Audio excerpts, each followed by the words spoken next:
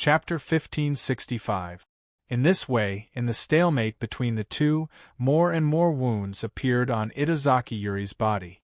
Referee, we admit defeat in this round. Just then, King's voice suddenly rang out, speaking loudly to Martin, who was both the referee and the host. Sister King. Itazaki Yuri's expression changed and her voice was a little unwilling. On the other hand, Baroque nimbly dodged the attack as if he knew when to stop.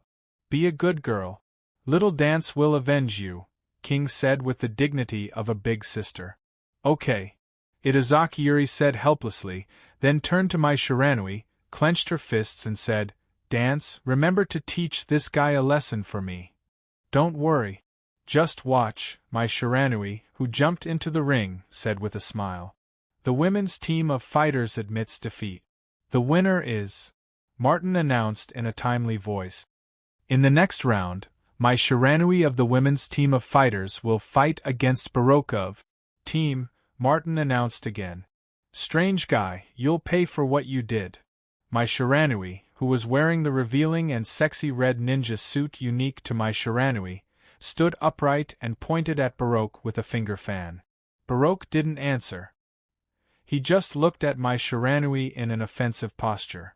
Beside the ring, Jojo Itazaki and Yoshi Itazaki from the Dragon Tiger Fist team, as well as the rich second-generation heir Robert, who was in love with Yuri Itazaki, hurriedly ran over to Yuri Itazaki, who was being treated and bandaged by the doctors.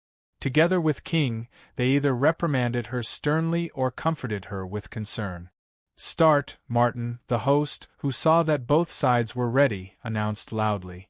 As soon as he said that, Mai Shiranui and Baroque's aura changed, giving people a strong sense of oppression. Then, Mai Shiranui turned halfway and threw the folding fan in her hand at Baroque. The folding fan flew out. It spun. In the process, a flame suddenly appeared on the folding fan. Baroque jumped sideways and dodged the butterfly fan. But right after that, another flaming fan flew towards him. Baroque had no choice but to continue dodging. At the same time, he cleverly approached Mai Shiranui. Soon, Baroque appeared near Mai Shiranui. However, at this moment, Mai Shiranui turned around and swung the tail block hanging below her waist. With a blazing yellow flame, she hit Baroque. In a situation where he couldn't defend himself in time, Baroque immediately endured the dragon flame dance. The iron mask flew away from Baroque's face and fell to the ground a few meters away from him, making a messy sound. Then, Baroque's handsome face, which resembled a legendary prince's, appeared in front of the world. Wow! A burst of exclamations immediately rang out in the cabin. Baroque turned his head and spat out the blood in his mouth. He flipped backward twice in a row. He broke away from Mai Shiranui. When Mai Shiranui came to her senses, a look of chagrin flashed across her face. Then, without hesitation, she quickly threw 3 fiery folding fans at Baroque and rushed at him along with the spinning fans. Hua Jia Wu! Baroque jumped horizontally and nimbly dodged the attack. Mai Shiranui jumped up, exposed a pair of straight thighs, and kicked at Baroque. Baroque raised his arm and blocked Mai Shiranui's kick. Mai Shiranui fell and hooked the tail block hanging behind her waist with her left foot. Together with the heavy object hidden inside, she kicked at Baroque. Baroque crossed his arms and continued to resist. But then, a powerful aura erupted from Mai Shiranui, and then she was on fire all over. Like a flaming person, Mai Shiranui bent one arm in front of her, turned it into a pointed head, and rushed at Baroque. Ultimate skill. Ninja B. Bang. There was a muffled sound and then the flame burst. With a blazing heat, it rushed to Baroque's body, burning him red. Humph. In great pain, Baroque let out a muffled groan and fell backward.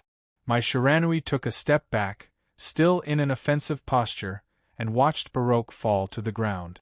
Baroque struggled to get up from the ground, took a deep look at Mai Shiranui, and turned to Martin, the host, and said, I admit defeat. Mai Shiranui looked surprised when she heard this. She didn't quite understand why the guy on the opposite side chose to admit defeat. But Baroque didn't mean to answer her question. He turned around and walked out of the ring, replaced by the bald Dalsim, an ascetic from India. Baroque of the team admits defeat. The winner is my Shiranui of the women's team of fighters, Martin announced at the right time.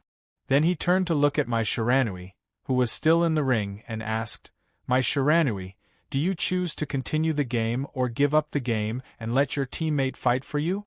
"Continue," my Shiranui replied without thinking. "In the next round, my Shiranui of the women's team of fighters will fight against Dalsim of the team," Martin announced aloud after getting the answer. My Shiranui and Dalsim stood 3 meters apart from each other and stared at each other. In an instant, an oppressive aura spread between the two of them. "Begin!" Martin shouted as he glanced at the two of them. With that, my Shiranui still threw out a folding fan and attacked Dalsim with my Shiranui as a starting hand. On the opposite side, Dalsim's expression didn't change. He spurted a stream of fire from his mouth. Bang!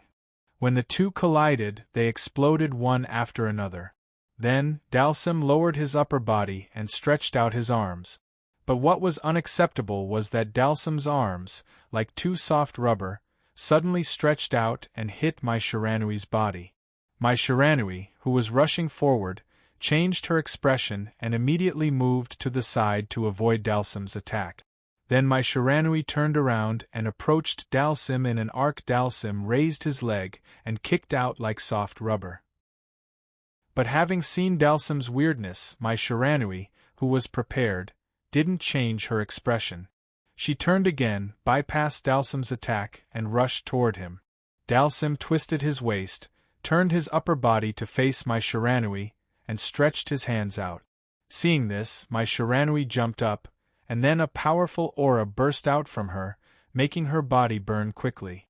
She rolled and turned into a huge fire beacon wheel, smashing toward Dalsim. Ultimate skill, Weasel Dance.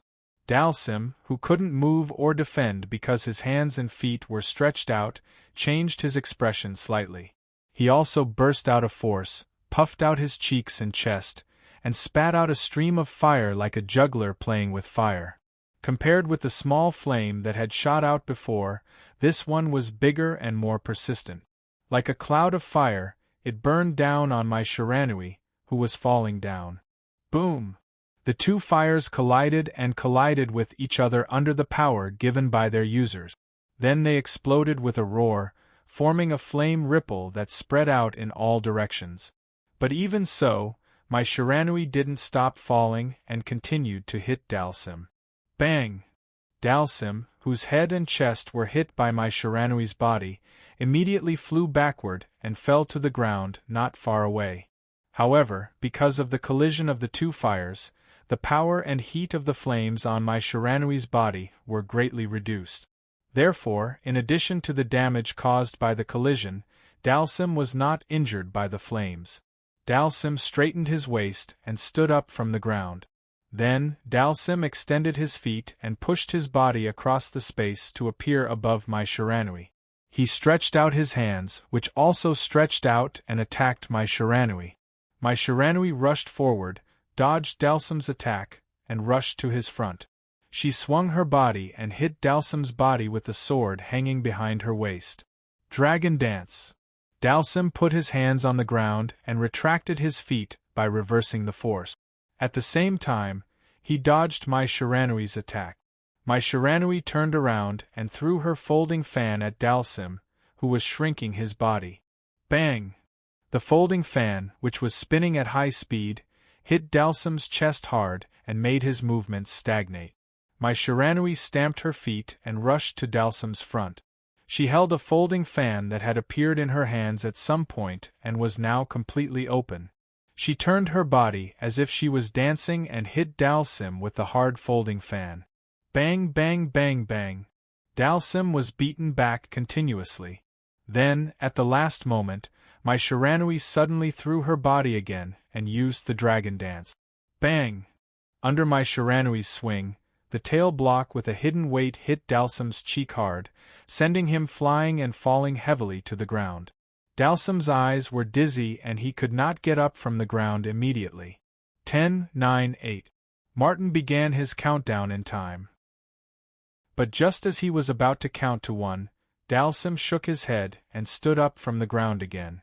Seeing this, my Shiranui frowned slightly. Your Excellency is really powerful. I admit defeat. Dalsim put his palms together in front of his chest, bowed his head, and whispered unexpectedly in a Buddhist salute. My Shiranui and the other fighters who were watching the battle were all stunned. They couldn't help it. After all, Dalsim was dressed so strangely with a necklace of skulls on his chest. No one could imagine that he was not a vicious villain at all, but an enlightened monk. The female fighter team wins. Finally, Martin, who came to his senses, announced in an excited voice. Chapter 1566. P.S. Thanks to Dark War, Instant Potato, and Shirley for their precious monthly vote. Thanks to NXCX and Instant Potato for their tip. After the female fighting team won, there was nothing worth watching in the following battles. Even the other Street Fighter team, made up of Ken, Ryu, and Honda, was the same. After a while, it was finally Seito's, Mary's, and Tongtong Kaori's turn. Their opponent was a small team that they had never heard of before, and they had never shown their faces in the game. Therefore, after a simple discussion, Tongtong Kaori was the one to deal with this team. The result was very good. Kaori, who used Tongtong Kaori's ancient martial arts, defeated the 3 small team members at the cost of minor internal injuries. The winner is the tester team. The host, Martin, announced loudly. The tester team was the official name of Seito's team. The reason for choosing this strange name as the team name was very simple. It was because Mary and Tongtong Kaori were participating in this competition to test their skills. As for Seito himself, he was just here to join in the fun and earn some world force to change the storyline. Therefore, he didn't care about the name at all. He didn't even care if he didn't have a name. Fortunately, I didn't disappoint you. Tongtong Kaori walked down the stage and returned to Seito and Mary. Good job. Seito smiled. At the side, Mary also nodded in agreement. Next match, Team Korea against Team Japan. The host, Martin, announced loudly. At the same time, they were the last 2 teams that hadn't fought yet. Following the announcement, Kim Japan, Kai Baojian, and Chen Guohan's team, and the small team of 2 men and 1 woman walked to the side of the stage and sent out their own players. Team Korea sent out the big fatty Chen Guohan, and the small team sent out the only woman among the 3. Then, the host, Martin, shouted loudly, and the 2 teams officially started fighting. As soon as he made his move, Chen Guohan showed how dangerous he was, swinging the huge hammer in his hand. Sure enough, reality is reality. In the game, he looks like a heavy and bulky guy, but in reality, he's a dangerous player. Judging from the weight of that metal ball, as long as he hits someone, he'll be able to kill them. Broken bones are minor injuries. Serious internal bleeding is not a problem at all. Looking at Chen Guohan rotating the huge iron ball, Ito-sei sighed silently in his heart. The truth was just as Seito thought. As soon as the female extras saw Chen Guohan's iron ball, her face turned pale, and she was afraid of Chen Guohan. And in the midst of battle, this kind of fear was absolutely unacceptable. Not only would it greatly reduce her strength, but it would also make her timid and overcautious, causing her to miss a lot of good opportunities. As a matter of fact, due to fear, the woman's foot was smashed by Chen Guohan's iron ball, and she fell to the ground. Then, Chen Guohan leaped up. His face was facing down, and his big belly pressed down on the female member of the extras. Boom! A huge roar was heard. Fortunately, under the threat of death, the woman endured the pain and rolled away from Chen Guohan's pressure. She didn't suffer any deeper injuries, but from her face, she didn't have the slightest intention to fight anymore. Sure enough, the next moment, the woman hurriedly shouted to the referee, "I admit defeat." Then, the woman was carried out of the ring. Another player came up to face Chen Guohan. It was unknown whether he was frightened by Chen Guohan's performance, or he was also afraid of the iron ball and chains in his hands, but the new player's face was pale. His eyes were wandering, and he looked like he didn't want to fight. Therefore, not long after, this man was also beaten out of the ring by Chen Guohan with heavy injuries and blood. Then, it was the third player, who was also the last player of the extras. Needless to say, a character that could hold the line was not ordinary. He was full of courage, and was not as weak as the previous two players. He looked like an elite pugilist. However, compared to Chen Guohan, who was a criminal, his aura was still lacking. His methods were also weak. Therefore, it didn't take long for Chen Guohan to easily win and eliminate his team. At this point, the first round of the qualifiers was officially over.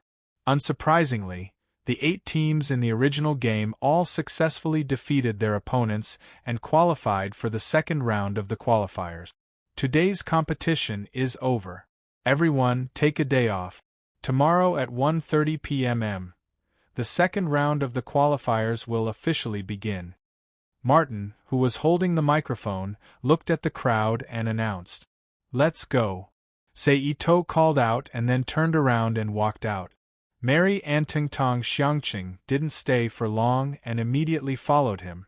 A few minutes later, the three of them returned to the living area that they were assigned. "How's your injury? Do you need me to treat it?" Seito turned around and asked Tingtong Xiangqing. "No need. I can deal with this injury myself." Tingtong Xiangqing shook her head. "Okay, then pay attention to your rest. Call me if you need me." Seito nodded and said. Then he opened the door and walked in. Tingtong Xiangqing also said goodbye to Mary and returned to her room. She sat cross-legged on the mattress and used Tingtong Ryu's secret breathing technique to treat the slight internal injuries that were left from the fight. The next night was silent. In the blink of an eye, it was the second day. After a night of rest, all the teams more or less recovered some of their original strength. They cautiously gathered in the room that was transformed into a fighting hall. Next, we will begin the second round of the qualifiers. The first to fight is Team Mercenary and Team Jungler. Martin, who was still acting as the host, didn't waste any time and announced the names of the two teams that were going to fight first. Needless to say, Team Jungler was the side team that won at a terrible price. Team Mercenary was a team formed by the Major, Clark, and Ralph, the three characters of the King of Fighters. However, as soon as Martin finished speaking, Team Jungler, who was the captain of Team Jungler, said with an expressionless face, "We surrender." With regards to this captain's choice, all the team members present had an understanding look on their faces. After all, their opponents were too strong, and they themselves were injured to such an extent. Even if they wanted to fight, they didn't have the strength to do so. Thus, giving up was the wisest choice. With this, the first team to qualify for the qualifiers was announced. It was Team Mercenary. Next round, the female Grandmaster of Combat Team versus the male Grandmaster of Combat Team. Martin didn't hesitate and immediately announced the names of the two teams that were going to fight in the next round. The female fighting team that had their names called, along with another team that also had injured players, walked to the front of the arena that had been repaired overnight, and sent out their contestants one after another. Team Female Fighters sent out King. Team Jungler sent out a side player. The result was obvious. King, who had a wealth of combat experience, defeated the side player in a 1v3 and took the second spot in the qualifiers. Then came the third round, Team Japan and Team Jungler. Fourth round, Team Dragon Tiger Fist. Fifth round, Team Superpower, all the way until the 8th round. It was also the last round of the qualifiers. The next match will be between the test team and the Korean team, Martin announced loudly. "It's our turn," Seito chuckled and then led Mary and Tingtong Kaori to the edge of the stage. Almost at the same time, Team Korea consisting of Kim Japan and the other two arrived not far away. 2 teams, 6 people, and 12 eyes looked at each other and then looked away. "I'll go for this round," Mary said as she took off her jacket and threw it to Saito. "Up to you," Saito smiled as he took the jacket. Regarding this, Tungtong Kaori didn't have any objections. Mary then turned around and jumped onto the stone stage in front of her. She walked to the center of the stage. At the same time, Team Korea sent out their first contestant, Chun Guohan. "Let the match begin." Martin looked at the 2 people who were stretching and then announced loudly. As soon as she finished speaking, Mary stopped stretching her muscles and rushed towards Chun Guohan. Chun Guohan didn't hesitate. He immediately swung his arm and threw the black metal ball at Mary. Halfway through, Mary rolled forward and dodged Chun Guohan's attack. She then rushed towards Chun Guohan at an even faster speed. She then jumped up and clenched her fist. She smashed Chun Guohan's stomach, who was wide open. Bang! A muffled sound immediately rang out from the fighting ring. However, it had to be said that a big stomach, thick fat, and a body full of fat had a significant effect on defense. Mary clearly used a strong attack, but to Chun Guohan, it was like a mosquito bite. It wasn't worth his attention. He casually waved his free hand and slapped towards Mary's body. Mary, who found that her attack wasn't very effective, circled around and came behind Chun Guohan. Her hands were like hooks, grabbing onto Chun Guohan's waist. She exerted strength from her waist, her face tightened, and threw Chun Guohan to the ground. Bang! So heavy. Mary, who quickly retreated 2 steps from Chun Guohan to prevent Chun Guohan from counterattacking, thought to herself. Indeed, Chun Guohan's weight alone was close to 300 caddies. In addition to the coarse iron chains and handcuffs on his back, Chun Guohan's weight reached over 400 caddies. This was not including the iron ball that he had thrown out at this time. If the iron ball was included, his weight could directly exceed 600 caddies. For the petite Mary, he was truly a big guy with a lot of weight. If it weren't for her skills and the short burst of strength, she might not have been able to catch this guy. Chun Guohan shook his head, swung his arm, and threw the iron ball at Mary. Mary jumped and dodged the iron ball's sweep. Then, after landing, she ran back to Chun Guohan, who was still sitting on the ground. The moment Chun Guohan used his palm to push her, she jumped up again and landed on Chun Guohan's head. She pressed down with one hand and used the inertia to press Chun Guohan's heavy body back to the ground. Bang! With a dull sound, Chun Guohan's head hit the solid ground, creating a semicircular depression. In his dizziness, Chun Guohan instinctively reached out to grab Mary's ankle and pulling the unprepared Mary to the ground. Then, he pulled her in front of him. At the same time, his other hand grabbed the thick black chain and tied it around Mary's neck. He tightened the chain with a ferocious expression, as if he wanted to strangle her to death. "Little girl, if you don't want to die, hurry up and admit defeat." Chun Guohan, who was lying on the ground and didn't get up, said fiercely. Mary's face was red and her eyebrows were slightly furrowed. Her face was full of pain. However, after hearing Chun Guohan's words, she still snorted coldly. She continued to pull on the chain with one hand, not letting herself suffocate. Her other hand bent and exploded with strength. Her elbow turned into a spear and fiercely jabbed at Chun Guohan's chest. Bang! Chun Guohan frowned and still didn't let go. Mary also didn't stop, using her elbow to strike again and again. Bang, bang, bang, bang. In this way, the two of them were completely in a stalemate. It depended on whether Chun Guohan's skin was thick enough to last longer and make Mary faint first, or if Mary's elbow strike was strong enough to break Chun Guohan's defense and make him let go. Just like this, as time passed, Mary's face changed from red to purple. At the same time, the strength of her arm's attack gradually became slower, and she looked like she was about to faint. At this time, Chun Guohan also didn't feel good, because Mary's continuous strikes in the same place had already penetrated his thick fat and reached his internal organs. It violently shook his heart, making his chest tight and short of breath. He almost died. At this time, Tungtong Kaori turned her head and looked at Seito with a worried face and shouted, "Ito-san." Seito nodded and shouted to Martin, "Referee, we admit defeat for this round. This round, Korea wins." Martin nodded and announced loudly, "Guohan, hurry up and let her go." Jean Japon shouted, "Walalala." Chern Guohan resisted the pain in his heart and loosened the chain. As the chain was loosened, air rushed in, and Mary's face quickly recovered. Seito and Tungtong Kaori quickly went up to the ring and came to Mary's side. One of them helped her up, and the other reached out and gently patted her back. At the same time, they used their energy to stimulate Mary's blood circulation and accelerate the delivery of oxygen. "How are you?"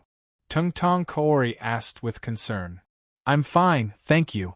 Mary looked at Tungtong Kaori, shook her head slightly, and said softly, "Guohan, what's wrong with you?"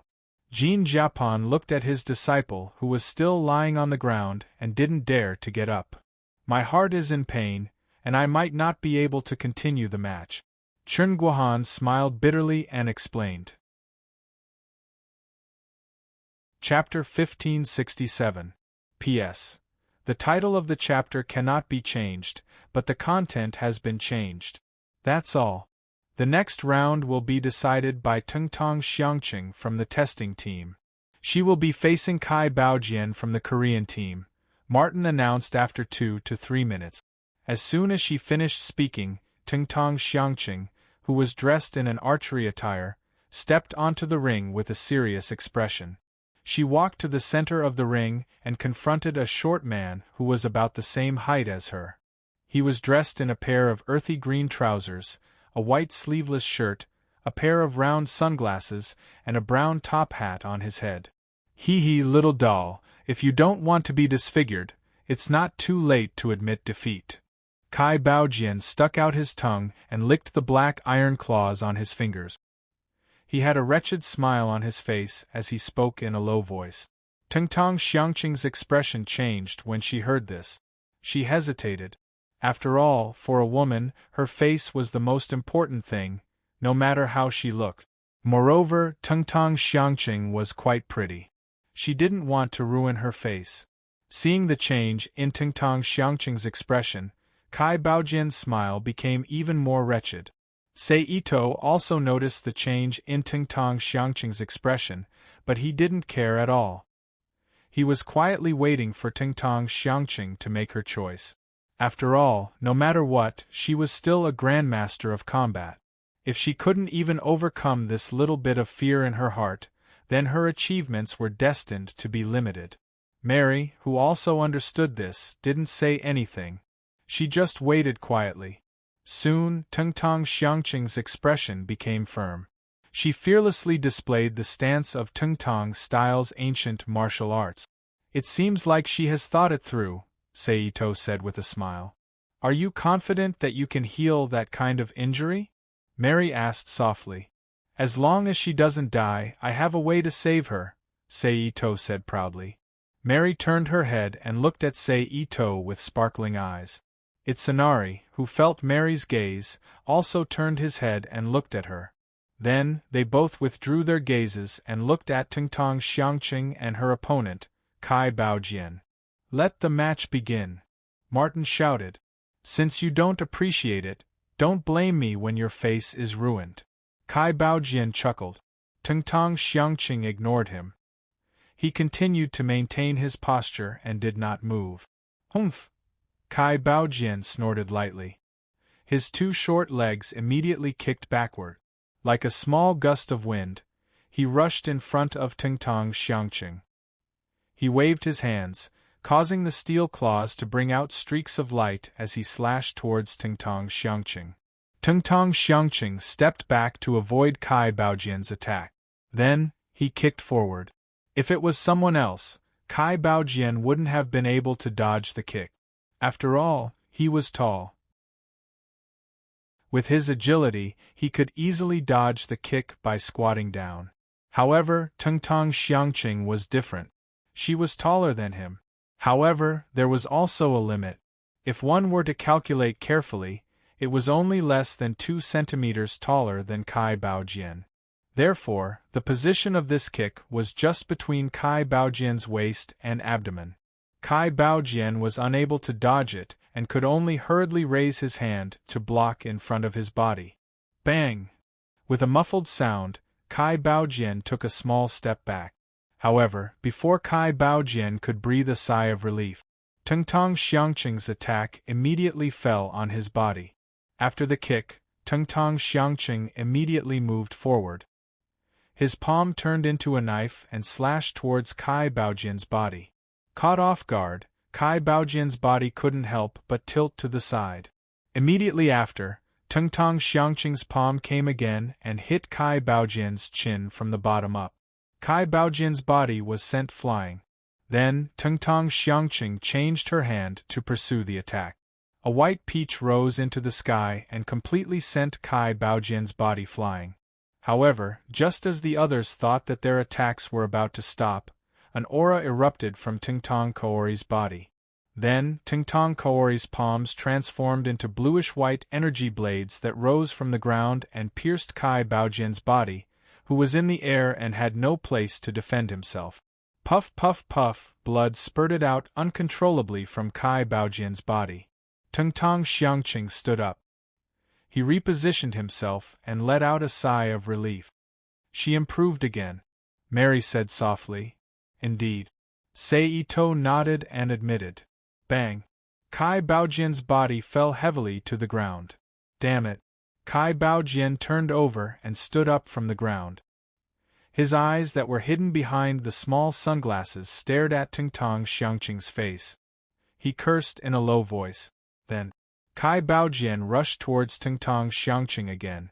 However, when he was about to reach Tengtong Xiangqing, he suddenly jumped up and quickly rotated his fist in the air. Then, like a suddenly stretched-out bullet, he stretched his arms forward and stabbed towards Tengtong Xiangqing's body. Tengtong Xiangqing's expression changed slightly when she saw Kai Baojian suddenly rushing towards her. She crossed her arms in front of her body. Bang! Tengtong Xiangqing took a small step back. At the same time, Kai Baojian's body shrank into a ball and quickly rotated. Then, he flew diagonally above Tengtong Xiangqing's head. But at this moment, Tengtong Xiangqing suddenly grabbed Kai Baojian's clothes and threw him away. Body destruction no throw. Bang! Kai Baojian once again came into close contact with the ground, and because he hit the ground face first, not only did he have a nosebleed and cut his lips, even the sunglasses on his face were smashed into pieces, and his hat rolled to the side. He was in an extremely sorry state. Kai Baojian supported himself with his arms and stood up from the ground. He turned around and looked at Tengtong Xiangqing with a pair of small eyes that were full of murderous intent. Tengtong Xiangqing was fearless and looked back at him. Then, Kai Baojian grinned and walked towards Tengtong Xiangqing step by step. Tengtong Xiangqing frowned and stared at Kai Baojian with a more cautious attitude. In this silent confrontation, the distance between the two of them was shortened until they were less than a meter apart. Tengtong Xiangqing raised her leg and kicked Kai Baojian. Seeing this, Kai Baojian dodged to the side. Then, instead of retreating, he moved in front of Tengtong Xiangqing. Before she could use her next attack, his body suddenly rotated at high speed. In the next moment, a thick tornado was formed with Kai Baojian as the center by a sudden burst of power, spinning at high speed. Under the influence of this tornado, Li Yunmu was shocked. The space in the combat hall was torn apart, forming a gust of wind that rushed towards the tornado created by Kai Baojian. Affected by the tornado, all of the pugilist's clothes began to tremble violently. At the same time, Tengtong Kaori, who was the closest victim, was tossed high into the air by the tornado. She was struck by the violent winds and lightning that flashed from time to time. Fortunately, this kind of sure-kill skill also consumed a lot of Kai Baojian's energy. So, it didn't take long for Kai Baojian's high-speed rotation to stop. Correspondingly, the tornado that lost its power source also exploded at the same time. It formed a turbulent flow of air and wantonly surged in the combat hall. Bang! A few seconds later, Tingtong Xiangqing, whose clothes were torn and her skin was covered with black and bloody wounds, fell heavily to the ground. Under the strong impact, she bounced up and completely calmed down. 10, 9, 8, 7. At this time, Martin's countdown rang rhythmically. Tingtong Xiangqing, who was in great pain, moved her hands and feet. She struggled to bend her arms and support her body. Before the countdown ended, she stood up from the ground. At this time, Tingtong Xiangqing's hair was messy. Her face also had some black stains. She looked a bit like a mental patient who was not clean. Humph. Seeing Tingtong Xiangqing stand up, Kai Baojian snorted twice and rushed towards Tingtong Xiangqing without hesitation. This time, although Tingtong Xiangqing wanted to defend and counterattack, her stiff body made her movements somewhat unable to follow her consciousness. In the end, Kai Baojian took advantage of the gap and rushed in front of her. Once again, he rotated his body. A small whirlwind lifted up Kai Baojian's body with his arms outstretched. Puff, puff, puff, puff, cracks began to appear on Tingtong Xiangqing's body. Referee, we admit defeat. Seeing this, Itosei, who knew that it was meaningless to continue, said loudly, "KO the winner. Contestant Kai Baojian from the Korean team," Martin announced at the right time. Seito and Mary walked up to the arena and quickly walked to Tingtong Xiangqing, who was sitting on the ground. Then, Seito gave Tingtong Xiangqing a simple treatment. "Let's do this first. When the game is over, I will give you a thorough treatment," Seito said as he stopped the bleeding on Tingtong Xiangqing's body. Tingtong Xiangqing nodded and walked down the arena with Mary's help. "Baojian, come down. It's my turn." Jean Japon walked up the arena and said to Kai Baojian, "Yes." Kai Baojian answered honestly as he took back the small hat that had fallen to the side and covered his bald head. Then, he walked past Jean Japon and walked down the arena. He stopped next to Chen Guohan, who was sitting cross-legged on the ground. "We finally meet again," Jean Japon said as he stood in front of Seito. Seito nodded and smiled as a response. "This time, I won't be defeated so easily like last time," Jean Japon said seriously as he got into a taekwondo stance. As soon as he said that, many of the fighters who knew Jean Japon were shocked. They were curious about Seito. After all, even though Jean Japon was not the best grandmaster of combat, he was still a core member of the small circle. It would not be difficult to defeat him. At the very least, top grandmasters of combat like Itazaki Yoshi and Itazaki Mitsuru could do it. However, no one dared to say that it was easy. Therefore, why wouldn't the grandmasters of combat be interested? "That will depend on your strength," Seito smiled. Jean Japon's expression tightened as a trace of anger rose in his heart. However, it was immediately shattered by his tenacious state of mind. He regained his calmness and was replaced by a strong fighting spirit as well as the excitement of being able to challenge an expert. Chapter 1568. Next round, contestant Seito from the testing team versus contestant Kim Japon from the Korean team. Match start.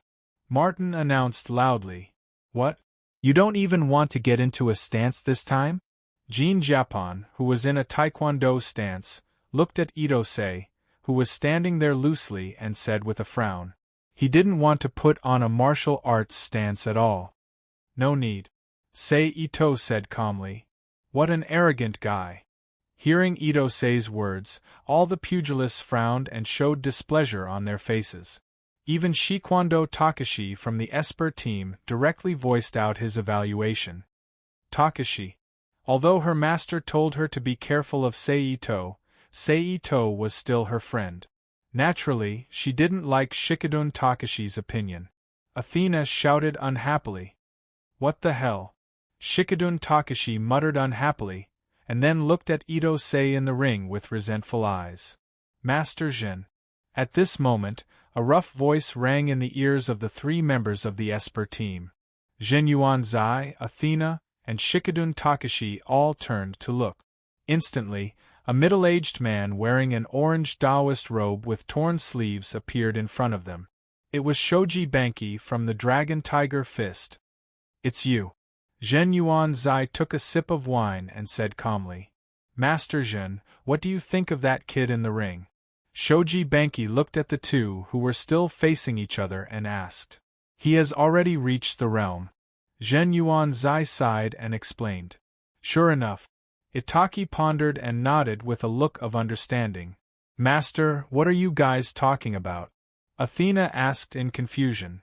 "Your boss looks like he's looking down on Jin Japan, so he's not making any martial arts gestures.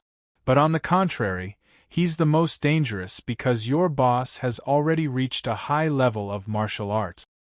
He's no longer obsessed with the so-called moves and routines, and all his attacks are focused on one mind. No matter what method Jin Japan uses, it won't affect him." Zhen Yuanzai glanced at his female disciple and explained patiently. "Thus, although he appears to be full of openings right now, he has actually reached a level of perfection. Even if Jin Japan wanted to attack him, he might not necessarily be able to do so." Athena nodded as if she understood. She turned her head and looked at Seito. He began to observe carefully. "I wonder if the appearance of such a young expert is a blessing or a curse for the world," Zhen Yuanzai thought to himself as he looked up at Seito. Then, he raised the wine pot and took a sip of China's authentic ergot. At this moment, Jin Japan's expression became more and more solemn. His breathing had also become slightly hurried, as if he was facing a huge pressure. Could this be his true strength? "He's actually giving me so much pressure just by standing there. I don't even have the desire to attack." Jin Japan thought to himself, full of unwillingness. "No, I can't go on like this. Otherwise, my path of martial arts will stop here." Thinking of this, Jin Japan's eyes narrowed. He shouted in a low voice, "Absolute power 20%. In an instant, a powerful aura erupted from Jin Japan's body. When Seito first met him in 1994, he had only comprehended 10% of absolute power, and he was still not proficient in it. Unexpectedly, in less than a year, Jin Japan had comprehended 20% of absolute power's power. He had to admit that Jin Japan was very talented. The corner of Seito's mouth lifted slightly. A faint smile appeared on his face. "Ya!" Jin Japan shouted and leaped across the space between the two of them, appearing in front of Seito and launching an attack at him. Judging from the current situation, it was obviously not a simple attack technique. It was his ultimate move. In response, Seito's expression did not change at all.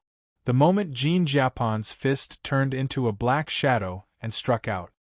His right hand grabbed the wrist of Jin Japan's fist and pulled it back. Then, he turned around and grabbed Jin Japan's arm again. He turned around and bent down, quickly using a suplex.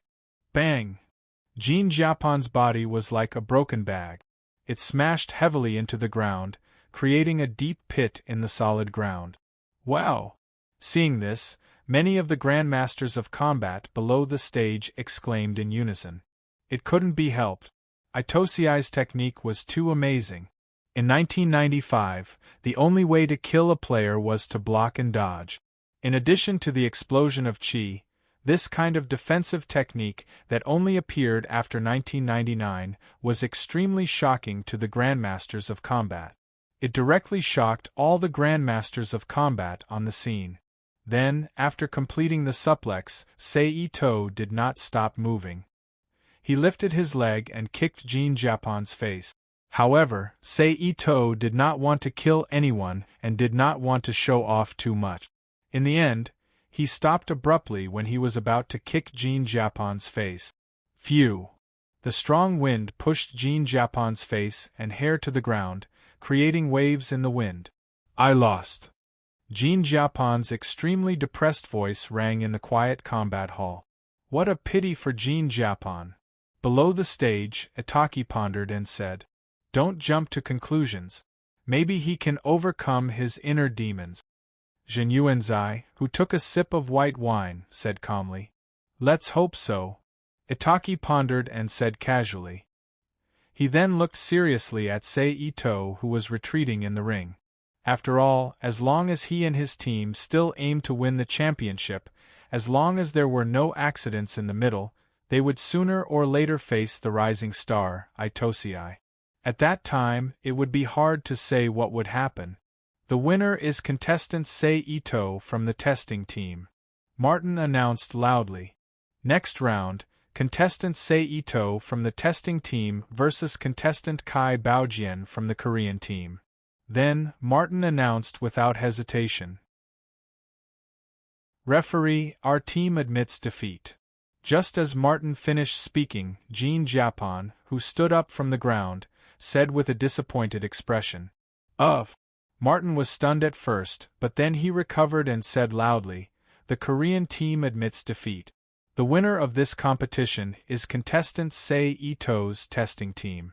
Congratulations to them for obtaining the last spot in the semifinals. At this point, the 8 semifinals teams had been announced. It could be said that other than the Korean team that was eliminated by Sei Ito, the other 7 teams had not changed at all. The situation was exactly the same as in the original game. Next, everyone has 3 days of rest. After 3 days, the semifinals will still be held here. After a pause, Martin said again with a smile on his face. Hearing this, everyone looked at each other and then looked at Sei Ito, who was walking down from the ring. Then, with a heavy heart, they walked out of the arena with their teammates and returned to their own resting rooms. Obviously, Sei Ito's amazing performance had put a lot of pressure on all the fighters. Although I knew you were strong, I didn't expect you to be this strong, Mary said as she looked at Sei Ito, who was walking over with a complicated expression. So what if I'm strong? In the end, I still can't catch someone's eye. Sei Ito looked at Mary and teased. Humph. Mary snorted and ignored Sei Ito. Tungtong Keijai looked at Mary and then looked at Sei Ito. Her eyes flashed with a gossipy expression. Let's go. I'll treat your injuries when we get back. Sei Ito smiled as he rubbed Tungtong Keijai's hair. My hair. Tungtong Keijai shouted with a face full of dissatisfaction. Ha ha ha ha. Sei Ito didn't care at all and laughed out loud. A few minutes later, the 3 of them returned to their own resting area. Mary looked at Tungtong Keijai's injuries and didn't say anything. She simply said goodbye to the other 2 and then returned to her own room. Do you want to go to your room or mine? Sei Ito smiled as he watched Mary leave. He turned his head and asked Tungtong Keijai. I don't think it's necessary. I have some medicine passed down in my family. If you apply it, it won't take long for it to heal. I guarantee it won't affect the competition in 3 days. Tungtong Keijai's face turned red as she looked away. What? Are you afraid that I'll take advantage of you? Sei Ito said with a smile. Tungtong Keijai's face turned even redder as her thoughts were exposed. She didn't dare to look at Sei Ito again. You don't have to take off your clothes. What are you afraid of? Sei Ito smiled as he reached out and flicked Tungtong Keijai's forehead. Even if that's the case, some of the injuries aren't suitable for you to touch. Tungtong Keijai muttered softly. Sei Ito's 5 senses were very sensitive. He immediately heard what Tungtong Keijai was muttering. Then, he deliberately looked at her chest that was covered with slender wounds. Feeling Sei Ito's gaze, Tungtong Keijai immediately covered her chest with her hands and stepped back with a red face. If you use me to treat it, it won't leave a scar. Sei Ito rubbed his chin and laughed strangely. Ugh! Tungtong Keijai was completely stunned as soon as she heard this. Then, she began to waver between accepting the treatment and not accepting it. Idiot, we are all children of Jianghu. Why do you care so much? Hurry up and come in. Seeing Tongtong Keiji hesitating, Seito grabbed her arm and opened the door. He said carelessly as he pulled Tongtong Keiji into his room. Bang! The door closed and slammed together. Crack! At the same time, with a soft sound, Mary's door quietly opened. Humph! Mary, who only showed half of her face, snorted coldly and closed the door again. Bang! In Seito's room, Seito, who didn't notice Mary's small change, asked Tongtong Keiji to remove the soft leather armor on her chest, revealing her upper body. Then, he used medical ninjutsu to treat the slash wounds on her body. Chapter 1569. P.S. Thank you to all is Unreal, Soul Seeker, Halcyon, and Aristocrat from Hell for their precious monthly votes. Thank you to NXCX for your tip. 3 days was not a long time. Everyone was nervously preparing for the match. Soon, it was time for the match to begin. The 8 teams that qualified for the semifinals and the other teams that were eliminated but did not leave the aircraft carrier gathered in the cabin that had been transformed into a combat hall. Hello everyone. I'm Martin. I'm still the host of the semifinals. Now let me explain the rules of the match. Martin, a middle-aged man in a black suit, walked into the ring with a wireless microphone and said enthusiastically to the many fighters below. The rules of the semifinals were basically the same as the preliminaries. The only difference was that the original time limit was removed and the winning contestant was given a 10-minute break between the contestants' turns. This allowed the contestants who were fighting in a row to perform better. As for the opponents of each team, the 2 teams closest to each other would fight according to the previous grouping. For example, the mercenary team from the first group would be pitted against the female fighter team from the second group. The Japanese team from the third group would be pitted against the Dragon Tiger Fist team from the fourth group. The Esper team from the fifth group would be pitted against the Hungry Wolf Legend team from the sixth group. The Natural Enemy team from the seventh group would be pitted against the Tester team from the eighth group. Alright, let's welcome the first group of participants, a mercenary team from Brazil and a female Grandmaster of Combat team made up of 3 beautiful ladies. After explaining the rules of the competition, the Grandmaster of Combat team continued. After explaining the rules, Martin raised his free arm and waved at the Major and King in military uniforms. Hearing the call, the 2 teams did not hesitate. They walked out of the crowd one after another, came to the edge of the ring, and sent out their first contestant. The mercenary team sent Ralph, who was wearing a red headscarf, while the female fighter team sent Mai Shiranui, who was wearing a sexy red ninja outfit. The 2 of them walked into the ring and stood in the middle. Game start! Martin, who had retreated outside the ring, looked at the 2 of them, and then announced loudly. As soon as he finished speaking, Ralph, who advocated taking the initiative to attack, rushed toward Mai Shiranui. Mai Shiranui did not show any weakness. He half-turned his body. He threw a paper fan that was spinning at high speed at Ralph. The battle began at this moment. As a soldier, Ralph's attacking methods were basically some military fighting technique. Combined with the I-style techniques that he came up with, he might be very strong in close combat. However, it was of little value in the medium to long range. If there were energy fluctuations, there would be no energy fluctuations. If he wanted to throw a weapon, he wouldn't even be able to restrain the enemy if he didn't have a throwing weapon. It could be said that the only thing he could do was pull away. On top of that, he had good throwing skills. It wouldn't be a problem to kite him to death. On the other hand, although Mai Shiranui was a little weak in close combat, she wasn't completely useless. In fact, she was quite strong when it came to killing enemies with fire. She also had a paper fan in her hand that she could casually throw out to attack and restrain her opponent. Moreover, because she was born in a ninja sect, she had a much higher agility than the average person. For the clumsy Ralph, she was a complete counter to his rhythm. Therefore, it wasn't long before Ralph made a mistake and was defeated by Mai Shiranui's killer skill, Ninja B. Then, he fought with Clark, another person in the mercenary team. Unlike Ralph, who was full of enthusiasm for the battle, Clark himself remained calm in the battle. Even if he was at a disadvantage, he wouldn't rush forward like Ralph.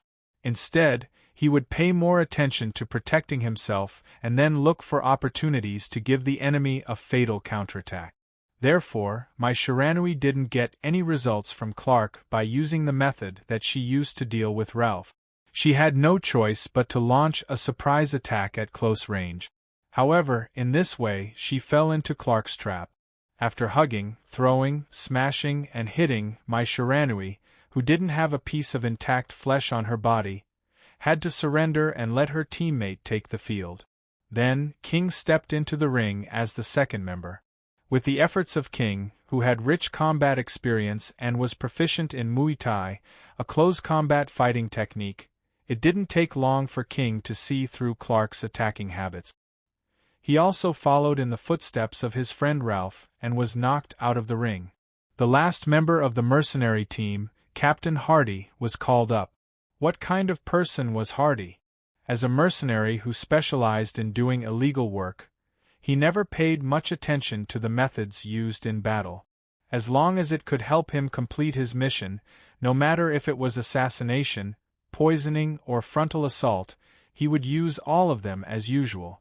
Therefore, under the influence of this kind of mercenary life where death was a constant companion to him, he had developed an extremely strange set of combat skills and powerful assassination skills.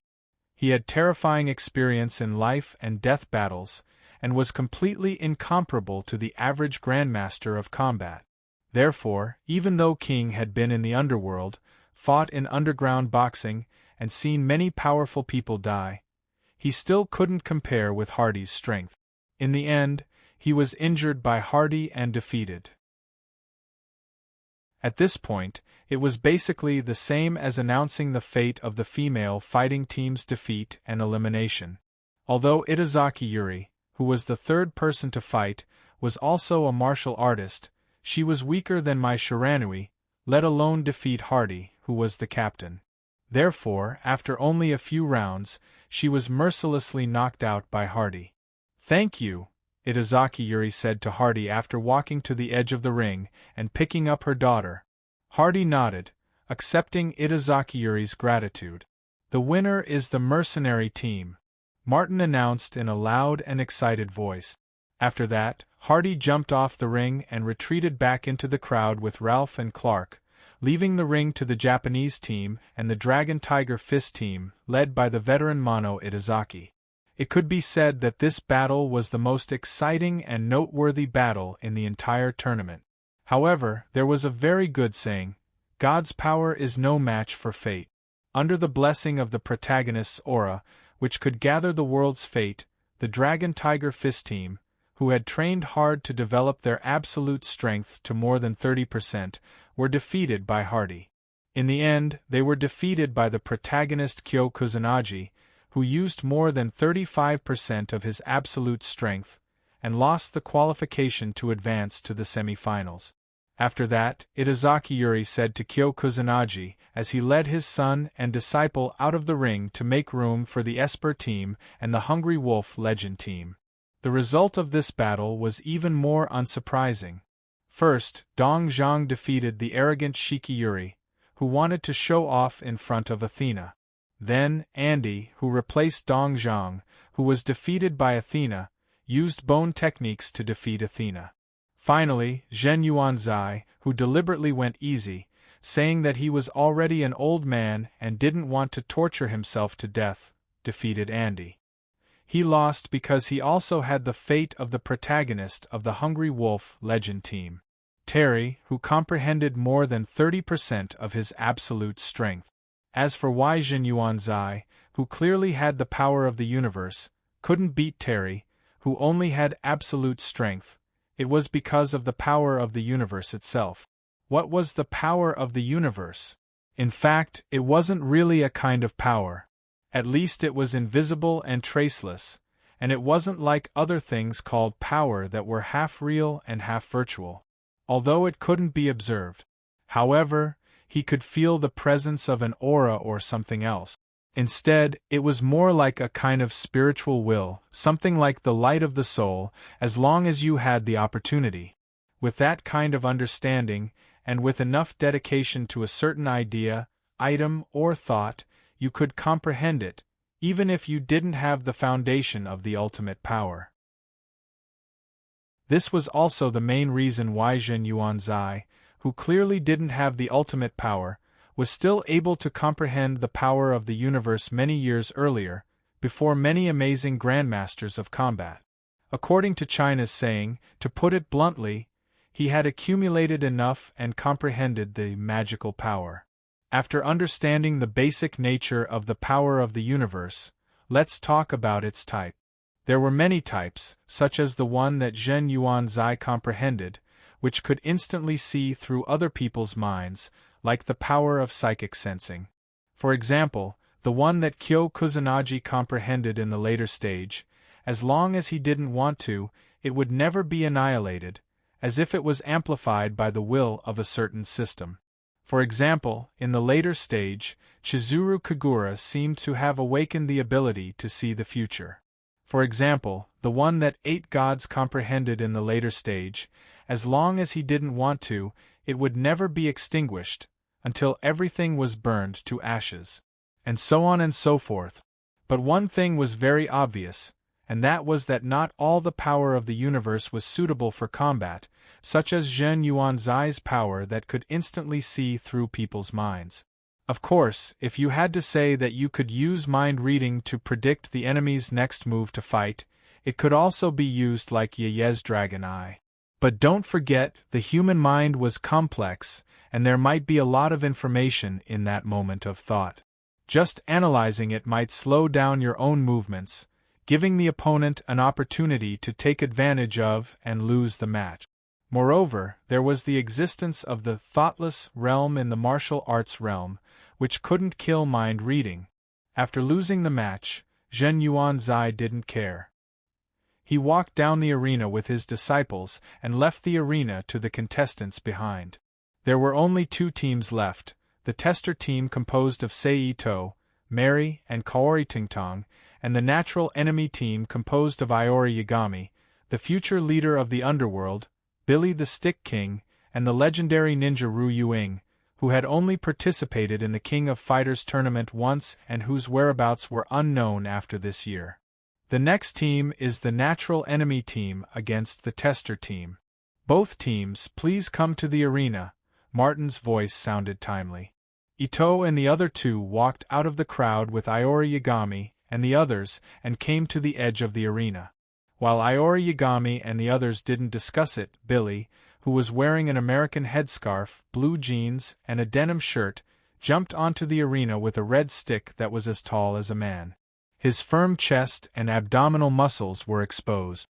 "Since he's my opponent, let me do it," Mary couldn't help but say when she saw Billy on the arena. "Sure," Sei Ito nodded in agreement. Kaori Tingtong also nodded in agreement.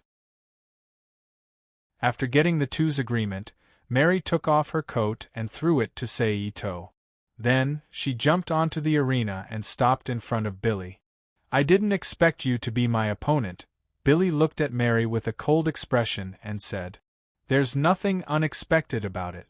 In this environment, no one will be surprised if they encounter each other." Mary crossed her fingers and stretched her palms out. Then, she raised them high above her head and pressed them down, stretching out her body and making her ample bosom more dazzling. "If that's the case, then there's nothing to say," Billy held his stick and said in a cold voice. Mary smiled and loosened her hands. Then, she moved her neck left and right.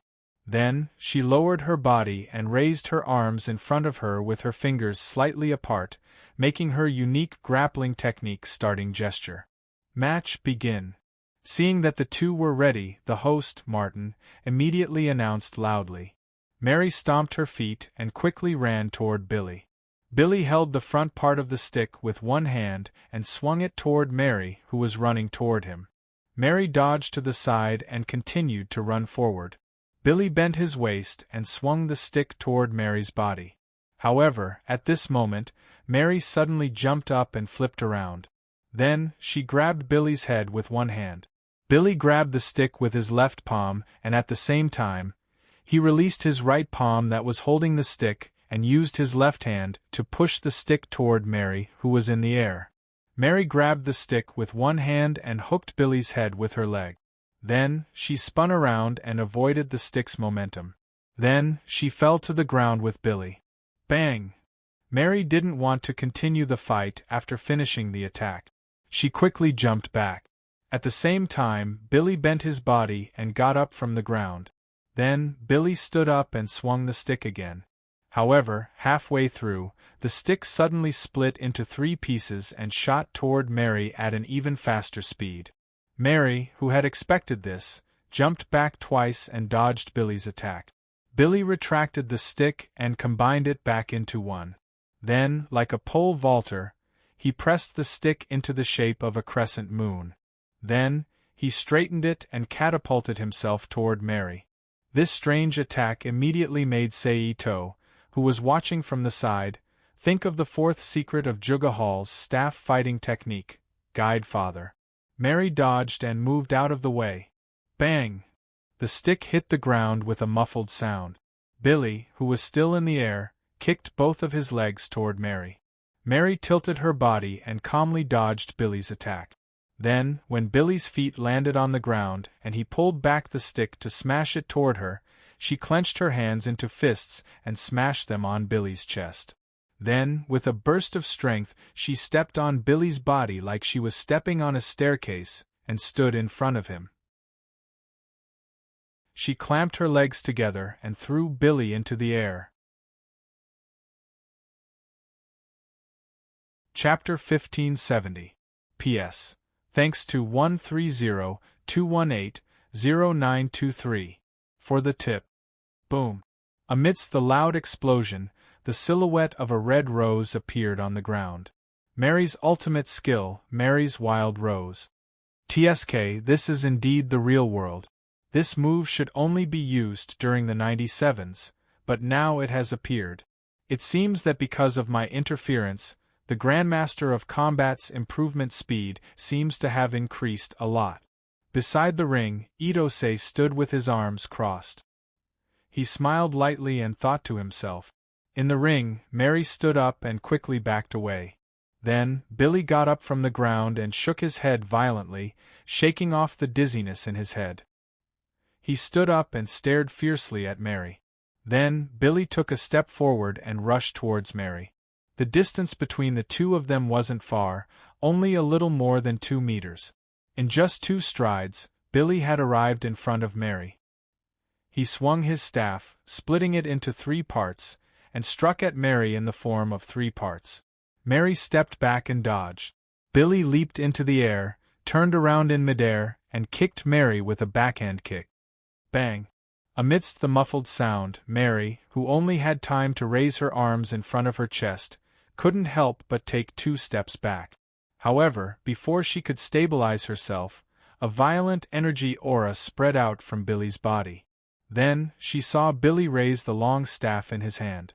It was as if the staff had been forcefully bound together, and it fiercely smashed down with the staff. Boom! Amidst the loud explosion, a cloud of dust rose up in the ring. Cough, cough. The next moment, along with a light cough, Mary, who was half kneeling on the ground with one hand on the ground and the other on her knee, appeared in front of everyone's eyes. Her forehead was bleeding profusely, causing her right eye to be slightly closed to prevent the blood from entering her eye.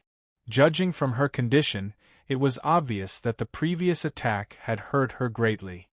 Admit defeat, or else I won't go easy on you. The staff was behind his back, his right hand holding the staff.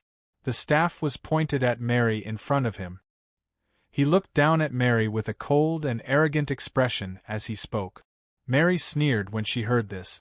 Suddenly, she pushed away the stick in front of her. Billy frowned and kicked Mary. Mary turned sideways slightly. His arm clamped down hard. He clamped down on Billy's ankle, which was about to kick him. Then, he fell backwards, and at the same time, he raised his leg and kicked Billy away. Bastard! After the inertia passed, Billy quickly got up from the ground and cursed angrily. But before he could even turn around, Mary, who was using a slide kick, landed on the ankle of his supporting leg. Then, like a pair of pythons, her legs coiled around Billy's legs and tripped him. She then exerted strength from her waist and lifted Billy's body into the air before throwing him in another direction. However, halfway through the fall, Mary hurriedly extended her hands to catch Billy's body. She used her fastest and most accurate hand to grab Billy's arm, causing him to be entangled with Billy's feet in an extremely uncomfortable and awkward position. Only then was Billy able to land gently on the ground. Then, Mary exerted all of her strength at the same time. In an instant, there was a cracking sound as Billy's right arm and left ankle were immediately dislocated, sending a huge wave of pain into Billy's heart. Humph! Billy let out a muffled groan. Then, Mary stood up, but she didn't immediately retreat like before. Instead, she strode to Billy's back and kicked him over. Then, she bent one of her legs and used her knee to press against Billy's upper spine. She bent the other leg and stepped on Billy's uninjured left hand. Then, she stretched her arms forward and strangled Billy's throat, pulling his head up high. "You should be the one to admit defeat," Mary said with a cold smile. A suffocating feeling flooded Billy's consciousness. "Humph, don't even think about it," Billy said with a red face. "Humph." Mary coldly snorted and tightened her arms again, squeezing the remaining space and suppressing Billy's ability to breathe. Under such a tight grip, Billy's face began to turn from red to purple. His eyes bulged and he looked like a dead fish. However, under such circumstances, Billy's teammates, Iori Yagami and Ryuki Kage, didn't say anything. Are they really teammates? Why are they so cold? Tungtong Kagami glanced at Iori Yagami and Ryuki Kage, who didn't move at all, and said with a frown, "Their team is actually the same as ours. It's just a temporary team. However, in terms of personality, they're much worse than us.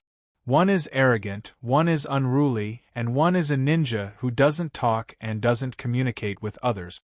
So, instead of saying that they're teammates, it's better to say that they're temporary partners who don't match at all," Sei Ito explained with a chuckle. "How did you know?" Tungtong Kagami withdrew her gaze and looked at Sei Ito with a strange expression. "Because I'm a member of the underworld." Sei Ito stretched out his hand and pressed Tungtong Kagami's head, rubbing it while joking. "Bastard, don't mess with my hair." Tungtong Kagami slapped away Sei Ito's hand and tidied up her hair with both hands while glaring at him angrily.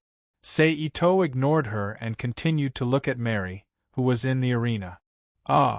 However, at this moment, Billy, whose face had turned purple, suddenly roared, and a powerful energy wave burst out from his body.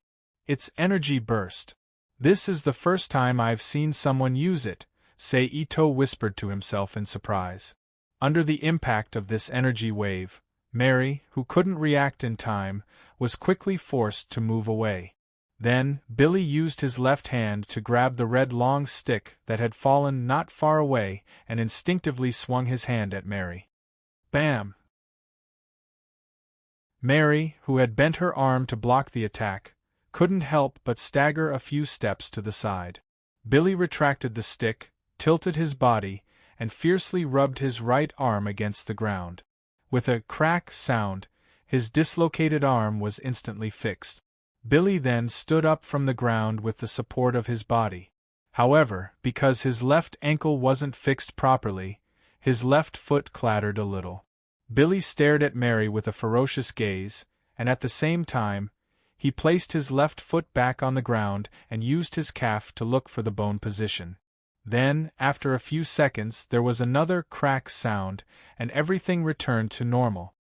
"Absolute strength, 25%. Billy shouted in a low voice.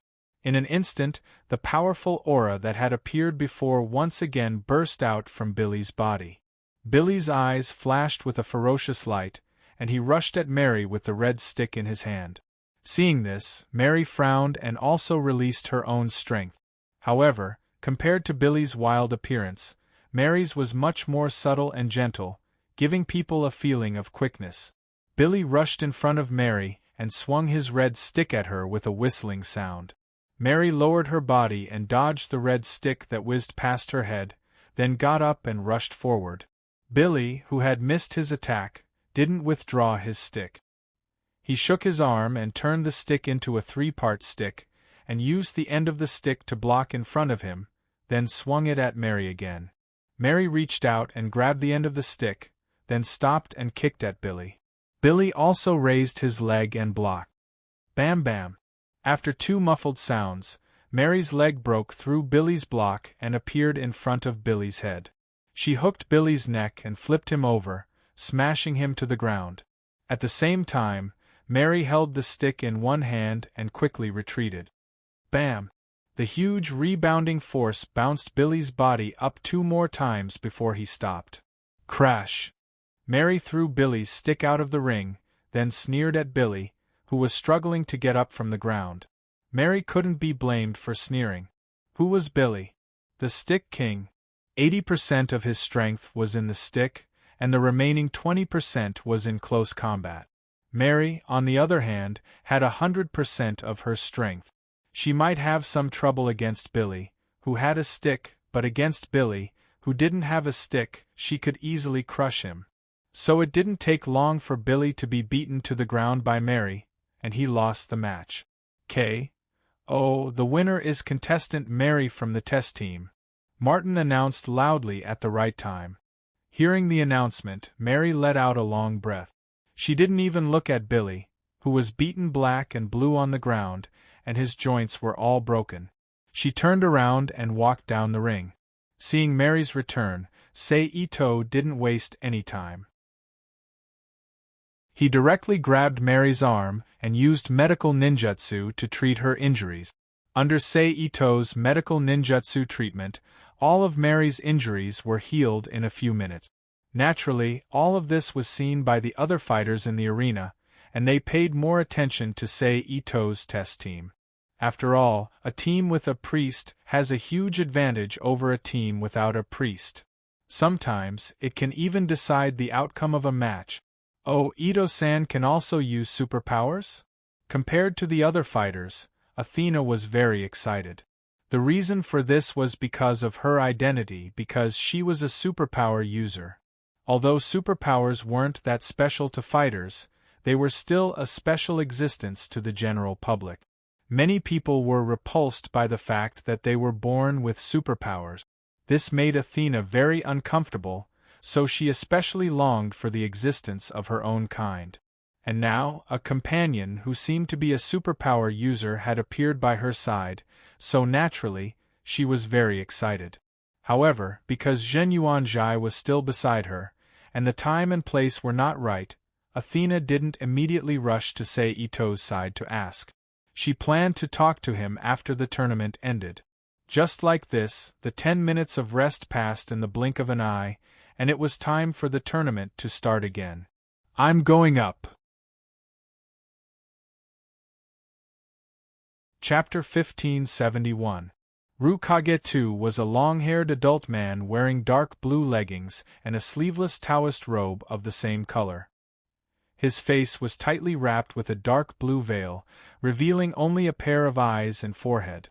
He was also one of the rarest ninjas in the world of the King of Fighters, just like Mai Shiranui. He used the Ru Kung Fu, which was passed down in his family or had a hereditary rule. He was Mary's opponent in the second round. At this time, his hands were hanging down, and he stood naturally, looking at Mary, who came to stand opposite him, with calm eyes. In the second round, Mary of the test team will fight against Rukage-2 of the natural enemy team. Speaking of this, Martin looked at the two people in the ring and announced loudly, "Game start." As soon as she finished speaking, Mary gestured with her fighting stance. However, contrary to her, Rukage-2 did not make his fighting posture, but put his hands together and bowed to Mary. Mary looked at Rukage-2 with some doubts. However, in the next moment, Rukage-2's hands moved, and his figure suddenly disappeared from Mary's eyes, and then the next moment, he appeared behind Mary and chopped Mary's neck with his palm. Bang! Mary's head was dizzy, and her body uncontrollably took a few steps forward. Ewing Air was unforgiving. His body bent forward, and his combined arms fiercely chopped down. In an instant, a red light like the sunset appeared under Rukage-2's chop, and it hit Mary's back. Puff! Blood spurted out from Mary's body. Stimulated by the pain, Mary was shocked and quickly jumped forward.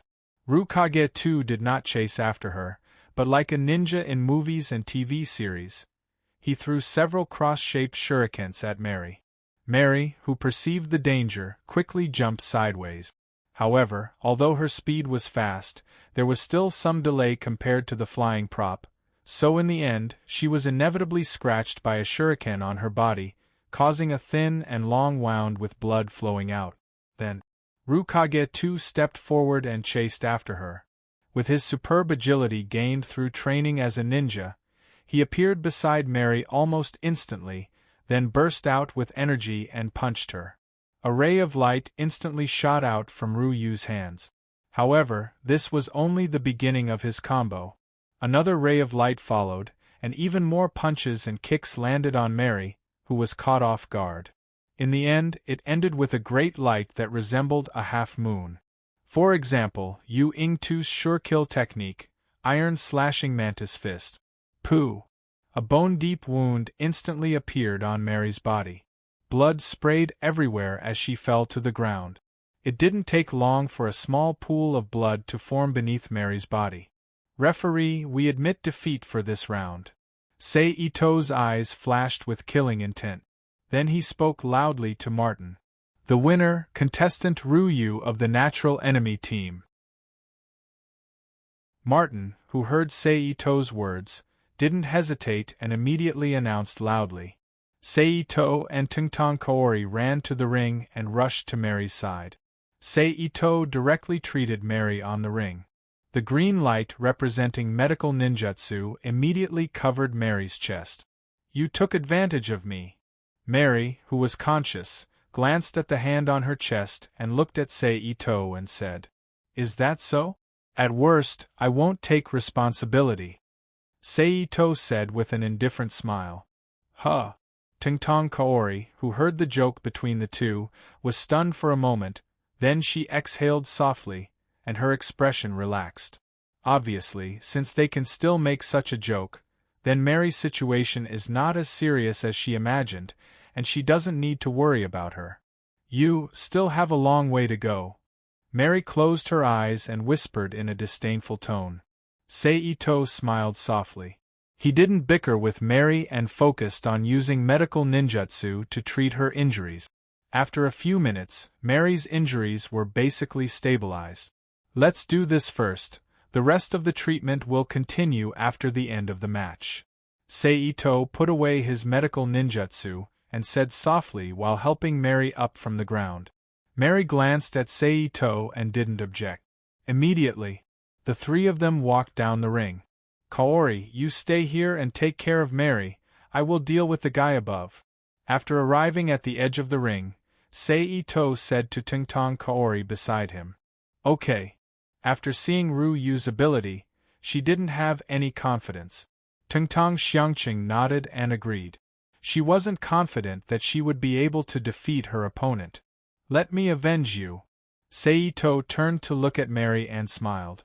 After that, without waiting for Mary to reply, he turned back to the center of the ring and stood there with his eyes closed, waiting for the start of the match. Opposite him, Ryu also followed suit, standing in place and closing his eyes to rest. After a few minutes, Martin's voice finally sounded. The third round, contestant Sei Ito from the test team against contestant Ryu from the natural enemy team. Sei Ito and Ryu both opened their eyes at the same time. At the same time, all the fighters in the field put their attention on the match, watching Sei Ito, wanting to see if he will have any amazing performance. Match start. After saying that, Itose took a step forward and walked towards Ryukage step by step. Ryu's eyes were dignified. He lowered his body and put on a defensive posture. Step, step, step, 1 step, 2 steps, 3 steps. Every step seemed to be stepping on the rhythm of Ryu's heartbeat, making Ryu's face become paler and paler, and his forehead was covered with sweat. Ryu knew that he couldn't go on like this, so he raised his hand and punched his own chest, destroying his heartbeat rhythm and breaking away from Ito's rhythm. Although the method was good, the damage couldn't be ignored.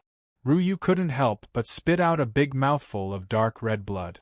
Then, as if avoiding his natural enemy, Ryu retreated in an orderly manner. The moment he stood still, Ryu immediately said loudly. But just as his voice sounded, Ito's figure suddenly appeared in front of him. His right index finger pointed forward and poked Ryu's throat. For a moment, no matter how Ryu's mouth opened, he couldn't say a word. "How did you use that move just now? It seems to be like this." Ito pretended to remember something and said. But he clearly said this very slowly, giving Ryu's time to escape, but for some reason, Ryu's figure seemed to have become stupid and stood there, looking at him blankly.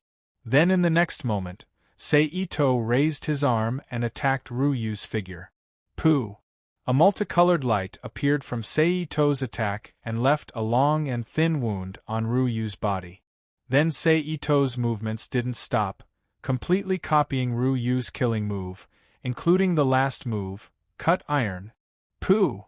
Under the attack of the half-a-person tall crescent moon-shaped light, a deep wound appeared on Ryu's chest, where his bones could be seen and even his organs could be faintly seen.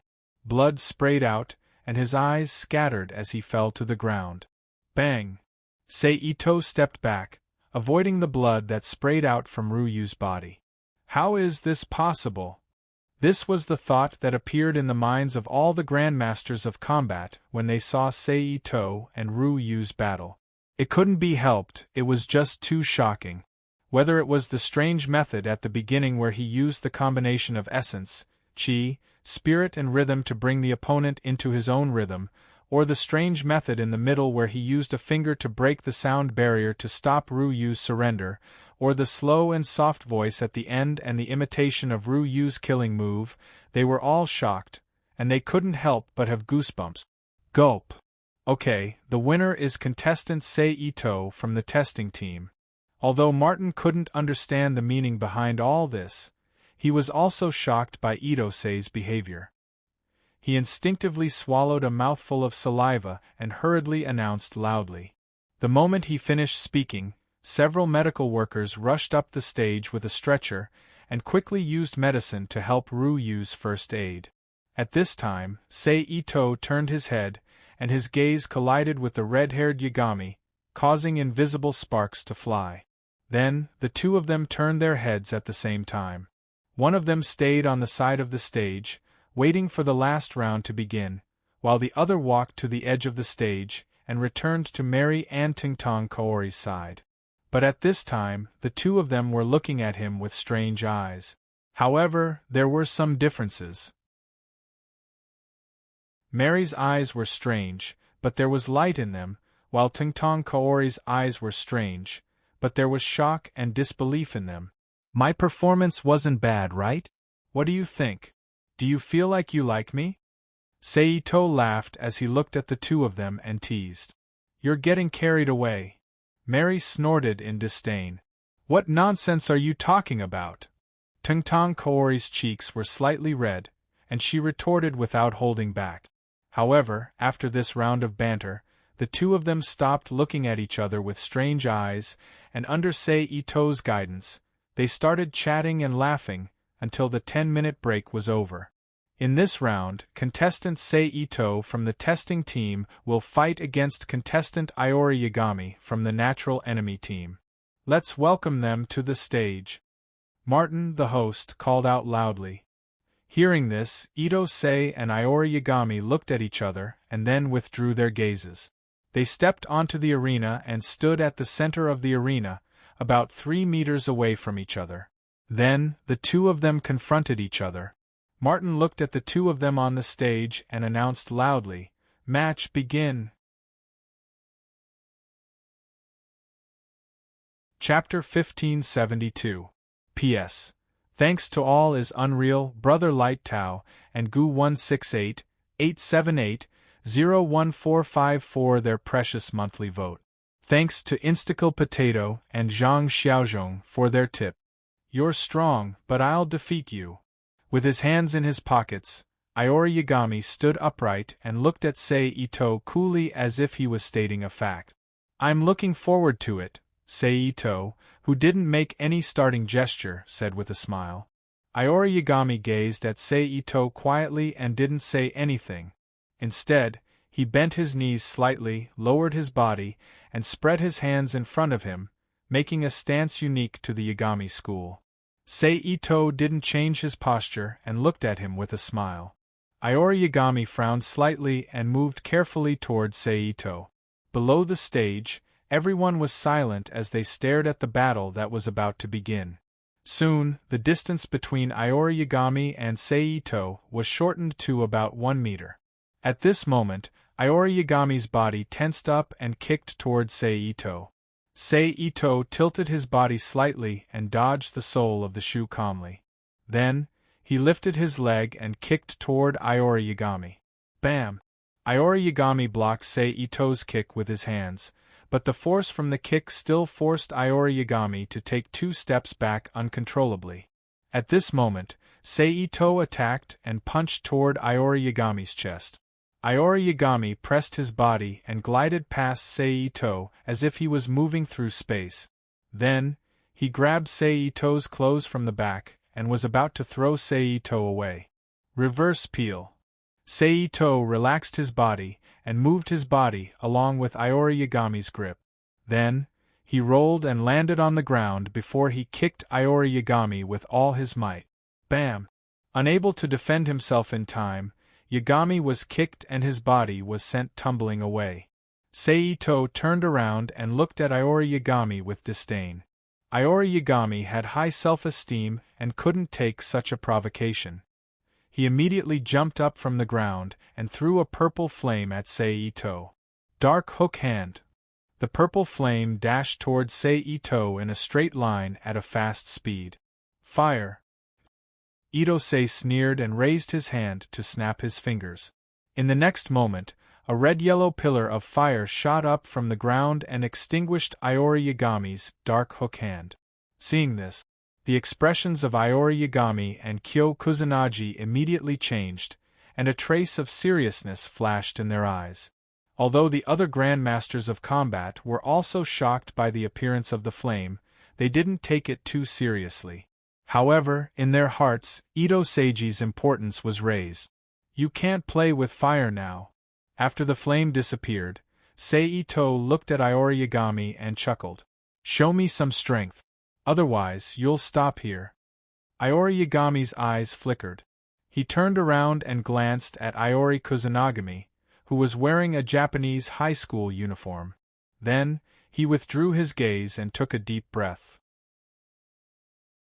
In the next moment, an energy wave spread out from Iori Yagami's body, stirring up a gust of wind. The wind blew against his clothes, making loud noises. You're indeed a young hero. Itazaki looked at Iori Yagami and praised him openly. This guy, Higashi said with a solemn expression. About 30%, Andy added with a serious expression. It seems more than that. Another strong opponent. Terry stretched out his hand and pulled the hat on his head. His eyes were shining as he spoke. Then, he purposely glanced at Iori Kusanagi, who was standing in the crowd. Absolute power, 40%. Iori Yagami stood up and stared at Sei Ito coldly. His aura surged as if he was wrapped in an energy-light cloak. Looks like a godly weapon. Sei Ito smirked and thought to himself. Iori Yagami didn't care about the meaning behind Sei Ito's smile. He waved his hand and launched a dark hook hand at Sei Ito. However, compared to before, the flame this time was hotter and distorted the air. Even the speed of the flame became faster and shot toward Sei Ito like a purple shadow. Sei Ito didn't move, but a fire pillar suddenly rose from his face and destroyed Iori Yagami's dark hook hand. However, at this moment, Iori Yagami suddenly appeared in front of Sei Ito and punched toward Sei Ito's abdomen. It wasn't hard to guess that this was Iori Yagami's ultimate skill, Yagami Nado's first move. Sei Ito chuckled. Just like how Iori Yagami used reverse peeling technique, he slid past Iori Yagami and came behind him. Then, he grabbed Iori Yagami's belt and threw him to the ground with great force. Bam! With a loud, muffled sound, an irregular human-shaped dent appeared in the arena. Facing the counterforce, Iori Yagami frowned. Then, he turned his hand and kicked at Ito-sei. Sei Ito jumped back and dodged Iori Yagami's kick. However, in the next moment, a fire pillar rose from the ground and wrapped around Iori Yagami's legs. Whoosh! A few seconds later, the fire pillar dispersed, revealing Iori Yagami whose trousers were burned. Obviously, before the sonic nest appeared, the combat suits worn by all the fighters were simply custom-made. Although they had some defensive properties, they weren't very resistant to certain physical attacks and would be burned, torn, or cut into pieces by sharp weapons. However, that was all. Iori Yagami's legs weren't damaged by the flames at all with the protection of his divine artifact and absolute power. At most, the hair on his legs was burned away, making his legs as smooth as a woman's. Iori Yagami stared at Sei Ito with a gloomy look and gritted his teeth as he yelled in a low voice, "Absolute strength, 45%. In an instant, the aura of power that had just weakened erupted from his body in an even more violent manner. Under the influence of this power, Iori Yagami's face turned abnormally red. Obviously, this wasn't a power that he had grasped at the moment, it was a power that he had awakened in advance. It was obvious that he had a strong desire to win the competition, or rather, to fight Kyo Kusanagi. Iori Yagami dashed forward and appeared in front of Sei Ito with a series of afterimages. Then, he grabbed at Sei Ito's chest with the Zither Moon sword. Itosei calmly took a small step backward and then punched out with his arm, hitting Iori Yagami's palm at an incredible speed. Super monstrous strength fist. Boom. With an explosive sound, Iori Yagami's body was sent flying backward at a speed faster than when he came. During this process, a series of cracking sounds came from Iori Yagami's left arm. Needless to say, it was the sound of bones breaking. Then, Iori Yagami's body quickly passed through the wide arena and didn't stop until he crashed into the alloy wall on one side of the combat hall. Like a painting, he was embedded in the big dent on the wall that was created by the impact. Bang. Okay, the winner is contestant Sei Ito from the tester team. The host, Martin, announced in a timely and excited voice, "Congratulations to the tester team. You're qualified for the semi-finals." The other martial artists looked at each other and didn't know how to react. That was more than 40% of his absolute strength. It was almost the strongest form of strength for everyone present. Even so, when he faced Ito-sei, he was not a match for his punch. How strong was he himself? Was his absolute strength more than 50% or higher? How were they supposed to live? I'm old. Itachi shook his head and sighed. Hoochie, however, it was at this moment that a series of rapid breathing sounds that grew louder and louder suddenly rang out in the combat hall. Then, a dark, evil, and violent energy suddenly erupted, drawing everyone's attention to the direction of the source of the energy. It was Iori Yagami. At this moment, Iori Yagami suddenly raised his head, revealing a pair of crazy eyes and a ferocious face. He exerted his strength and jumped down from the alloy wall. Then, he turned into an afterimage and dashed toward Sei Ito.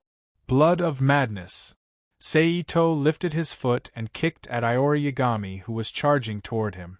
Iori Yagami seemed to have expected this. He slightly tilted his body and dodged Sei Ito's kick.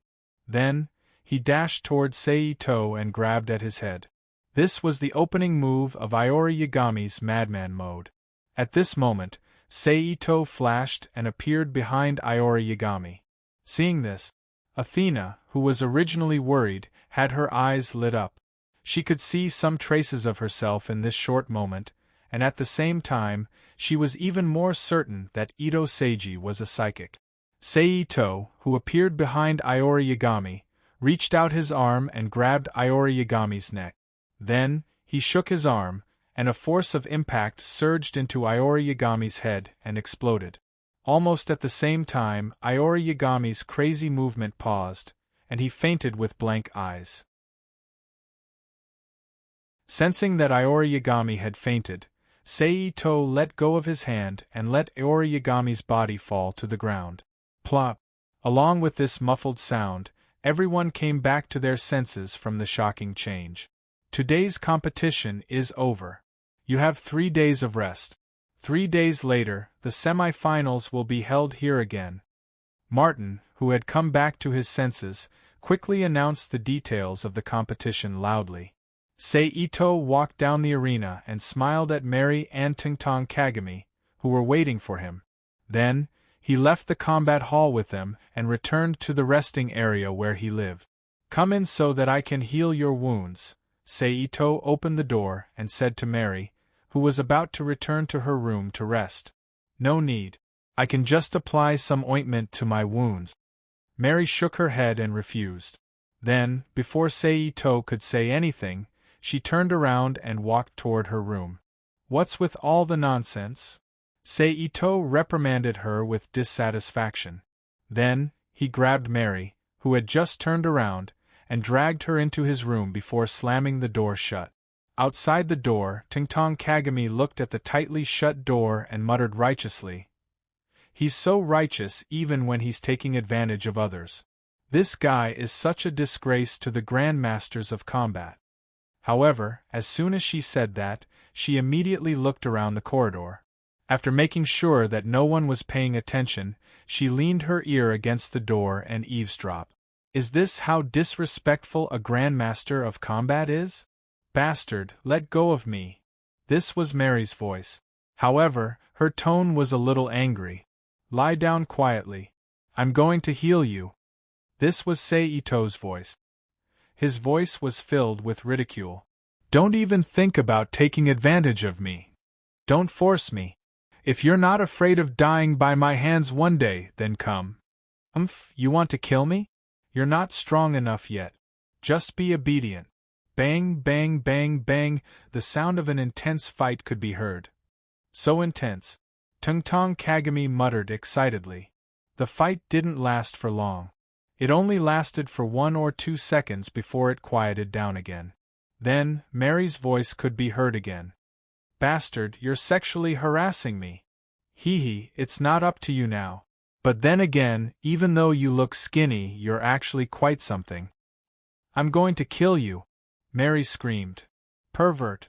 Tongtong Kagami cursed and quickly retracted her ear from the door. Her face was red as she returned to her room. Bang. The door closed and the door closed. Not long after, with a light, gurgling sound, Mary ran out of Seito's room. Her face was red from embarrassment and anger. She was wearing a fur collar jacket that was tightly fastened in front of her chest. She was holding a ball of red cloth in her hand.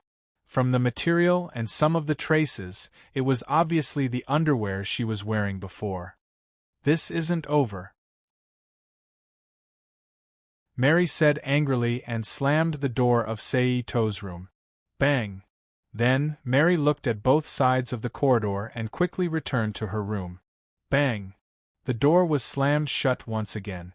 "Well, it feels good, it's very elastic, just nice to hold in one hand." In the room, Seito was lying on his back on the steel bed.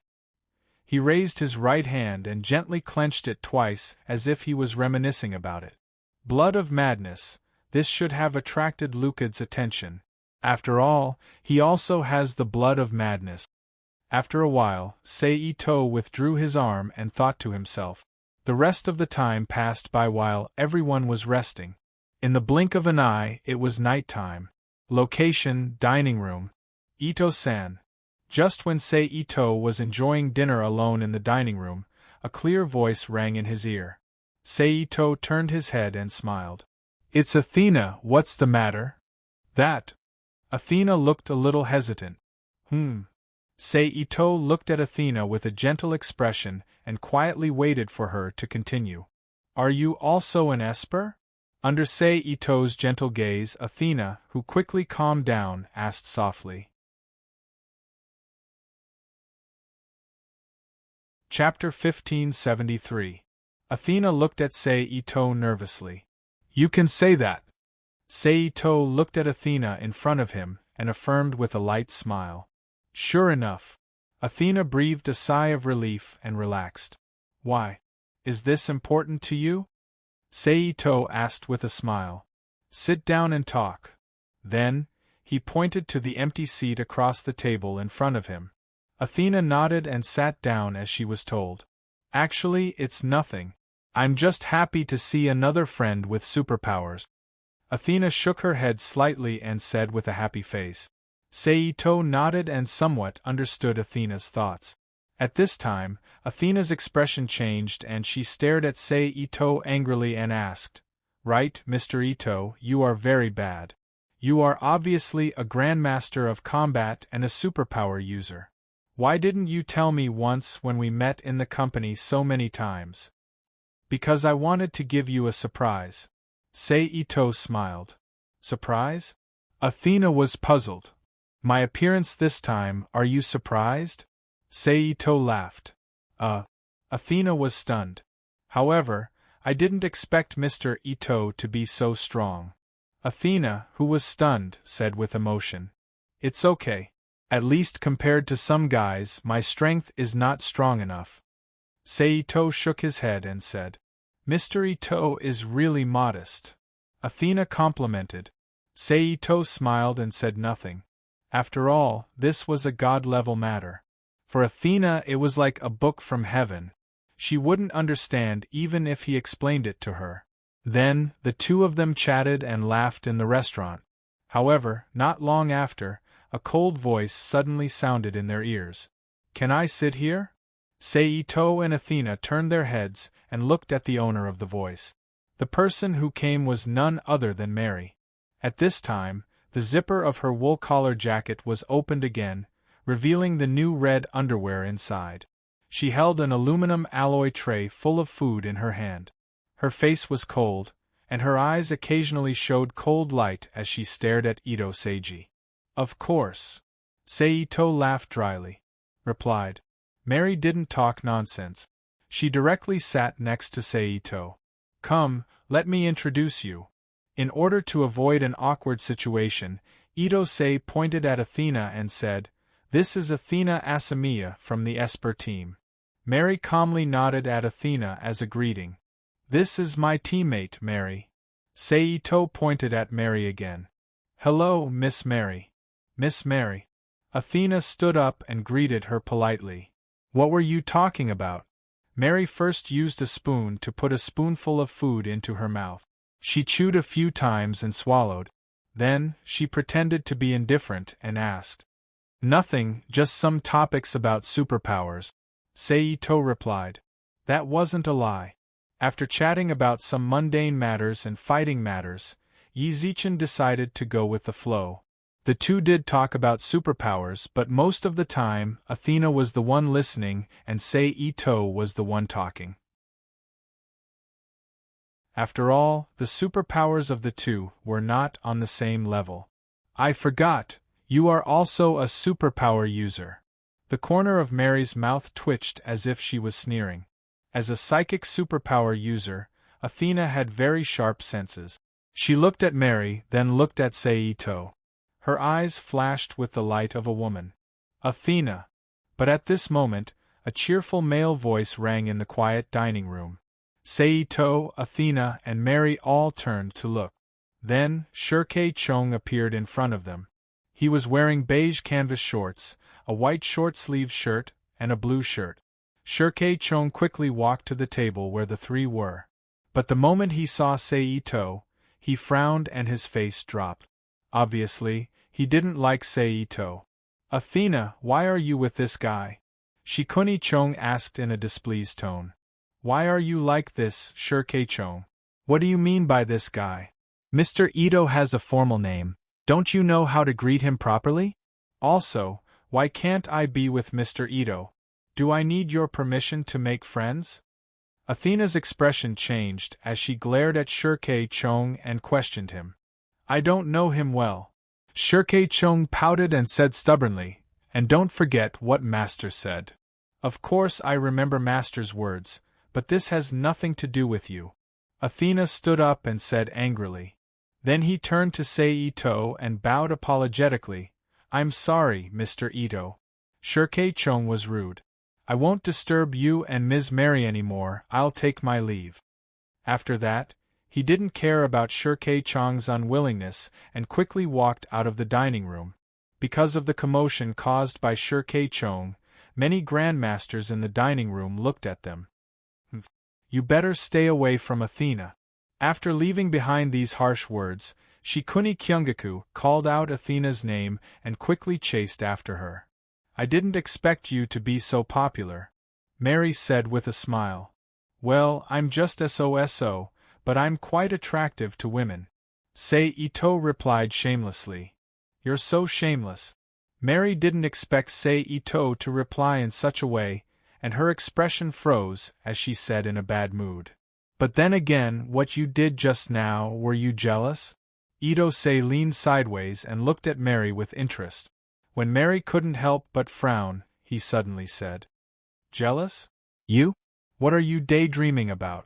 Mary laughed exaggeratedly as if she had heard a funny joke. She sneered. Really? Seito asked with a smile. Mary snorted and ignored Seito. Seito chuckled and stood up from his seat. He picked up the plate in front of him and walked to another table not far away. At the table, King of the female character fighting team was sitting there alone, eating. My Shiranui had no choice but to go to find her man, Andy. Another teammate, Yuri Itazaki, was taken away by Robert and stayed with her father, Takumi Itazaki, and her brother, Ryo Itazaki. Although she had a good relationship with the Ultimate Style, she owed Robert money. She owed Itazaki Ryo a favor. But she didn't want to go anywhere, so in the end, she could only eat dinner alone. Do you mind if I sit down? Seito asked softly as he walked to King's table. King raised her head and looked at Seito. Leaving your teammates behind. That's not a good habit. King glanced at Mary, who was looking up at them. She smiled. In fact, it was a polite refusal. But if you're with a woman you like, my teammates won't mind. Ito-sei said with a smile. Then, without asking for King's permission, he sat down opposite her. Faced with such blatant words, King was stunned. She couldn't help but stand there in shock. But since Seito had already sat down, she couldn't say anything to drive him away. She lowered her head and continued eating silently, intending to give him the cold shoulder. Unfortunately, Seito's skin was as thick as a city wall. In terms of hardness, ordinary missiles couldn't blow it up. So he sat there calmly, eating the food on his plate and looking at King with appreciation. Under Seito's intense gaze, King felt very awkward and sighed. She put down the spoon in her hand. I'm done eating. I won't disturb you any further. Goodbye. King got up and said, In that case, I'm done eating. Do you mind going out for a drink with me? Seito put down his spoon and got up with a smile. King looked at Seito, speechless. I'm a little tired. I want to go back and rest. Forget it. King shook her head and forced a smile. At the same time, she thought to herself, what's wrong with this guy? He wasn't like this when I met him in the past. Did he take the wrong medicine? Then I'll send you back, Seito said without hesitation. Then, she followed King, who had a helpless expression on his face, to the service counter. She handed the tray back to the waiter, and walked out of the restaurant together. Humph. In the restaurant, Mary snorted coldly as she watched the two men leave. As if venting her anger, she viciously ate the food in front of her.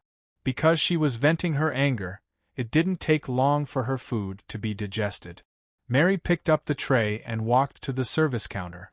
She handed the empty tray to the service staff inside and turned to leave the restaurant. She walked through the metal passageways in the aircraft carrier and arrived on the deck. She enjoyed the sea breeze that carried the smell of the sea. Mary, stay rational. Don't let that hateful guy disrupt your rhythm. A moment later, Mary raised her hand and patted her cheek gently. Then, Mary stayed on the deck for a while before she turned around and walked back into the cabin. She walked back to her lounge. A few minutes later, Mary arrived at the passageway where her lounge was located. However, at this moment, Mary suddenly stopped in her track. Because at this moment, Seito's figure appeared in the passageway. His arms were crossed in front of his chest and his back was leaning against the wall. Mary frowned. Then, she pretended to ignore him and walked into the room. 1 step, 2 steps, 3 steps. Soon, Mary was in front of Seito. However, at this moment, Seito, who had been motionless all this time, suddenly stood up and pushed Mary's body against the opposite wall. He lowered his head and kissed Mary's lips fiercely.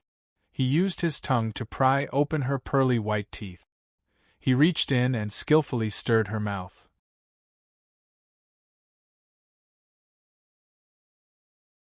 Chapter 1574. Ugh! Ugh! Mary instinctively let out a low moan, her body swayed as she tried to resist. However, under Seito's ingenious suppression, she couldn't exert any excessive strength, nor could she make any effective attacks.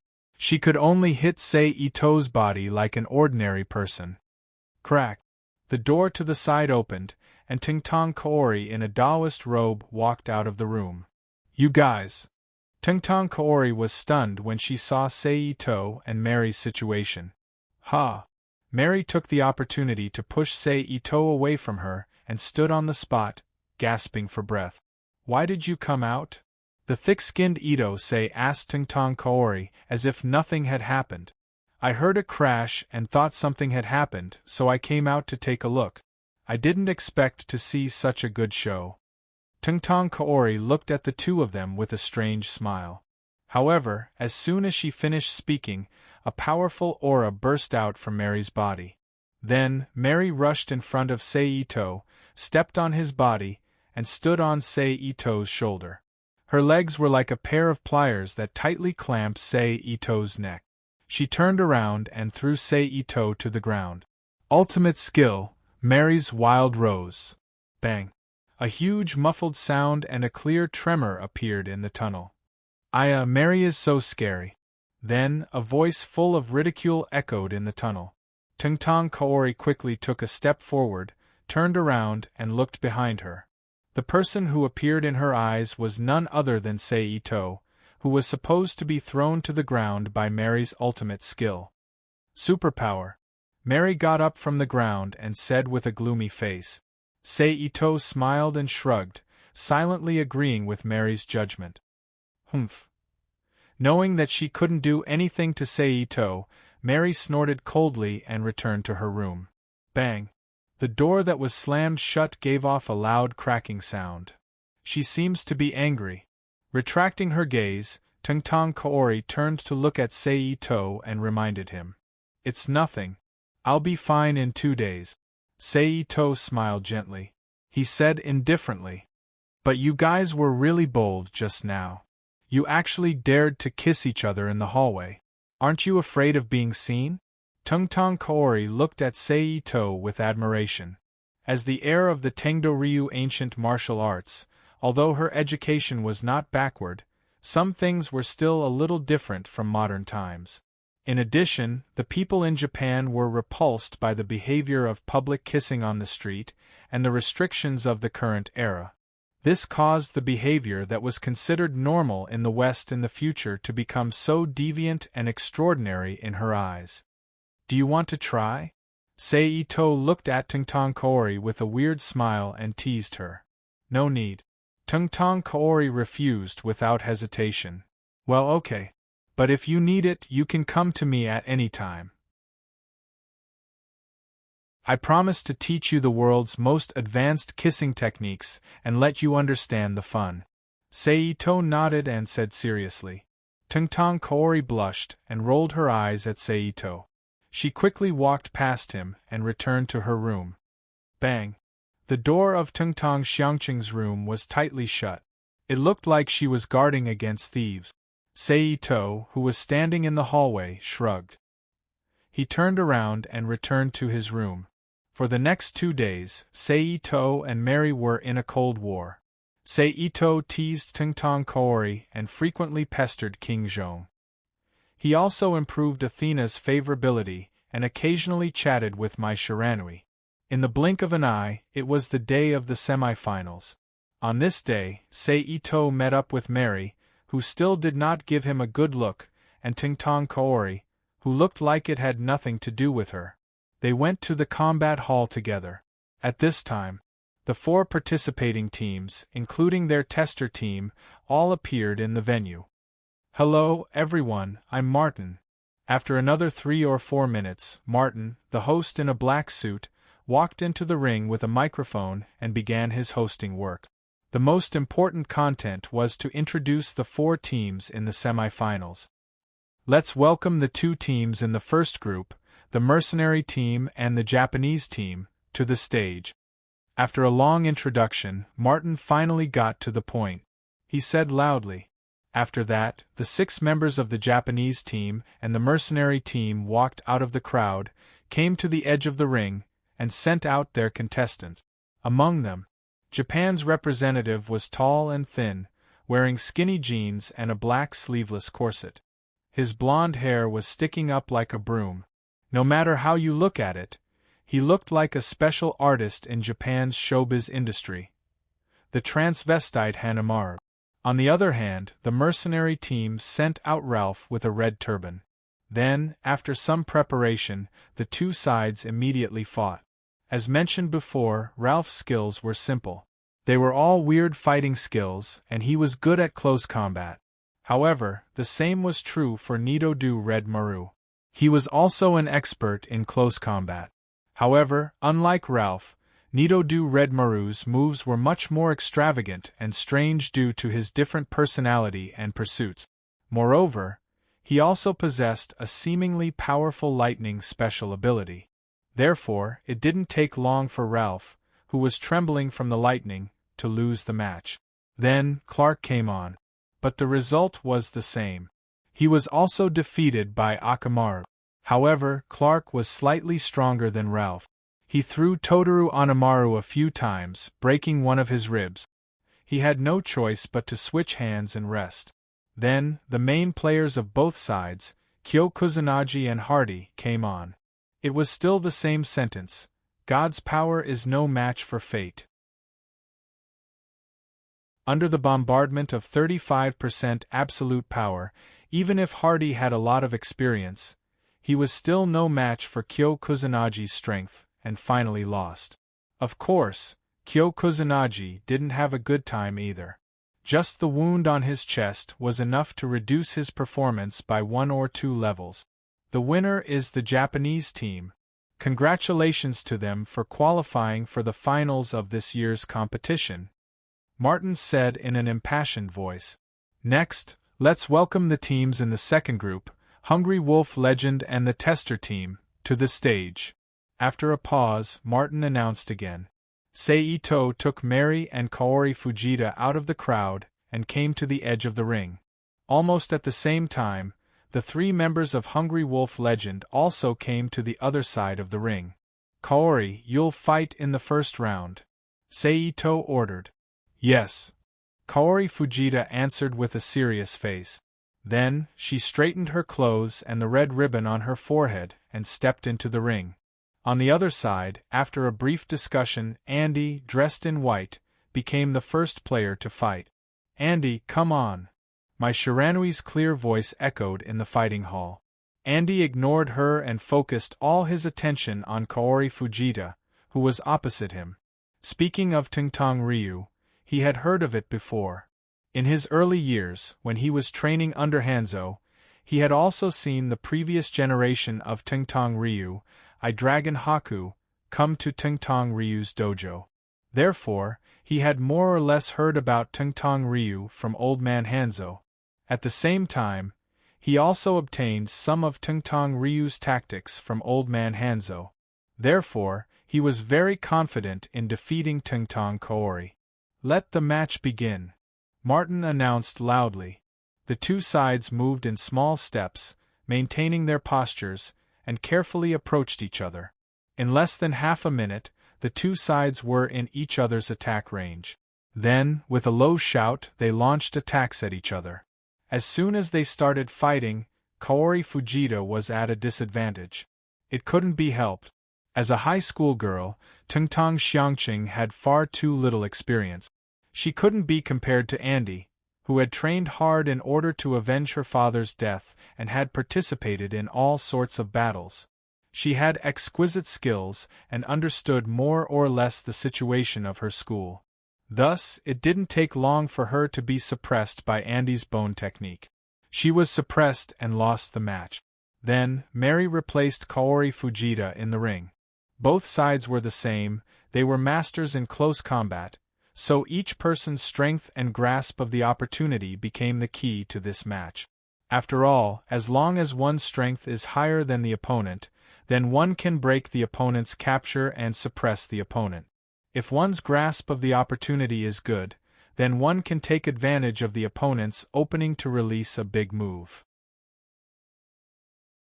Unsurprisingly, Mary's understanding of absolute strength was weaker than Andy, but correspondingly, as a private detective, Mary was much better at grasping the opportunity than Andy, so in the end, although she still lost, Andy also didn't have a good time. Not to mention that her face was bruised and swollen, her shoulders, neck, and several joints on her body were faintly painful. Even when she tried to move, she was in so much pain that she couldn't help but gasp. Looking at Mary, who returned from the ring, Sei Ito didn't say anything. He directly grabbed Mary's arm and used medical ninjutsu to treat her injuries. Mary frowned and struggled slightly, but she couldn't pull her hand out. In the end, she had no choice but to give up resistance and silently accept Sei Ito's treatment. After a few minutes, Sei Ito, who was simply relieving Mary's swelling and pain, withdrew his hand and stepped out of the ring. Next up, contestant Sei Ito of the test team against contestant Higashi of the Hungry Wolf Legend team. Martin's voice sounded at the right time. Sei Ito walked to the center of the ring and stopped, turned around and looked at Higashi, who was only wearing a pair of big red pants. His feet and hands were wrapped in special bandages used by Muay Thai fighters, and a white band was tied on his forehead. Match start.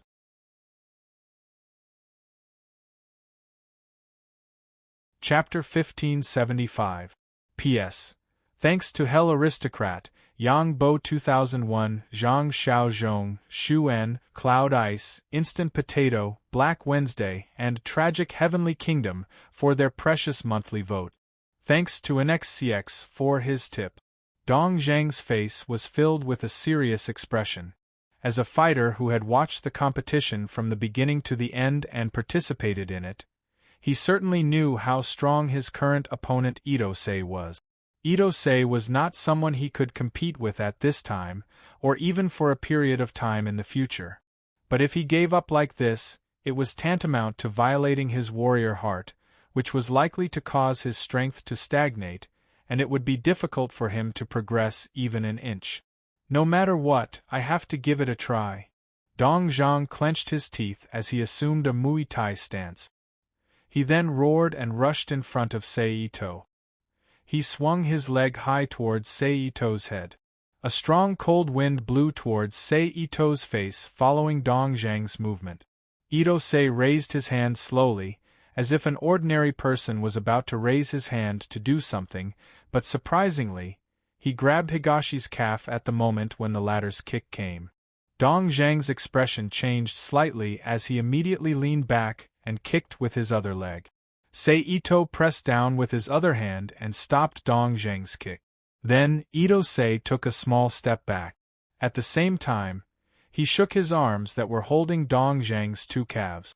A powerful shaking force instantly surged into Dong Zhang's body, shaking his body and creating a visible wave. Kacha! Kacha! Kacha! The sound of bones rubbing against each other could be heard from Dong Zhang's body. Then, Seito shook his arm and Dong Zhang's body was smashed into the ground. Boom! What? Dong Zhang spat out a mouthful of blood as he bounced back from the ground. He fell back to the ground with a pained expression on his face. Pata! Seito released his hands and stepped back. Dong Zhang! Andy shouted. This man! Terry pulled down his baseball cap and looked deeply at Seito, who was smiling. 10, 9, 8, 7. After a short buffer, Martin started counting down when he saw that Dong Zhang couldn't get up from the ground. Hearing the countdown, Dong Zhang began to struggle with all his might, trying to get up from the ground. 4, 3. Dong Zhang raised his head with a ferocious expression. He lifted the shoulder pad. 2, 1. The upper half of his body was lifted up from the ground. 0. KO. The winner is Itosei from the test team. Martin's merciless voice sounded in the hall as he announced this. Bang! Amidst the announcement, Dong Zhang seemed to have lost all his strength. His body lay back down on the ground. His eyes were filled with unwillingness. East Zhang. At the same time, Andy and Terry rushed into the ring and ran to Dong Zhang's side. How is it?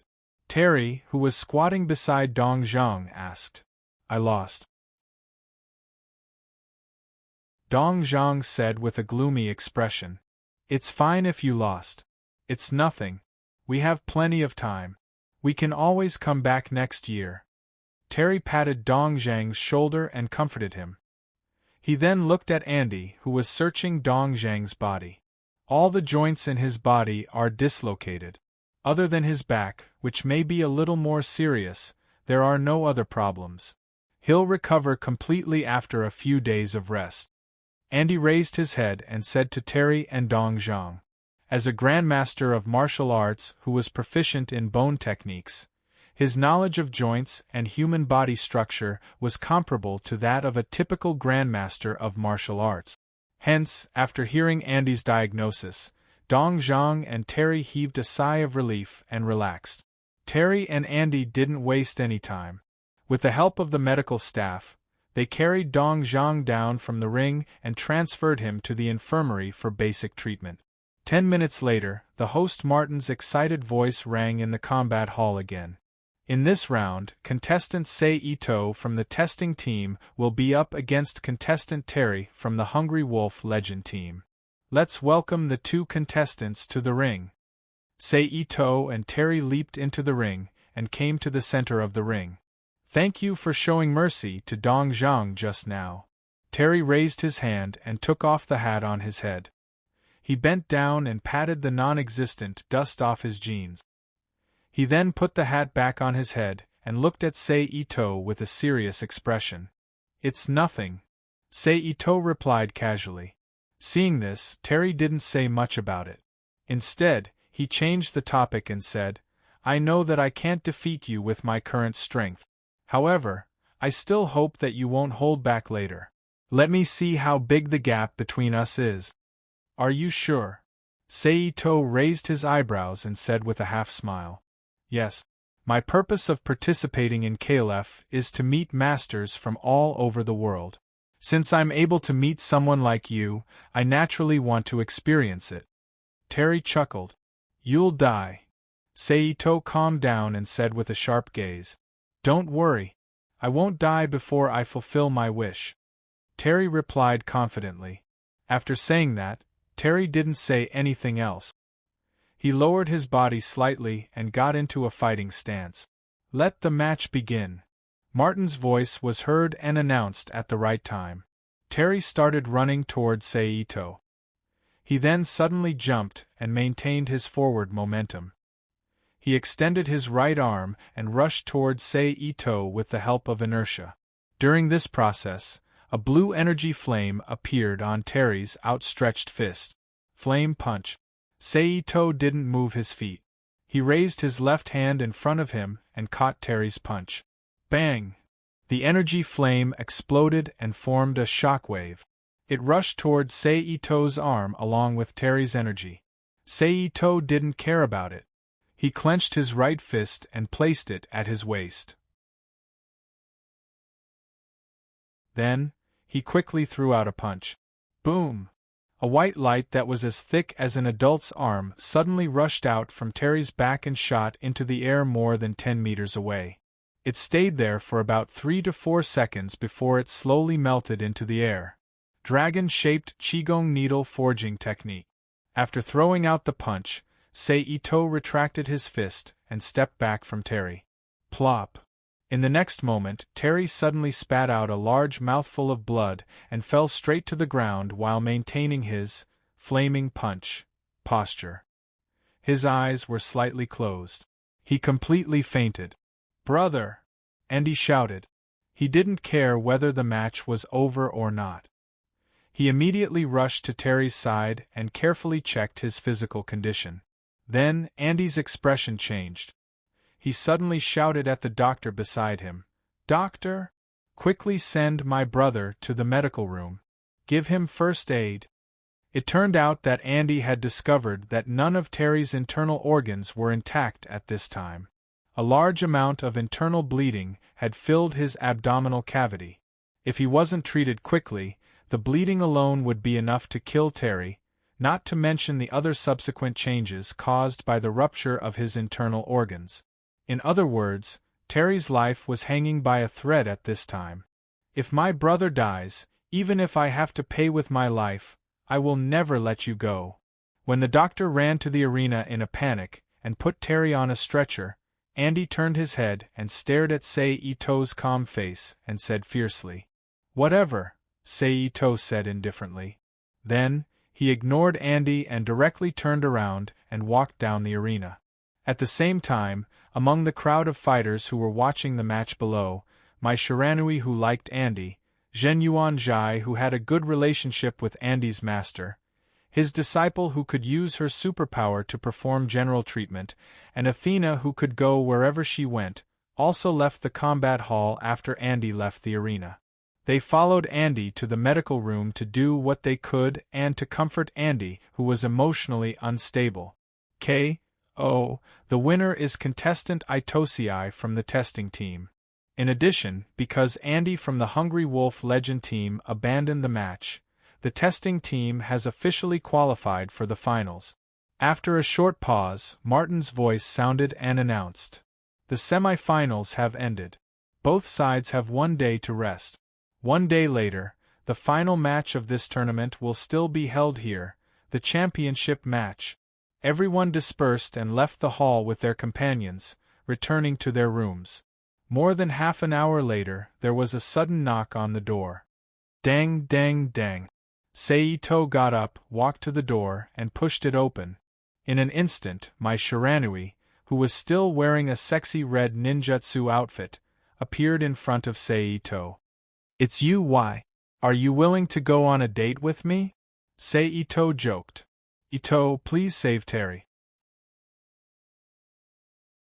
My Shiranui ignored Seito's teasing, bowed with a serious face, and asked in a deep voice, "For Andy?" Seito raised his eyebrows. My Shiranui didn't speak, but apparently, she acquiesced to Seito's speculation. "You know my attitude towards you. What are you going to do to me by doing this?" Seito said slowly. "Although it's shameless, please save Terry for my sake." My Shiranui, who had been bowing, fell silent for a moment, and then asked again with a little guilt in her voice. Seito didn't speak, but quietly looked at my Shiranui's smooth back. My Shiranui didn't get up and continued to bow. "Let's go." After a while, Seito said softly. My Shiranui raised her head and looked at Seito at a loss. Seito didn't explain, and directly answered with action. He stepped out of the room, closed the door, and turned to walk out of the passage. Seeing this, my Shiranui understood, and a look of surprise and gratitude immediately appeared on her face. She quickly caught up with Seito and led him to the emergency ward where Terry was. After a few turns, the two came to the medical room. Creak. The sudden sound of the door opening attracted the attention of Andy, Jinyuan Jai, and the somewhat careless Shikunchong. As for the other person who should have been present, Athena, if he guessed correctly, should be in the operating room with the red light on not far away, helping the doctors to keep Terry alive. She was the only one who was most likely to help Terry survive.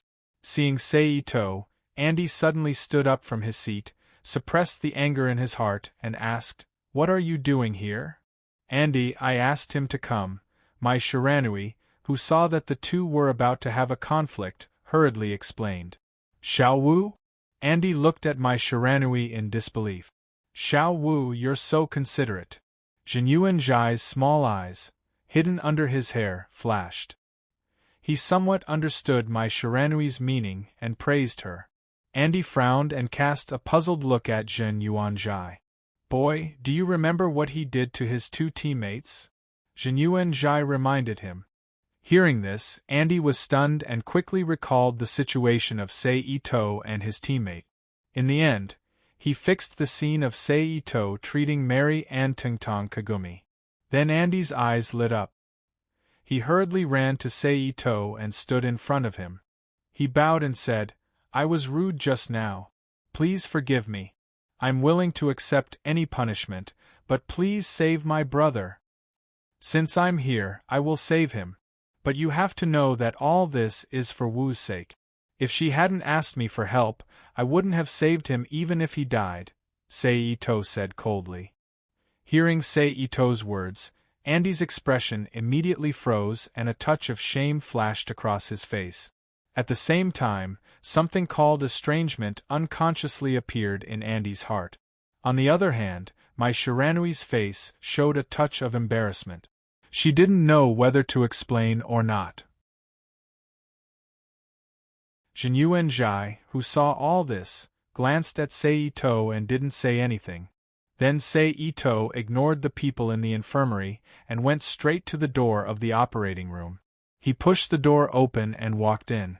The operating room on the aircraft carrier was very simple. It was the kind of house with two partitions.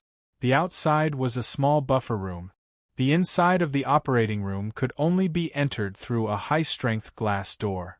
Athena, who felt someone coming in, turned her head and looked at the door. Then she cried out in surprise, "Mr. Ito. Sir, this is the operating room. Please leave immediately and don't disturb our work." A medical staff hurriedly stopped Seito and said, "I know," Seito said softly. However, he didn't hesitate at all. He pushed away the female medical staff in front of him and swaggered over to Athena, who was wearing a medical isolation suit. "Everyone, wait a minute. Please believe in Mr. Ito. He is definitely not here to make trouble." Looking at the hesitant look on everyone's face, Athena, who was using her superpower to maintain Terry's life, couldn't help but persuade them.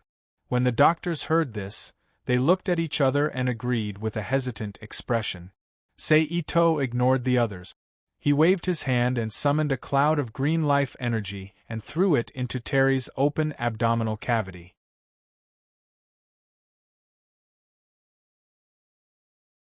Chapter 1576. The moment the life energy entered Terry's abdomen, all the ruptured organs on the surface immediately recovered at a speed visible to the naked eye. In just a few seconds, everything had returned to normal. Athena no longer needed to use her superpower to stop the blood from flowing out. "Oh God! This is a miracle. This is amazing. I'm not dreaming, right?" Similar sighs could be heard coming from the mouths of the doctors and assistants at the side. "This is amazing!" Athena also exclaimed. Seito ignored the exclamations of the foreigners and summoned a ball of life energy into Terry's body again. "Remove the dilator," Seito ordered. Oh, okay," the attending doctor replied blankly. Then, he ordered the other doctors to remove the dilator that was used to ensure that the muscle tissue in Terry's abdomen would not retract. They then closed Terry's abdomen again. However, just as they were about to suture Terry with real thread, Seito made his move again. Athena, pay attention and feel it. Seito, whose palm was above Terry's abdomen, reminded her softly. Ah? Oh, okay. Athena was stunned when she heard this. Then, she quickly agreed and closed her eyes to feel it. The next moment, she felt a mental wave that was slightly different from her superpower spread out and entered Terry's chest and abdomen. It stimulated Terry's cell energy at a special frequency and stimulated their self-healing ability. It allowed the muscle tissue to fuse together. Then, a stream of blood flowed under the guidance of this mental wave and provided nutrients for the cells that had consumed a lot of energy. Just like this, after a short minute, the wound on Terry's abdomen was completely healed. It's done, Seito said softly as he retracted his psychokinesis. That's amazing! Athena opened her eyes and looked at Seito with admiration. As long as you work hard, you can do it too. Seito reached out and gently wiped the sweat off Athena's forehead as he chuckled. Can I really? Her cheeks were slightly red. Athena asked softly with a hint of shyness in her eyes. Yes. The nature of your spiritual power is very good. As long as you train it properly, you can go one step further and transform it, not to mention treating such minor injuries and illnesses. It won't be a problem even if we fly directly, Seito affirmed. You can fly? Athena's eyes lit up as she asked. Yes, if you want to experience it. You can come find me at night, and I'll take you to experience the freedom of the sky. Seito smiled. Okay, Ito-san. Athena nodded excitedly. Let's go. Let's go out. Seito said to Athena as he glanced at the doctors who were removing Terry's anesthesia and removing all kinds of monitoring equipment. Okay. Athena naturally agreed and nodded. Then, Athena took off the medical isolation gown and followed Seito out of the operating room. How is it? Andy asked nervously when he saw the two of them coming out. Seito didn't say anything. Instead, he motioned for Athena to explain. The situation is very good. Under Ito-san's treatment, Mr. Terry has fully recovered. He is now removing the anesthesia inside. I believe that it won't be long before we can see Mr. Terry again. Athena explained with a smile. Really? Andy asked in disbelief. However, he couldn't be blamed for not believing it. How long had Seito been in there? It was less than 5 minutes or even 3 minutes. In such a short time, even if his medical skills were amazing, it was impossible to treat such a serious internal bleeding, right? It's true, and I can guarantee that Mr. Terry will be able to walk around in 4 hours at most and watch tomorrow's championship game with you, Mr. Andy. Athena, who understood Andy's concerns, further assured him. Even if he believed in Athena's character, what she said was a bit too much, so Andy's face was still full of doubt. Seeing this, Athena could only shake her head helplessly and give up the intention to continue explaining. Well, I've done what you asked me to do. Goodbye. I hope we can have a meal together in the future. Seito said softly, ignoring the others and looking directly at Mai Shiranui. Well, thank you. Mai Shiranui thanked him. Seito nodded slightly, accepting Mai Shiranui's gratitude. Then, he nodded to Athena beside him and left the infirmary, walking back to his resting area. Shortly after he left, the door of the operating room was opened and Terry, who was lying on the hospital bed, was pushed out. After that, Athena didn't come, and no accidents happened.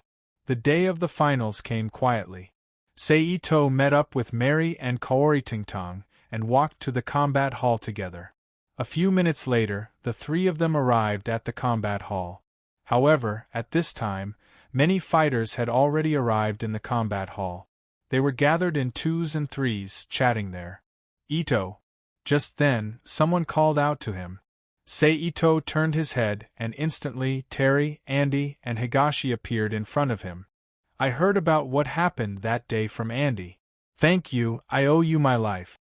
Terry, who walked up to Seito, reached out his hand and said with a bright smile on his face, "It's nothing." Seito, who reached out to shake Terry's hand, chuckled. "But you were really ruthless. If you didn't save me at the end, I might have really gone to heaven." Terry, who gently shook his hand, smiled and said, "But then again, you didn't hold back that time, did you?" Seito smiled slightly and didn't answer. Sigh. Looking at Seito's expression, Terry couldn't figure out whether he held back or not. But from the bottom of his heart, he felt that he should have held back. So, Terry, who was smiling just now, sighed helplessly. "Forget it. Let's not talk about it anymore. I won't disturb you guys." Terry then took out a piece of paper and handed it to Seito. "Also, this is my phone number. If you need anything, just call me." Seito nodded and took the paper from Terry. Terry raised his hand and gently pulled the brim of his hat, nodded at Seito, Mary, and Tungtong Kaori. Then, he led Andy and Higashi away from Seito and went to chat with other familiar fighters. After another 5 to 6 minutes, all the fighters who were supposed to be here arrived at the combat hall. However, Seito noticed that the 3 Brazilian mercenaries led by Hardy, Shozaki, and the old man from Zhen Yuan Kai weren't in the hall. They must have gone to look for Lucid. Seito guessed in his heart. "Hello everyone." At this time, Martin's familiar voice once again rang in the combat hall, attracting everyone's attention. "Alright, let's not waste any more time. Now, let's welcome the last 2 teams who are fighting for the championship of this year's tournament, the Japanese team from Japan and the tester team formed by independent fighters, onto the stage." After he finished speaking, Seito's team and Kyo Kuzunagi's team walked out of the crowd and came to the edge of the ring.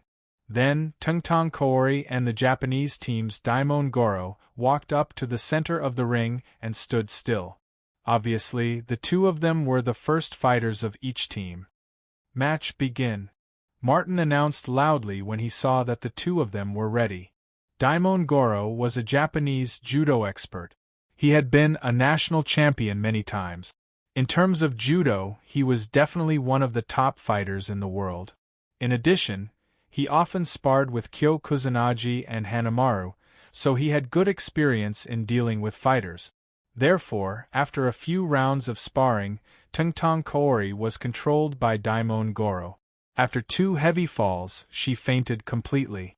Then, Tungtong Kaori left the stage and replaced Marie. The result was the same.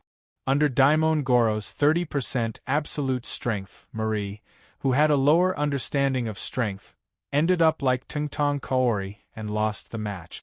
Finally, Seito stepped into the ring after the contestants had taken a break. "Match begin," Martin announced loudly. "Yahey!" As soon as he finished speaking, Daimon Goro suddenly shouted. He raised his arms high, squatted down, and smashed towards the ground. Boom! In the loud noise, a shockwave spread out from Daimon Goro's body and rushed towards Seito. Seito's figure flashed and instantly appeared behind Daimon Goro. He pointed at Daimon Goro's neck. Daimon Goro's hair stood on end. He instinctively used a quick body technique and rolled forward to avoid the attack. Seito, whose attack missed, flicked his wrist and snapped his fingers. In an instant, a pillar of fire burst out from under Daimon Goro's body. With a strong impact, Daimon Goro was blasted into the sky. Itose flashed and appeared beside Daimon Goro. Grabbing the air with his palm, he threw Daimon Goro to the ground. Boom! A huge vibration immediately spread out in the ring. At the same time, a huge human-shaped dent appeared on the solid ground of the ring. Patter! Seito landed gently on the ground. Daimon Goro's expression did not change. He pushed his hands on the ground and stood up from the deep dent. "Your resistance is quite strong." Seito chuckled. "I just don't know how strong your resistance to internal injuries is." Seito's figure flashed again. He instantly appeared in front of Daimon Goro, and punched him in the chest.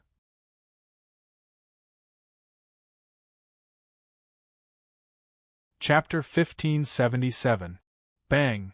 Amidst the muffled sound, the fist landed on Daimon Goro's chest without any fancy move. But that was it. Other than that, nothing else happened. Daimon Goro, who seemed to be completely unaware, grabbed Seito's shoulders with both hands. He turned around and threw Seito to the ground like a broken cloth bag. Seito's body turned illusory and instantly appeared above Daimon Goro's back when he bent over. He slapped his palm on Daimon Goro's back. This punch also didn't have any abnormalities. However, the moment Daimon Goro got up and turned around to grab Seito, his expression suddenly changed. He opened his mouth and spat out a mouthful of blood. Double penetrating force, not. The so-called double penetrating force, not was actually a simplified version of the killer, fierce fork which the strongest disciple in history and number 1 middle school's hermit had learned from Ma Spear Suki. It was a move that hurt the enemy through the intersection of two forces that were sent into the enemy's body from different directions. The most obvious feature of this method was that it was secretive. Before the explosion, the target wouldn't feel anything strange. They would only think that they were simply hit by the force of a certain fist. Taking advantage of Daimon Goro's pause due to spitting out blood, Seito appeared in front of him and punched Daimon Goro's chest again. Boom! Amidst the loud roar, Daimon Goro's body was like a cannonball, flying backward in a C-shape. He only stopped when he hit the alloy wall on one side of the combat hall. Bang! Daimon Goro's 4 limbs were spread wide. They were embedded in the alloy wall in a big letter shape. However, on his chest there was a deep depression. One could clearly see the lines of every finger, a greenish-purple fist imprint remaining on his chest as a result of the attack. His chest was sunken, his face was pale, and his breathing was as difficult as a worn-out old bellows. KO, the winner is contestant Seito from the testing team, Martin's voice announced. The medical staff quickly ran to Daimon Goro's side. They pulled him down from the wall and placed him on a stretcher. Carried by 2 people, he quickly left the combat hall. Head to the infirmary for emergency treatment. Bastard! Kyo Kusanagi and Hanamaru glared at Seito angrily. Kyo, I'll go for the next match. Hanamaru requested. No, your broken ribs haven't fully recovered yet. If you go up there, you'll just be delivering yourself to death. That's why I'll do the next round. If I lose, just represent our team and admit defeat to the referee. Don't get entangled with this monster. Kyo Kusanagi retracted his gaze and turned to look at Hanmaru, who was wrapped in white bandages. His expression was serious. Kyoto. Erimaru frowned. This is my decision, Kyo Kusanagi said in an unquestionable tone. All right, I got it. Erimaru said helplessly.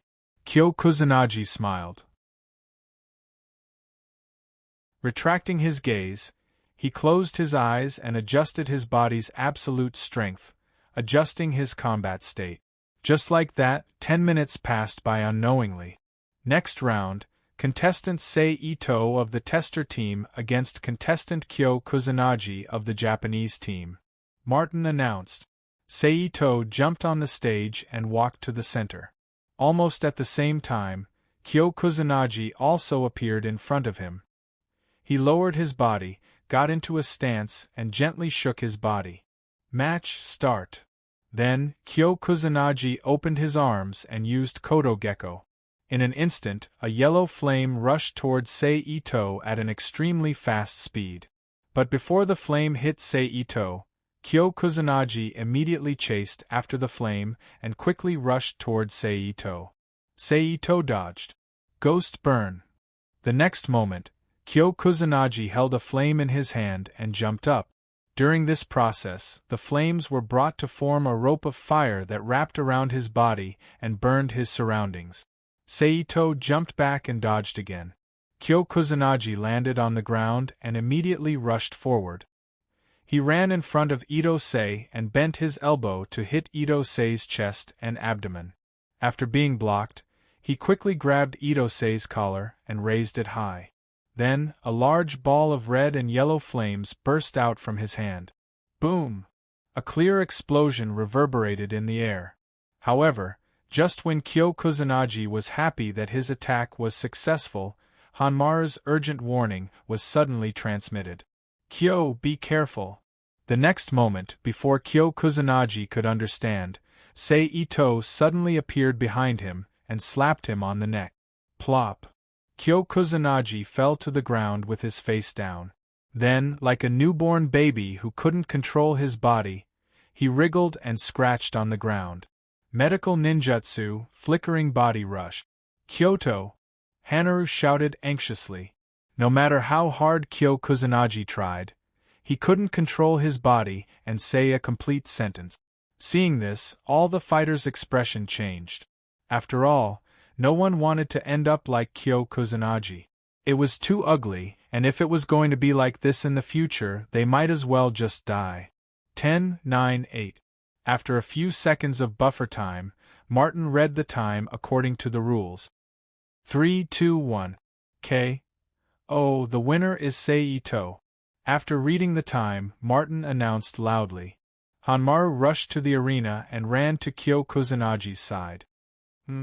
As a lightning ability user, he immediately noticed the abnormality in Kyo Kusanagi's electronic signal. He frowned and whispered, "Kyo, bear with it." Hanmaru lowered his head and said to Kyo Kusanagi. Kyo Kusanagi didn't say anything, but he stopped his movements. Hanmaru didn't hesitate and immediately pressed down on Kyo Kusanagi's body and activated his ultimate skill, a Great Lightning Strike. In an instant, a large amount of lightning blossomed from Hankamaru's body. The lightning flowed from his hands to Kyo Kusanagi's body and quickly spread. Crackle! A clear sound of electricity was heard. Kyo Kusanagi screamed in pain. This situation lasted for 5 to 6 seconds before it ended. "Kyo, how are you?" Arimaru, who had retracted his hands, quickly asked with concern. "I'm okay, I won't die," Kyo Kusanagi said subconsciously. As soon as he said that, he was stunned. Then he jumped up from the ground with a face full of surprise. He waved his fists and legs crazily.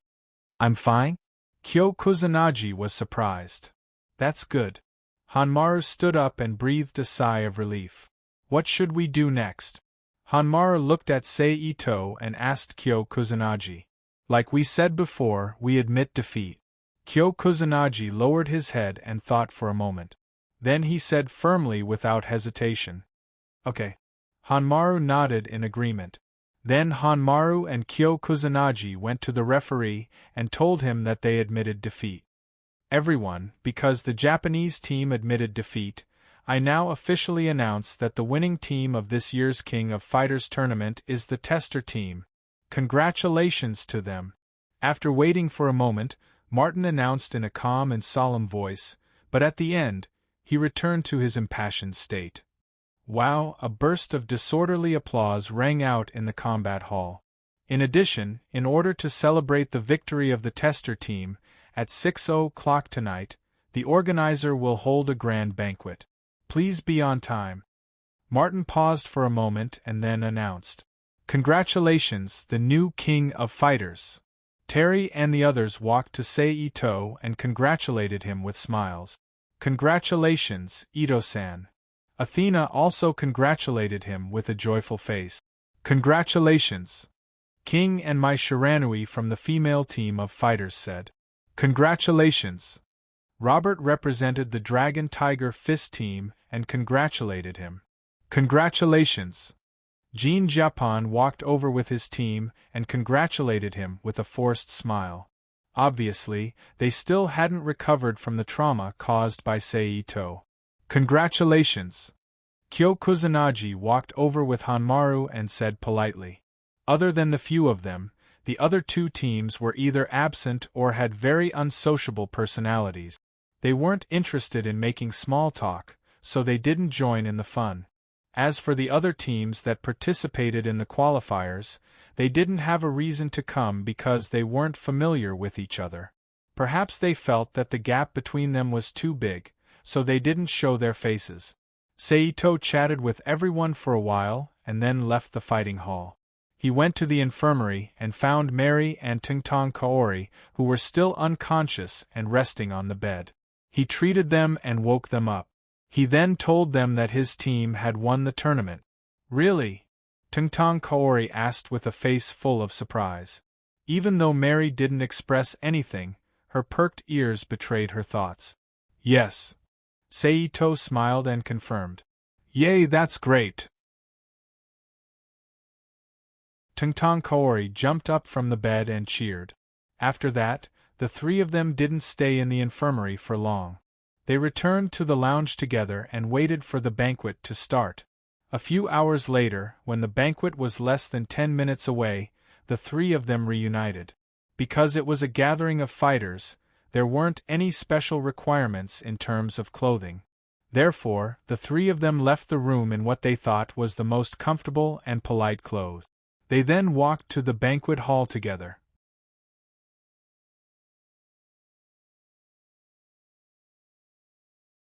Chapter 1578. P.S. Thank you to Board Lord, Sacred Knight, Malicious Blade, and T-Jar for their precious monthly votes. Thank you to Instant Potato and NXCX for their tip. Thank you to DD0956 for his recommendation vote. In the banquet hall, many grandmasters of combat drank with each other, chatting casually and enjoying the delicious food provided by the organizers of the tournament. To the grandmasters of combat present, the truth of R and the conspiracy had nothing to do with them. At least, before they were invited to participate, they had absolutely nothing to do with it.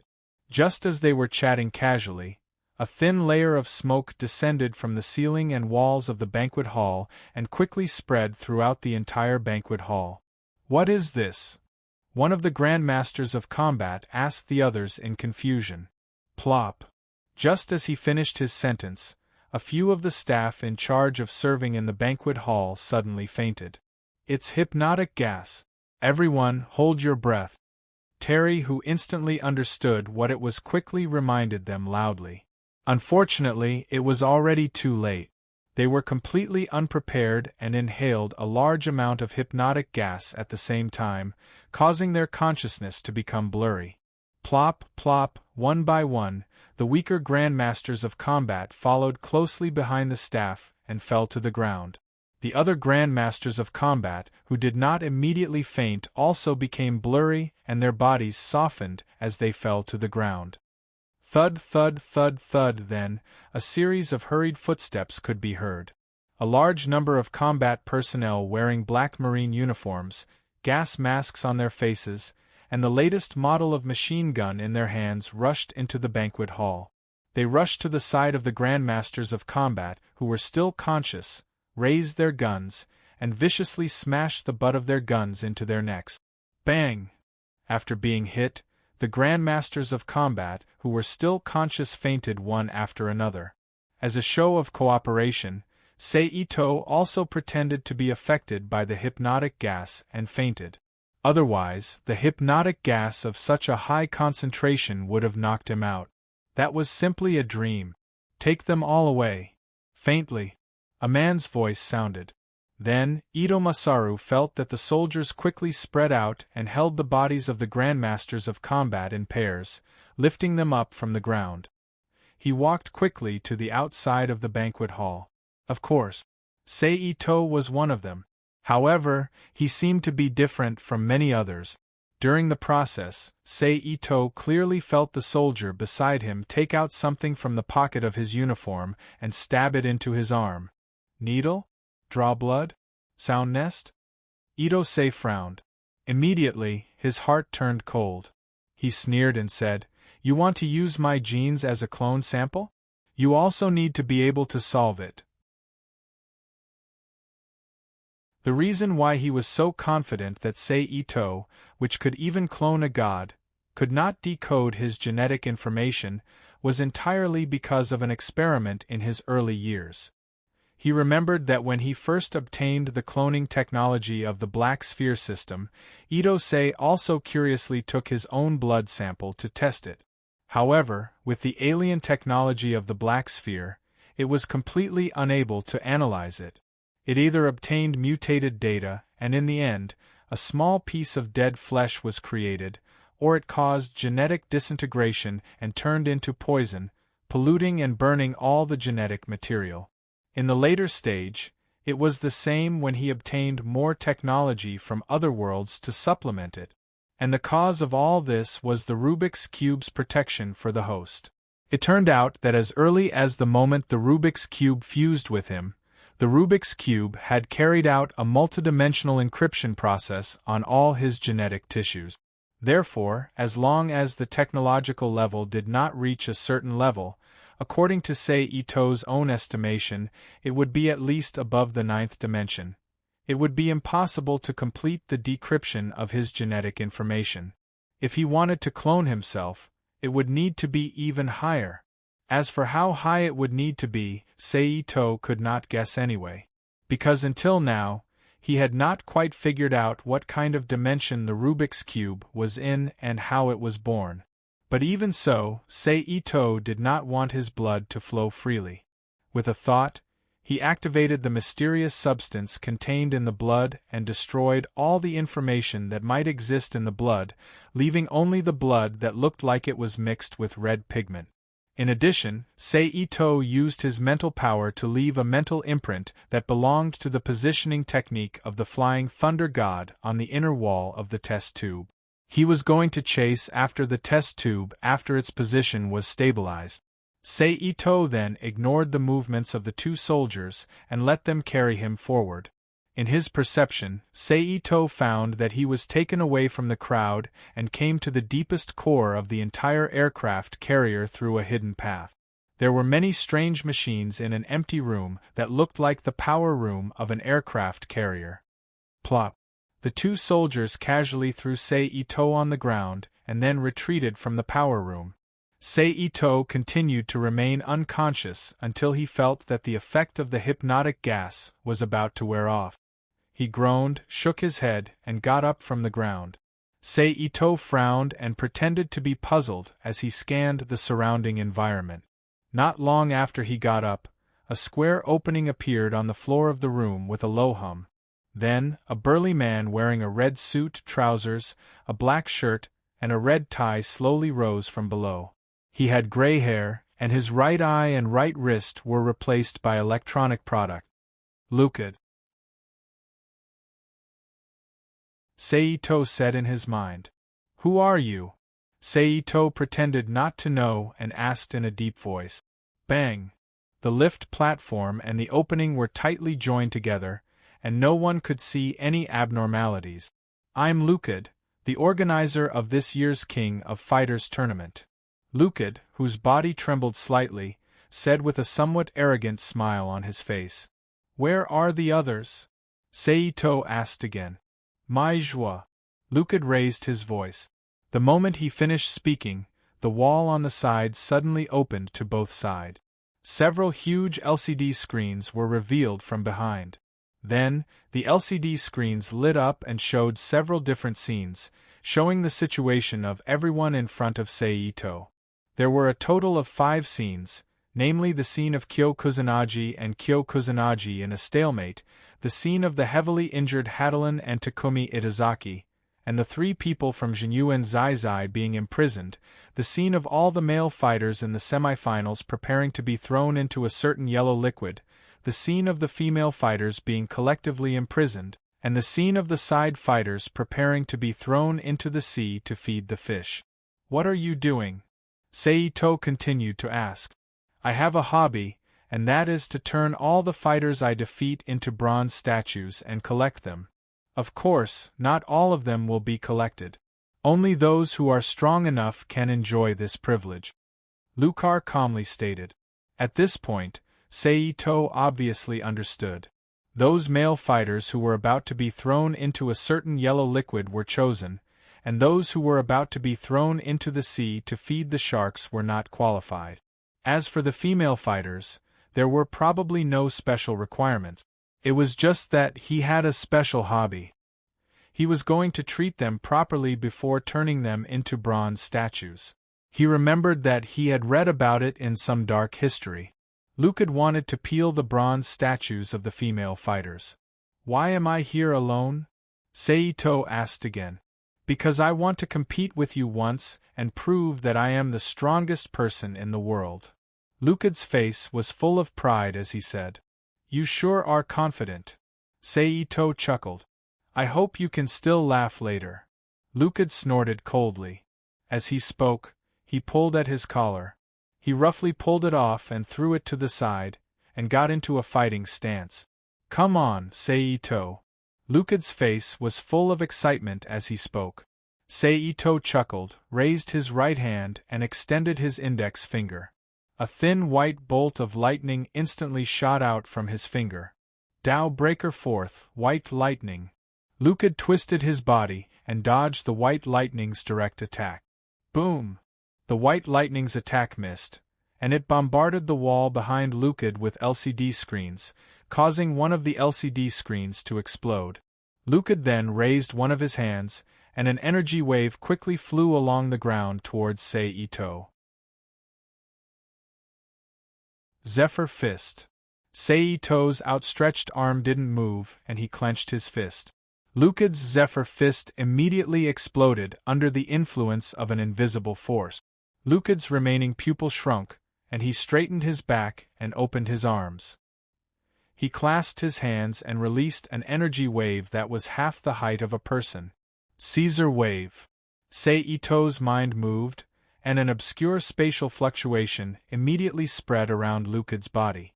Then, with a jump, Lucad's figure instantly appeared in the path of the Caesar Wave. Boom! As expected, the Caesar Wave heavily bombarded Lucad's back, causing an explosion. The clothes on his upper body were completely destroyed, and he was sent flying towards Seito. Lucad gritted his teeth and endured the pain in his body. He extended his right arm and grabbed at Seito. At this time, Seito casually swatted down as if he was swatting a fly. Lucad, who was flying in front of him, immediately fell to the ground and slammed into the ground. Bang! Seito squatted down and looked at Lucad, who was struggling to get up under the suppression of psychokinesis. He said softly, "You're arrogant again. No wonder Gornitz blinded you in one eye. Who are you?" Lucad raised his head and stared at Seito in front of him. The electronic eye in his right eye flashed red as he questioned in a deep voice. "Who I am is not important. What's important is, do you have any last words?" Seito smiled slightly and said softly, "You want me to die?" "In your dreams," Lucad shouted crazily. As soon as he finished speaking, a violent, dark energy fluctuation that did not belong to a human suddenly erupted from his body. It stimulated his body to rapidly expand and turn black. Then, he roared like a wild beast and confronted the psychokinesis that Seito exerted on him. "Dark energy! Let me see your performance." Seito saw this and laughed softly. Then, without hesitation, he exerted an even more powerful psychokinesis on Lucad's body. Bang! In an instant, Lucad, who had just propped himself up a short distance from the ground, fell heavily to the ground again. Lucad roared. Then, an even more powerful dark energy erupted from his body and resisted Seito's oppression. However, the effect was in vain. He still could not get up from the ground. Bang! Bang! Layers of circular depressions began to appear on the alloy floor of the room under the psychokinesis oppression. Boom! In just 10 seconds there was a loud bang. The alloy floor shattered and Lucad fell to the lower level of the cabin. Bang! Lucad's body fell heavily to the floor and continued to be suppressed by the psychokinesis that came with him. At this time, Seito stood up and walked to the gap in front of him. It was as if he was taking an invisible elevator and slowly descended to the lower level. He continued to look at the struggling Lucid with an indifferent gaze. However, in the next moment, the dark energy on Lucid's body increased. It exploded along with Lucid's body and turned into ion energy flow. It broke through the psychokinesis and raged in the cabin like a hurricane. Seito used his psychokinesis to form a shield around his body and blocked all the energy impact outside of his body. After half a minute, the energy turbulence finally calmed down. "It's time to increase my favorability," Seito whispered to himself. Then, he spread out his spirit and searched the entire aircraft carrier. Soon, he found the place where the Grandmasters of Combat were locked up. Seito's body flashed and appeared in the prison cell where the female Grandmasters of Combat were locked up. "Mr. Ito?" Looking at Seito, who suddenly appeared in the prison cell, Athena Asamiya exclaimed in surprise. "Ito-san." Tungtang Kaori followed suit. The other female Grandmasters of Combat also turned their attention to him. "Let's go. I'll bring you out." Seito nodded at them and smiled. Then, he turned around and punched the alloy wall not far away. Boom! In an instant there was a loud explosion and a huge hole appeared in the wall. The outside passage was revealed to the female Grandmasters of Combat. Hiss! Although they knew that Seito was strong, this level of strength still made them take a deep breath. "Let's go." Seito ignored their shock and immediately shouted. The female Grandmasters of Combat looked at each other and quickly left the prison cell with Seito. They rushed to the location of the other male Grandmasters of Combat. Under Seito's guidance, in less than half an hour, all the Grandmasters of Combat including Hadier, Shoujo Ito, Zenjenzai, and Kyo Kusanagi, who were carrying the fainted Kusanagi fireboat, were all rescued. "Major? Let's leave this place quickly. I don't know if there's a time bomb installed on this ship. It's going to explode in 8 minutes. Ralph's urgent voice came from the communication device that Major Hardiron had gotten from God knows where, and he said, "Sir, I'm here."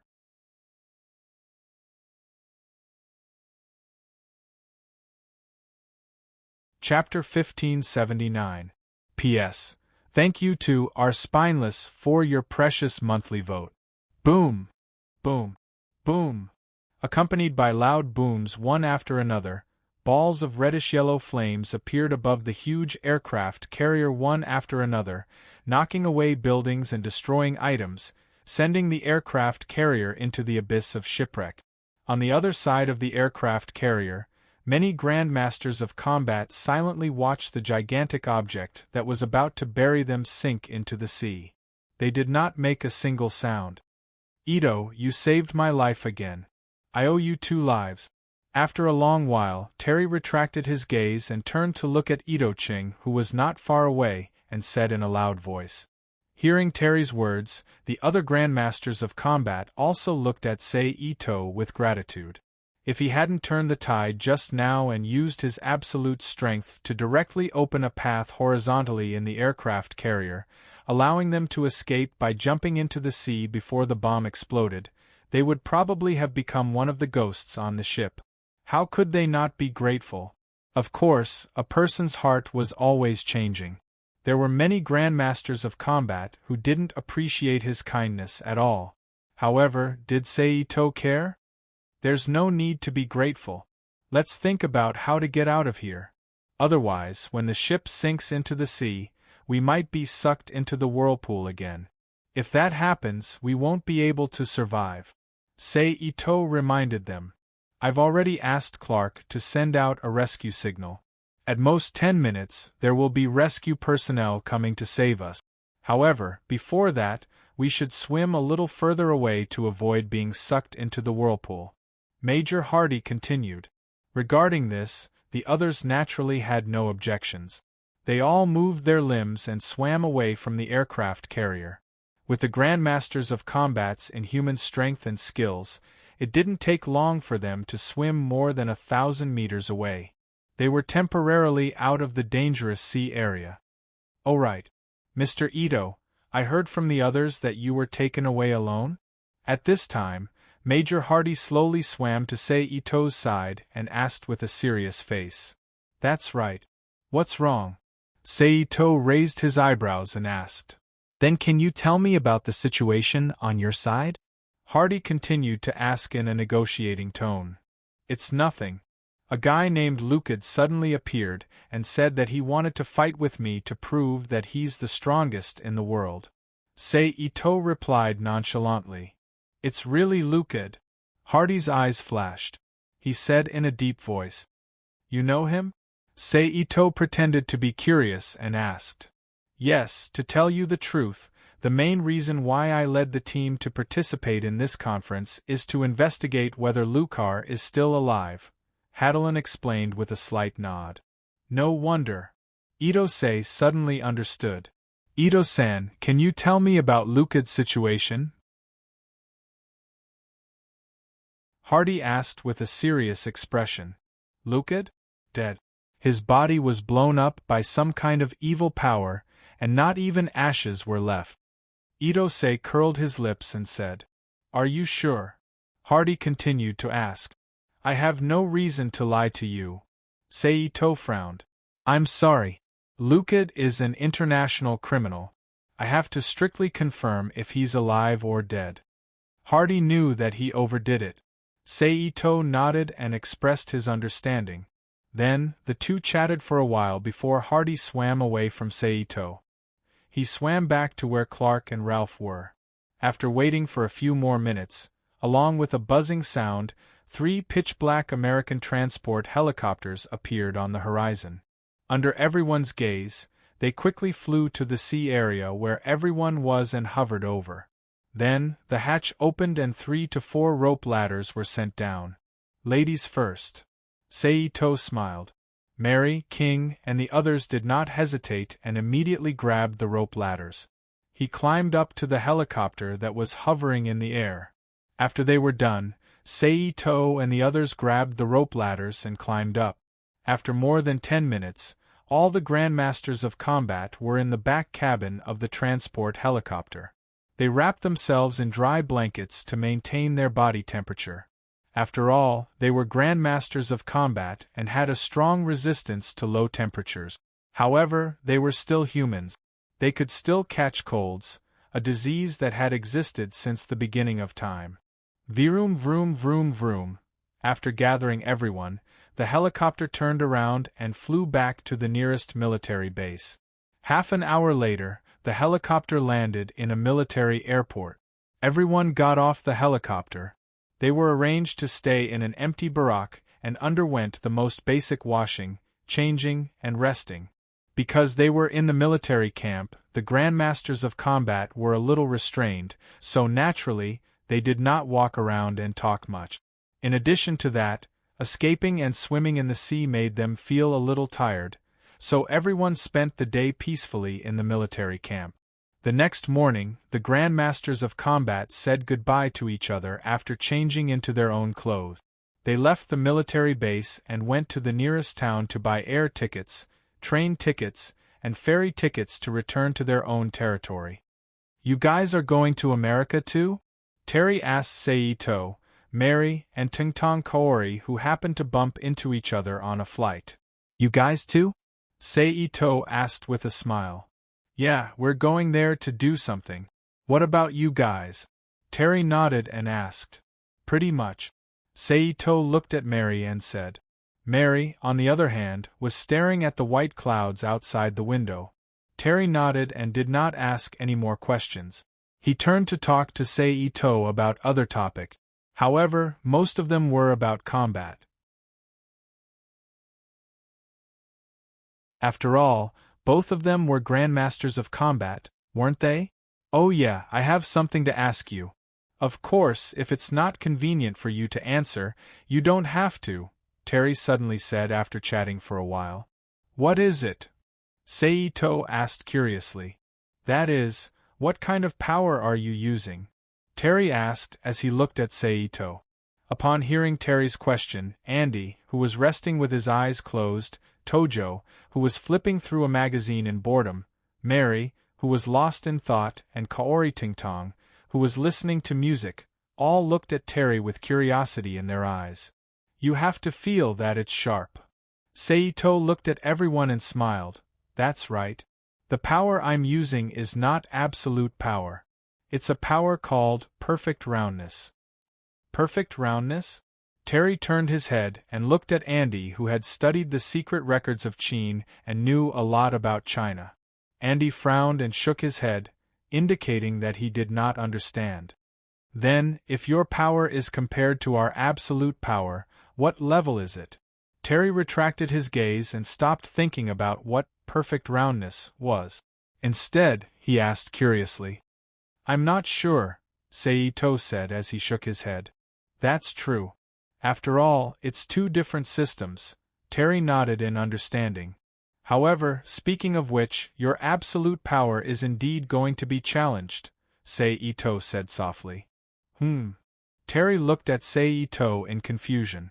When I was fighting with Lucid earlier, I felt another kind of power from him. That power was very strong. It's definitely not something that the absolute power you guys are using right now can compare to. Moreover, it's filled with an evil and destructive aura. If I'm not wrong, it should be a power that's stronger than absolute power in terms of quality, Seito explained. Stronger than absolute power in terms of quality? Terry raised his hand and touched his chin. He lowered his head and frowned as he fell into deep thought. The others couldn't help but reveal thoughtful expressions. After all, this was important information about themselves. After a while, Seito reached out and patted Terry, who was still in deep thought. He chuckled and said, "All right, don't think too much about it. I believe that when you guys encounter that kind of power, your strength will definitely become stronger. You might even comprehend a power that's stronger than absolute power, right? A power that's stronger than absolute power. That's for sure," Terry said with a look of yearning when he heard that. Then, his expression became firm as he laughed confidently. After that, the few of them stopped talking about power. Instead, they started to talk about fighting techniques. Naturally, Seito, who had an extremely high level of power, shocked them again. Terry, Tungtong Kaori, Higashi, and even Andy, who was estranged from Seito, admired him. Just like that, the flight ended while they were chatting and laughing. The plane landed at an airport in the United States. After that, Terry and the other two bid farewell to Seito and the others and went to buy tickets to fly to a city near Nanjing. You guys! Dozens of minutes later, Terry and the other two, who had bumped into each other in another plane, looked at Seito and the others with a stunned expression. It seems that we're going the same way again, Seito said with a smile. Then, he exchanged seats with the passengers who were sitting near Terry and continued to chat together until the plane landed in another city. This time, Terry and the others bid farewell to Seito and the other two again and took a taxi to a nearby bus station. However, Seito knew that no matter where they went, their destination would definitely be Nanjing. This was because Seito remembered very clearly that Geese Howard died in 1995. With a smile on his face, Seito stopped a taxi and asked the driver to take them directly to Nanjing. A few hours later, the car arrived at Nanjing, but it stopped at the edge of the city. No matter what, it was not willing to drive into Nanjing. Seito and the other two had no choice but to get out of the taxi and walk into Nanjing. Finally, they settled down in a hotel that looked quite good. Dang, dang, dang. A little later, Seito walked to Mary's room and knocked on the door.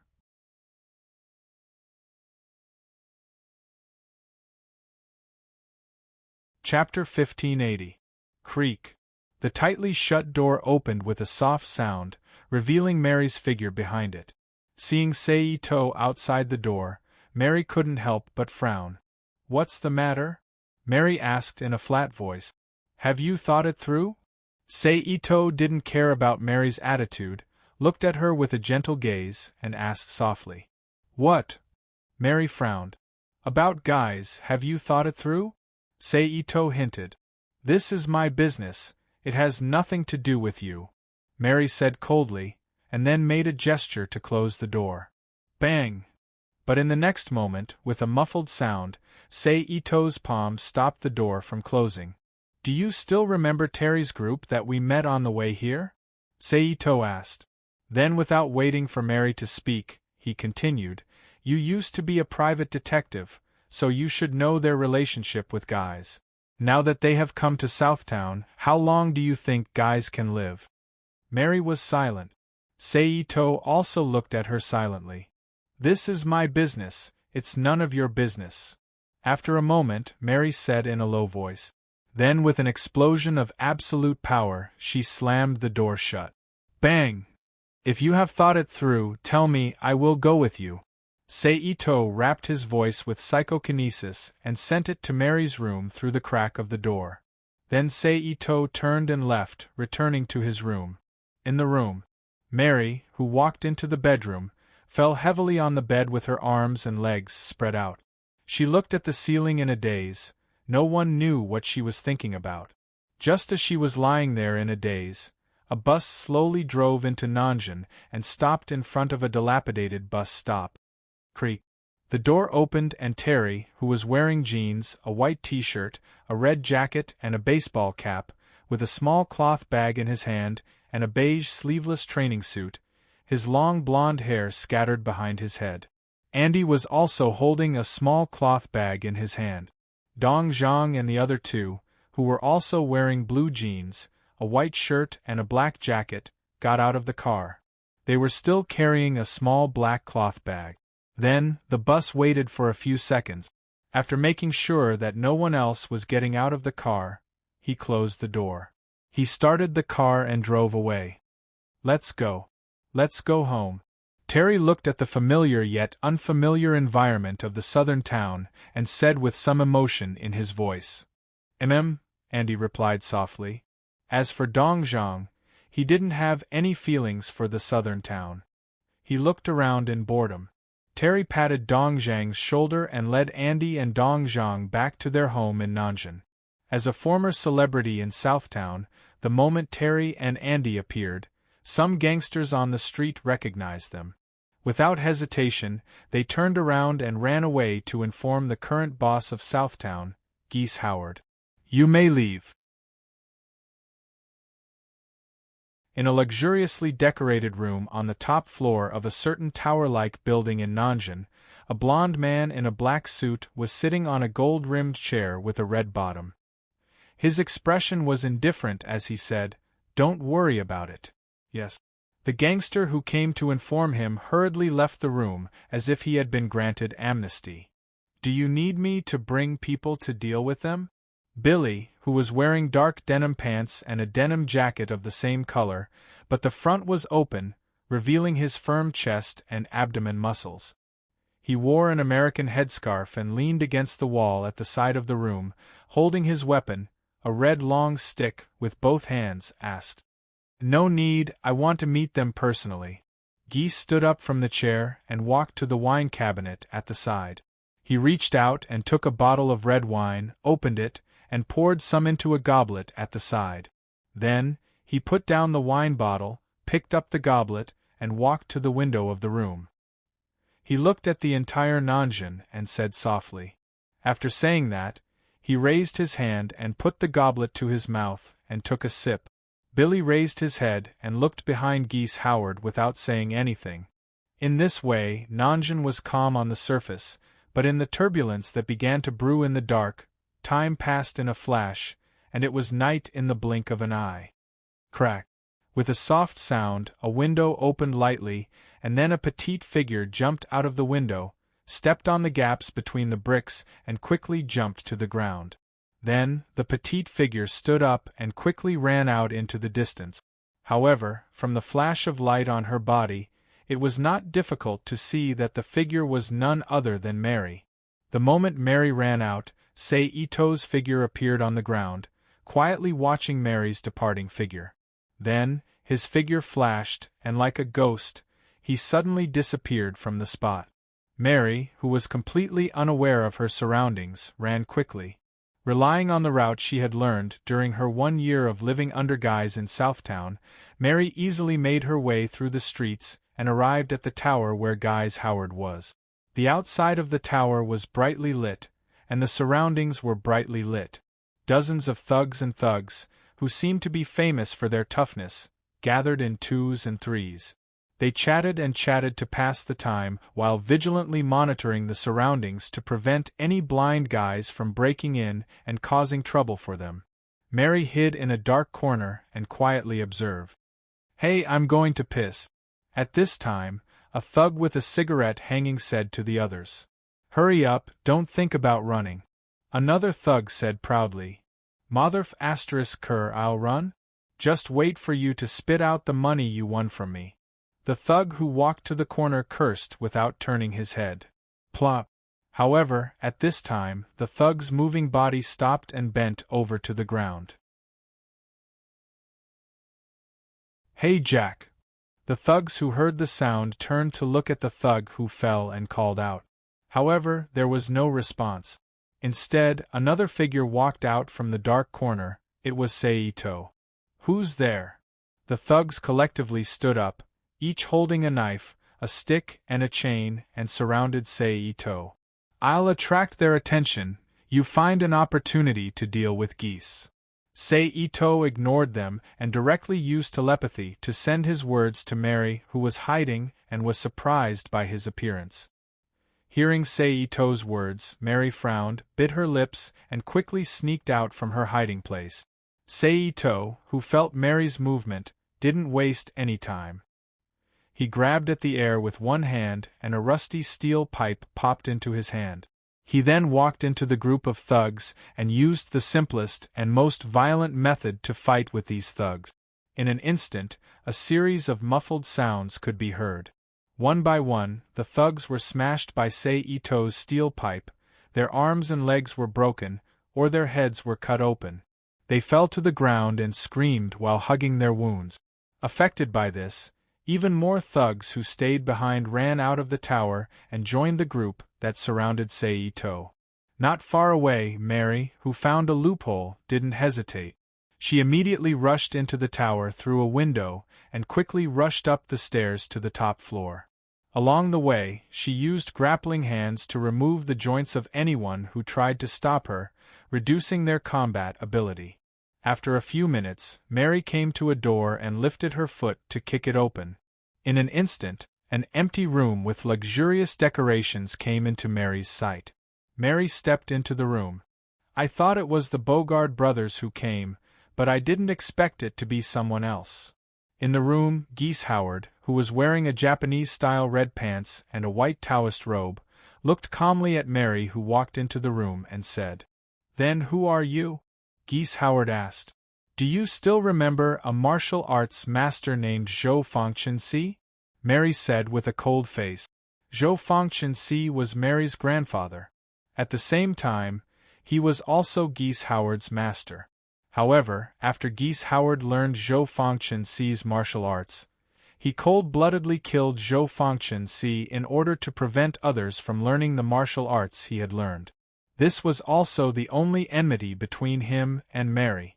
As for Mary's father, he died in a mission to protect the President of the United States. It had nothing to do with geese.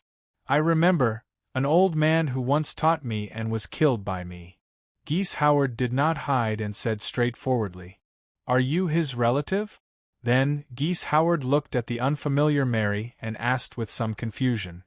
"He is my grandfather," Mary said with resentment in her eyes. "Understood. In that case, make your move. Let me see how much of his martial arts you have mastered." Geese Howard put on a martial arts posture and looked at Mary and said calmly. Mary shouted and rushed to the front of Geese Howard in 2-step.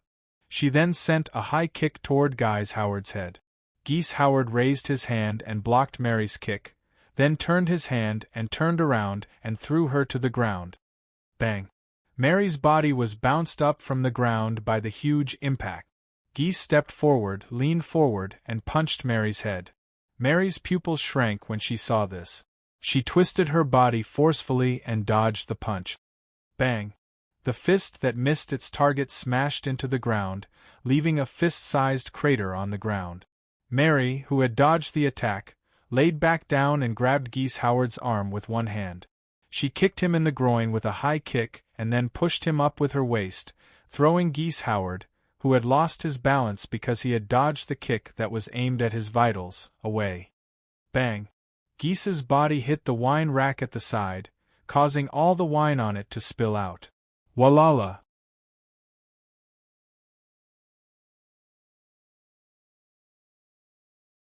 Chapter 1581. P.S. Thanks to Always Late, Idler Shao-Chi, Yenxian Yen, Olas, T-Can, and NXCX for their precious monthly votes. Thanks to NXCX, Instant Potato, Patrol Envoy, and Sniper Number 11 for their tip. It's you?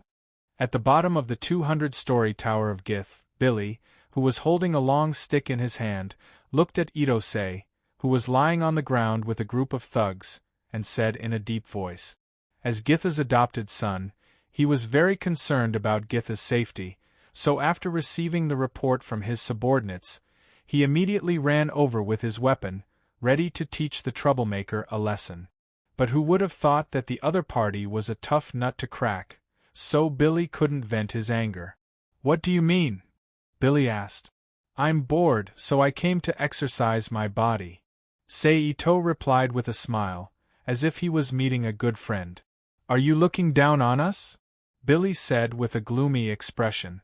"If you want to think that way, fine. Just take it that I'm looking down on you." Seito shrugged indifferently and said casually, "Bastard!" Billy cursed. Then he stopped suppressing the anger in his heart, jumped up, and swung his stick at Seito. In the dance, the stick turned from one to many, and each of them was split into several pieces, connected by black metal chains, as if they were forcibly gathered into a bundle of sticks and smashed down. This was Billy's ultimate move. Seito chuckled and jumped back gently. He dodged the stick's attack range. Boom! The stick that missed its target smashed on the ground, forming a shockwave that spread out, and all the thugs lying around were knocked out. Then Seito stomped his foot, and his body instantly rushed to Billy and punched him in the stomach. Bang! In the dull sound, Billy's eyes widened, and his mouth made a ho-ho sound as he knelt on the ground. Seito grabbed Billy's head and threw him away. Bang! Wallalala! Billy bumped into a pile of junk and knocked things over, making a series of noises. How could this be? Even Big Brother Billy failed. Who the hell is this guy? As an expert in Guy's organization, he was second only to Guy's himself. Billy's failure immediately intimidated the hooligans who were just about to make a move.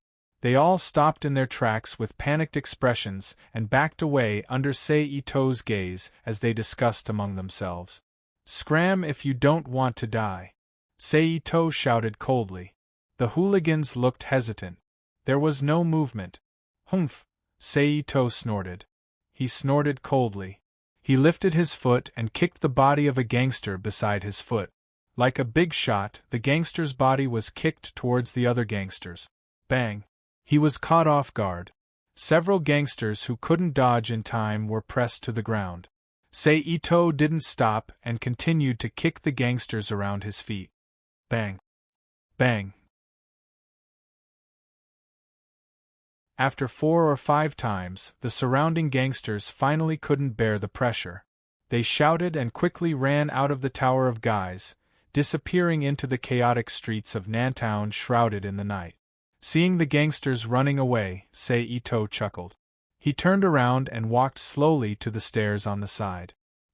He sat down and released his spirit power to the top of the Tower of Guys to observe the battle between Mary and Guys. At the top of the tower, in Guys's room, his Taoist robe was soaked in wine and turned light red. His body was covered with watermarks as he stood up from the scattered wine rack. Then at the next moment, a circle of blue flame appeared under his feet, emitting a faint light.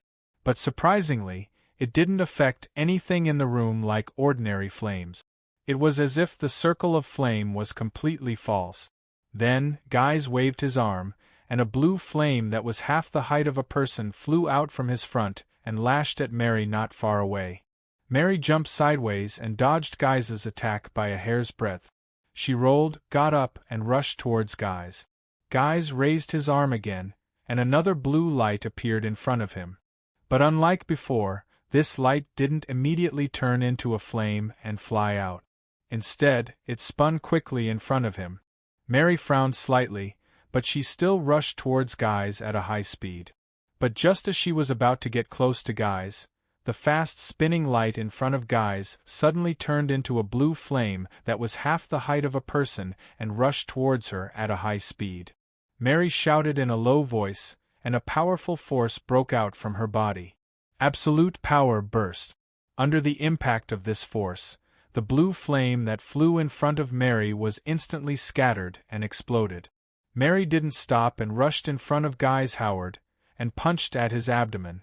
Guys flipped his palm and blocked his abdomen, blocking Mary's punch. Then, he bent his arm sideways and hit Mary's face with his elbow. Mary lowered her head and dodged the elbow. However, in the next moment, a knee hit Mary's cheekbone, causing her head to fly up into the air. A trace of blood sprayed out from Mary's nose. Then, Guys threw a punch at Mary's chest and abdomen. Bang! Mary's body flew back quickly, and only stopped when she flew more than 2 meters away, and fell to the ground. Then, Guys Howard jumped up and crossed the distance between him and Mary in midair. He landed in front of Mary, and his hands landed on the ground. In an instant, a powerful aura erupted from Guys Howard's body, forming waves of blue aura that rose from the ground in front of Guys. These waves of aura were like sharp blades of energy, slicing at Mary, who had just regained her senses and was the one who had hurriedly rolled away to avoid the attack. Guys's ultimate skill, Aura Storm. Puff, puff, puff, puff. In an instant, a series of muffled sounds rang out. Mary's arm, her thighs and waist were immediately cut open by the energy blades formed by the Aura Storm. Large amounts of blood flowed out from the wounds, dyeing Mary's body and the ground she was on red. Mary, whose face was full of pain, didn't make a sound and quickly got up from the ground. Then, in the next moment, the moment Guys withdrew the Aura Storm, Mary abruptly erupted with her strength and displayed her ultimate skill. Mary's body moved quickly, leaving behind dark blue afterimages as she rushed past Guys. She ran over. She went back and forth 4 times, then raised her leg and kicked Guys's body into a C shape. She then used her hand as a knife. Several blue moon-shaped blades of light appeared. They cut into Guys's body. During this process, Guys's body was also lifted into the air by Mary's rising attack. Then, Mary, who had finished unleashing her ultimate skill, landed back on the ground, but her attack wasn't over yet. Then, she jumped up from the ground again and hooked her leg around the neck of Guys Howard, who had just landed. She strangled him and slammed his head into the ground. Bang! A semicircular depression appeared in the ground amidst a violent, muffled sound. Mary pulled back her leg and sat on Guys's chest. She stretched her hands forward and grabbed Guys Howard's neck like a pair of pliers. Her face was full of ferocious killing intent. Guys's face started to turn red under Mary's grip. However, it was a little too hasty to kill the boss-like Guys like this. The red-faced Guys straightened his waist and kicked his right leg up from the ground, landing on Mary's back and kicking her away from him. Mary, who was kicked in the wound, grunted and rolled away, dispersing the force on her body. Then, Mary and Guys Howard, who had shallow wounds on his chest, both stood up from the ground and faced each other. Guys raised his hand and felt around the wound on his chest. He then brought his bloodied finger to his eyes and brought it to his mouth. He stuck out his tongue and licked it. A crazy and sinister smile appeared on his face. Ha ha ha ha ha. Then, Guys's laughter suddenly stopped. He took a step forward and charged at Mary. Mary lowered her body and assumed a defensive stance. However, She immediately changed her expression and tightened her arms into a defensive stance. At this moment, Guise, who was charging forward, retracted his hands to the side of his waist as if he was about to use Kamehameha. He then opened his hands wide, raising one hand above his head and the other in front of his abdomen like a tiger's paw. His entire upper body was wrapped in blue flames as he charged in front of Mary and delivered the tiger's paw at her abdomen. Bang! Under the tremendous impact, Mary's body immediately slid back and only stopped when her head hit the wall of the room. However, before she could recover from the impact, a blue flame aura appeared in front of her once again and bombarded her body. Boom! Under the impact of the explosion, Mary's body sank a small layer into the wall. Immediately after, Guise Howard's figure appeared on Mary's body. He used his unique I-style combat technique, which was a combination of the martial arts of countless schools, as well as the techniques from the secret book of Qin, to unleash a torrential storm of attacks on Mary, who was trapped in the wall. Bang bang bang bang bang. A series of muffled sounds immediately echoed in Guise's room. I didn't expect Guise to be so strong. I really don't know how Terry and Andy in The Legend of Hungry Wolf knocked him down from the tower. It should be because of the protagonist's luck. Seito sighed in his heart as he took in all of this through the perception of his spirit power. Then, with a thought, he disappeared from the spot and appeared in Guise's room in the next second. Seito grabbed Guise's collar and threw him out. Boom! Under Seito's powerful throw, Guise's body crashed into the wall like a cannonball and sunk deeply into the wall. Plop! Mary, who was freed from Guise's violent attacks, had a pale face. She knelt down weakly and lay on the ground. Seito quickly walked to Mary's side and squatted down. With a thought, he created a cloud of pure life energy and threw it into Mary's body. Almost visible to the naked eye, the wounds on Mary's body quickly stopped bleeding, shrank, grew, and healed. At the same time, the bone marrow in her body began to accelerate the speed of blood production, recovering the blood loss caused by Mary's excessive bleeding. After Mary's condition was basically stable, Seito turned his head to look at Guise. At this time, Guise had already separated from the wall. "Who are you?" Guise asked with a gloomy face. Seito. Seito exerted strength in his arms and stood up from the ground with Mary in his arms. "King of Fighters?" Guise sneered. "You are well informed." Seito chuckled. "Do you also want to be my enemy?" Guise said in a deep voice. "Be your enemy?" Seito looked at Guise with a surprised expression and said in disdain, "You are not qualified." Hearing this, Guise was furious and his aura burst out uncontrollably.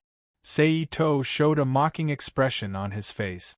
Then, without seeing him do anything, Guise's body fell to the ground with his face down. Bang! Seito glanced at Guise Howard with a mocking expression. Then, with a thought, he launched instant transmission and disappeared from Guise's room with Mary. He returned to the hotel where he, Mary, and Tengtong Kaguro were staying. In Mary's room, he put her back on the bed. Then, he used instant transmission to move the clothes on Mary's body, revealing her naked body.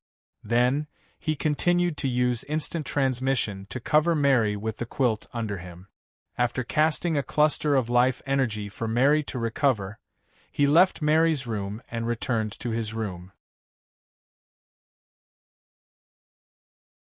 Probably because of Seito, the humiliated Guise did not mobilize his subordinates to search the town for the whereabouts of Seito and Mary. Therefore, the night passed very peacefully and comfortably until the next day. With a low moan, Mary woke up from her sleep with a ruddy face. She opened her eyes and looked at the room in a daze. In just 2 seconds, her expression tightened and she sat up from the bed. Under this intense action, the quilt slipped off, exposing Mary's delicate and seductive body to the air. Mary, who suddenly felt a chill in her body, instantly realized her situation. She quickly looked around the room with an unfriendly expression. After confirming that this was the hotel room she was staying in, she stretched out her back and pulled the blanket to cover the front part of her body. She got off the bed and started searching the room. In less than a minute, the room was thoroughly searched by Mary. After making sure that there were no outsiders, Mary walked back to the bedroom, sat back on the bed, and recalled the situation last night. Sneaking out of the room, sneaking into the Tower of Guys. Seito came out to help her attract attention. She sneaked into the tower, found Guys and fought with him. In the end, she was beaten up by Guys. Seito. Mary, who recalled that she seemed to have seen Seito's back before she fainted, murmured softly.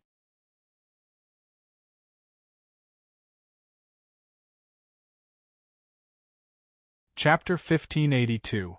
P.S. Thank you to Moonless Aqua for your precious monthly vote. An hour later, Mary, Tungtong Kaori, and Seito appeared in the hotel restaurant. They sat around a round table and enjoyed their breakfast in a harmonious atmosphere.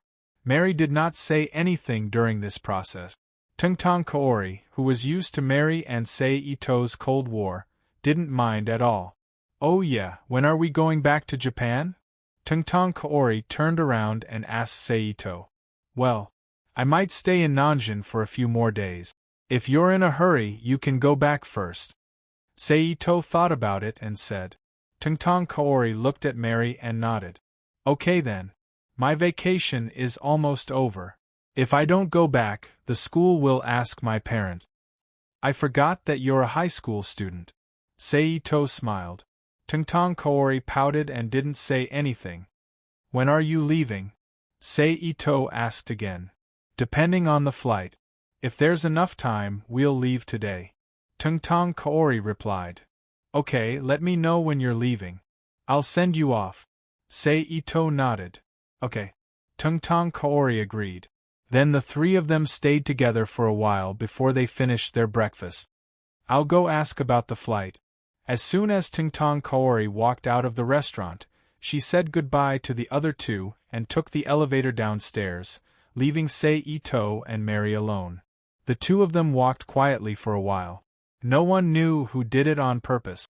Finally, they came to a secluded place where no one was around and stood still. Mary turned around and looked deeply at Seito. Did you send me back yesterday? Yes. Seito nodded. Can you take off my clothes? Mary narrowed her eyes and continued to ask. Yes. Seito nodded and smiled as he said softly, Don't worry, I'll take responsibility. Mary narrowed her eyes and didn't say anything. Her chest heaved as she looked at Seito. Seito reached out and touched Mary's cheek. Mary stepped back and dodged Seito's palm. Seito raised his eyebrows. He immediately took a step forward. Mary frowned and waved her hand to hit the palm. With a light paw sound, the two palms clashed together. Seito closed his palms. He took Mary's hand in his. Then, he forcefully pulled it behind him. Pulling Mary's body in front of him, he stretched out his left arm and wrapped it around her waist. Lowering his head, he kissed Mary's lip. He gave her a French kiss. Mary's body struggled slightly. Seeing that she couldn't break free, she began to enjoy it passively. After a while, the two of them separated. Let's end the Cold War here, Seito said softly as he looked down at Mary, who was gasping for fresh air in his arms. Mary glanced at Seito and didn't say anything. It wasn't clear if she silently agreed or if she didn't intend to agree at all. Seito didn't waste any time and continued to kiss her. This time Mary, who seemed to know that she couldn't resist, didn't resist. She simply closed her eyes and accepted Seito's kiss. However, as time passed, she gradually changed from passively dodging to actively chasing, until finally, they were entangled together. Take it as returning the favor. When the two of them separated again, Mary said in a low voice. From her words and expression, Seito could tell that Mary was feeling very conflicted. She didn't intend to accept his existence, and let him replace her dead boyfriend as her sweetheart. However, because of the previous few situations, his image had been deeply etched in her heart and left a deep impression. She didn't know what to do. All right then. In the future, we'll come once in the morning, once in the afternoon, and once in the evening. It's the same before and after meals. It's the same when we meet and part. In short, as long as it's necessary and there's a reason, we'll come once. Seito laughed strangely. Get lost. Mary was annoyed when she heard this. She pushed Seito away with all her might. But then again, since we're in Southtown, we might as well go to the Phantom Bar to see King. Seito rubbed his chin with his right index finger and pretended to be deep in thought as he muttered in a low voice that Mary just happened to hear. Mary's expression froze. Her expression didn't look too good. Forget it. I might have to send Xiangqing over later. Let's talk about it later. Seito chuckled when he saw the change in Mary's expression. Sure enough, after he finished speaking, Mary's expression didn't look too good, but it wasn't as bad as it was just now. Seito struck while the iron was hot. He pulled Mary into his arms again and lowered his head to kiss her. I'll go check on Xiangqing. After a while, the two separated. Seito turned around and left from a secluded place. He said to Mary, who was still breathing heavily. Then, after a few turns, he disappeared from Mary's sight and found Tongtong Xiangqing. Tongtong Xiangqing was in luck. Coincidentally, there was a flight to Japan later. Tongtong Xiangqing didn't want to waste the opportunity.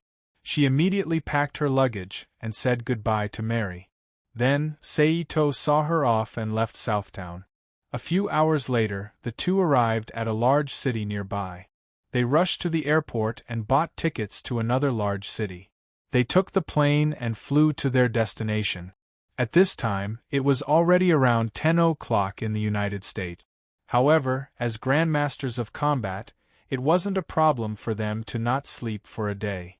Therefore, the two didn't stay any longer. They rushed to the new city's international airport and bought tickets to international flights to Japan.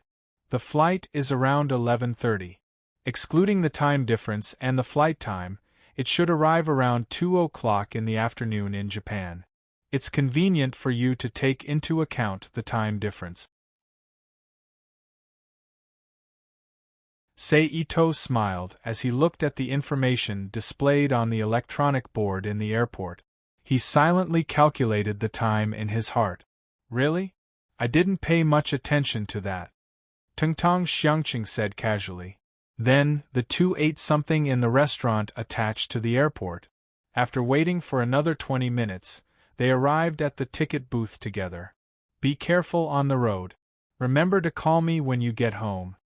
Seito said. Okay. Tongtong Xiangqing replied. After receiving the reply, Seito didn't say anything else. He took a step back and watched as Tongtong Xiangqing passed through the ticket booth and disappeared into the boarding passage. About half an hour later, accompanied by a loud roar, a plane took off from the airport. It quickly flew away in the night sky. I should go back. Seito watched the plane fly away and whispered to himself. Then, his figure flashed and disappeared from the airport. He returned to the hotel in Nantown where he, Mary, and Tongtong Xiangqing stayed together. He went to his room and lay on the bed to rest. It wasn't until the next morning that he woke up from his sleep with a melodious ringtone. Hello. Seito pressed the answer button and put the phone to his ear. It's me. I'm home. Tongtong Xiangqing's voice came from the phone. Is that so? That's good. Remember to rest early. Seito smiled. I know. My mother asked me to thank you on her behalf. Your mother is so polite. The two chatted for a while and then ended the call.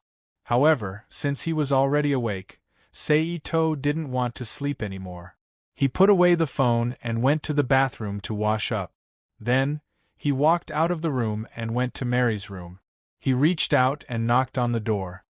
Knock, knock, knock, knock. Soon, with a soft sound, the door was opened.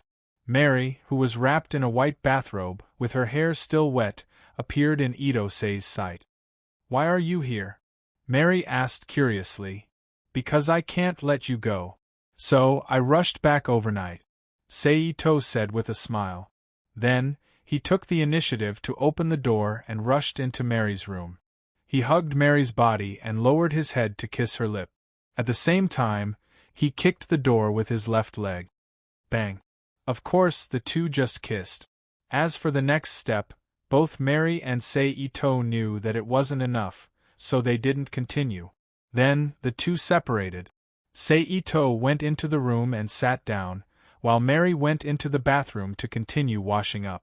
It wasn't until 7 or 8 minutes later that Mary, who was wearing the same old dark blue trousers and a tight red sleeveless vest, came out of the bathroom again. Mary took her coat and left the room with Seito to start their life in Nanjing. Just like that, the two of them spent 4 to 5 days together like a couple, but they weren't exactly like a couple. However, on this night, Seito sneaked out of the room and once again appeared near the Tower of Guys built by Guys Howard. At this time, around the Tower of Guys, there were a large number of gangsters and berserkers with all kinds of strange weapons and tools gathered. Under the lead of Guys's foster son, their big brother Billy, they surrounded 3 men in the middle. These 3 men were none other than the brothers Terry and Andy, who came back to Nanjing to seek revenge. They were accompanied by the Muay Thai fighter, Dong Zhang. "Terry, I will hold Billy and these guys back. You and Andy will rush in and seek revenge on Guys." Dong Zhang, who was standing back to back with Terry and Andy, said softly. "Okay, Dong Zhang. I'll leave it to you later." Terry thought for a while and said while gritting his teeth, "Brother!" Andy exclaimed. He knew very well that with Billy, who was on par with him, and surrounded by so many gangsters, even if Dong Zhang was a master of combat, he could still die. He couldn't understand why his brother, who had always been close to Dong Zhang, would make such a decision. "Andy, don't worry. These people can't do anything to me." Dong Zhang laughed casually. "Andy, believe in Dong Zhang, and also believe in ourselves," Terry said.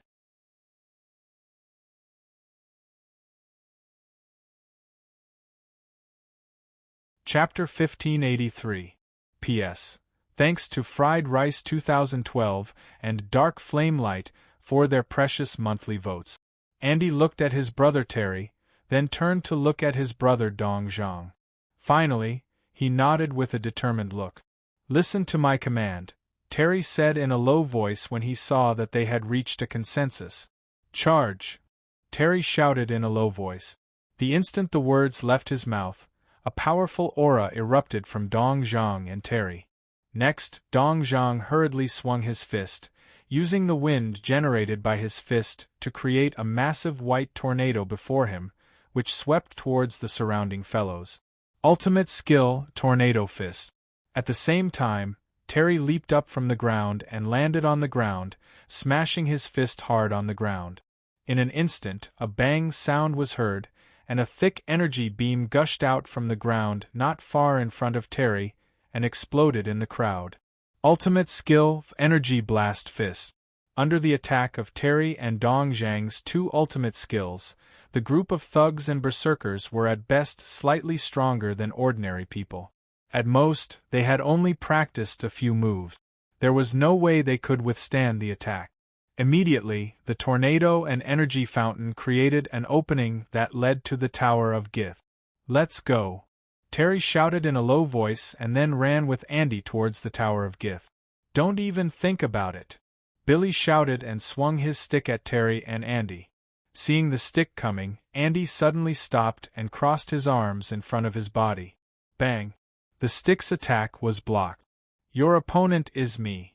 However, at this moment, Dong Zhang's voice suddenly sounded. At the same time, he rushed to Andy's side and blocked Billy's path. Andy glanced at Dong Zhang. Without hesitation, he waved his fists and kicked several thugs, gangsters, and bikers away. He quickly rushed into the Tower of Guys with Terry at the front. "Hee hee. Dong Zhang, who saw this scene from the corner of his eye, laughed proudly. Damn it! Billy, who had also seen all of this, roared angrily and waved his staff in an even more violent manner, whipping Dong Zhang, who was blocking his way. Send some of you into the tower and stop the Burk. The rest of you, come with me. Take this guy down, Billy ordered coldly as he hit Dong Zhang, who had used a Muay Thai body technique to block his attack. Yes. The surrounding GC gang's underlings responded loudly. Then, they split into two groups. One group rushed into the Tower of Gith, while the other group surrounded Dong Zhang and attacked him with all kinds of iron chains, knives, stones, and even air spears. Dong Zhang was a grandmaster of combat with some strength. However, he still wasn't as heaven-defying as Sei Ito. Moreover, there was Billy, who was at the same level as him, in front of him. He simply had no time to deal with the attacks of others. Thus, it didn't take long for Dong Zhang's body to be covered in bruises from being whipped by rods and chains, as well as slender wounds from being stabbed by small knives. Blood slowly flowed out. Even so, Dong Zhang was still guarding the place, using the Muay Thai techniques he was proficient in to restrain Billy and the surrounding gangsters. On the other side, Terry and Andy, who had just rushed into the Tower of Gith, were attacked by the guards inside the tower. Compared to the guys outside, these guards were not only stronger, but the weapons in their hands had also changed. They were no longer using simple cold weapons, but firearms such as pistols and rifles. These weren't present when Mary snuck in last time. Obviously, after the incident with Mary, GC and Billy had reorganized the defense, rearranging the security forces and equipping the guards with weapons. In other words, because of the incident with Mary, the difficulty for Terry and Andy to climb the tower was several times higher than before. Fortunately, both of them were pugilists with relatively high rank. During their daily training, they would also accept some bounty missions similar to bounty hunters to train themselves. Hence, they did not need modern weapons. Hence, after exchanging a glance with each other, the two of them immediately launched their attacks. Bang bang bang. Da-da-da-da, intense gunshots rang out in the Tower of Gith. Terry and Andy were also very smart. They wouldn't be so stupid as to use their bodies to fight bullets to see who was tougher. When the guards opened fire, they would take advantage of the terrain to hide. Then, they would look for an opportunity to attack the guards and snatch their guns. They would shoot randomly to suppress the guards while rushing up the tower. During this process, the guards with guns became their mobile ammunition depot and shield. Whenever their guns ran out of bullets, they would snatch the guns from the guards with guns and start firing again. If they couldn't find any more, they would grab the bodies of two guards in front of them to block the bullet. Although they didn't kill for no reason, it didn't mean that they didn't know how to kill people. As a grandmaster of combat, they often fought with vicious criminals. In that kind of life-and-death situation, unless the gap between the two sides was too big, it was completely normal to accidentally kill the other side. Therefore, compared to other pure grandmasters of combat like Jin Japon, Itazaki Yoshi, and Robert, the two brothers more or less had blood on their hands. Therefore, they wouldn't be so pedantic as to talk about humanitarianism in a life-threatening situation. Just like that, as they fought back and forth, the two of them charged higher and higher, gradually getting rid of the guards. More than 10 minutes later, the two of them arrived at Howard Guy's room. Terry kicked open the closed door in front of the door. Bang! Terry and Andy walked into the house together through the open door. Then, just like when Mary sneaked in, Howard Guys, who was standing in the center of the room, appeared in front of Terry and Andy. He was wearing red pants and a beige Daoist robe that resembled a Japanese Daoist uniform. "You're finally here, Bogard brothers," Howard Guys said with a faint smile on his face. Terry and Andy didn't say anything. They stood on the left and right sides of Howard Guys, ready to attack at any time. Looks like you're afraid of me," Howard Guys said with a smile. "Guys, don't talk nonsense. "The purpose of us brothers today is to kill you and avenge our father," Terry said in a deep voice with a serious expression. "How boring. It's rare that I want to talk to you guys more." Guy shook his head and said regretfully. "We have nothing to talk about," Andy said coldly with a face full of anger that couldn't be suppressed. "Andy, calm down. Don't let him affect your mood," Terry reminded. "Who?" Andy's heart trembled when he heard that. He took a deep breath and forced himself to calm down. Howard Guy's eyes flashed slightly. He said in a low voice, "You guys go. Let me see how much you've inherited from Jeff." When the two words Jeff came out, Andy's heart that had just calmed down was filled with anger again. "Andy," Terry called in a deep voice. "Brother." Andy turned his head and looked at Terry emotionally. However, at this moment, Guys, who had been motionless all this time, suddenly moved. He rushed to the front of Andy, who had exposed a huge flaw, and pushed his palm toward Andy's chest. Bang! But in the next moment, Terry's figure suddenly appeared in front of Andy. He crossed his arms and blocked Guys's attack. Guys raised his leg and kicked Terry in the stomach. Bang! The huge force made Terry's body hit Andy, who was behind him. Then, both of them fell to the ground. Guys didn't show any mercy. He waved his arm and sent out a blue energy flame that was half the height of a person, Zephyr Fist. Because of the entanglement of their limbs, the two who couldn't dodge or resist were hit by the attack. Boom! The energy flame exploded and formed a shock wave that blew Terry and Andy apart. Then, Guys quickly followed and appeared in front of Andy. He stepped on Andy's abdomen with one foot. Andy, who had regained his senses, finally used his adaptability as a grandmaster of combat. He extended both of his hands and placed them above his abdomen to block Guys's kick. He then exerted force with both of his arms and pushed Guys to the side. In the process, he flipped over and landed a kick on Guys's supporting leg. After receiving this attack, Guys's body immediately fell backward.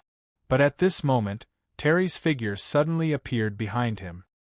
His body was slanted, and he used his shoulder to push Guys's back and sent him flying. At the same time, Andy stood up and a strong aura burst out from his body. He pushed his left hand forward and a blue energy ball that was 4 or 5 times the size of a basketball shot out from his palm. It bombarded Guys's chest, who happened to be pushed back. Ultimate skill, super explosive bullet. And behind Guys's back, Terry used both of his palms to block his back so that he wouldn't take the opportunity to reduce the damage when he was hit by the super explosive bullet. Boom! 2 seconds later, the blue ball of light exploded, forming a shockwave that pushed Guys and Terry, who was behind him, away. But at this time, not only was the lapel of Guys's Taoist robe destroyed, but even the skin on his chest had cracks, and a trace of blood flowed out. Under this kind of attack, as a gang leader, Gee's ruthlessness was aroused from the bottom of his heart. He immediately groaned and forcibly stopped his footstep. Then he grabbed Terry's hair and arm, twisted his body, and fiercely threw him to the ground. Bang! Andy was shocked when he saw this. He quickly turned his body into a stick, jumped up, and kicked Guys. Guys, who noticed Andy's action, smiled coldly. He then grabbed Terry from the ground and sent him to Andy's attack route. Bang! Unsurprisingly, Andy's attack landed squarely on Terry, who was completely unprepared. Terry's expression changed slightly. Then, the two rolled into a ball and fell to the ground. However, in the next second, a large number of blue energy waves rushed out from the ground and cut the body of the two brothers. Ultimate skill, Battle Aura Storm.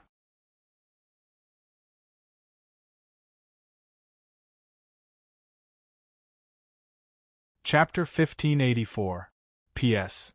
Thanks to Novel Fanatic, Halcyon, Instant Potato, and KX Mars for their precious monthly vote. Puff, puff, puff, puff. As expected, a large amount of bleeding wounds appeared on both Terry and Andy's bodies.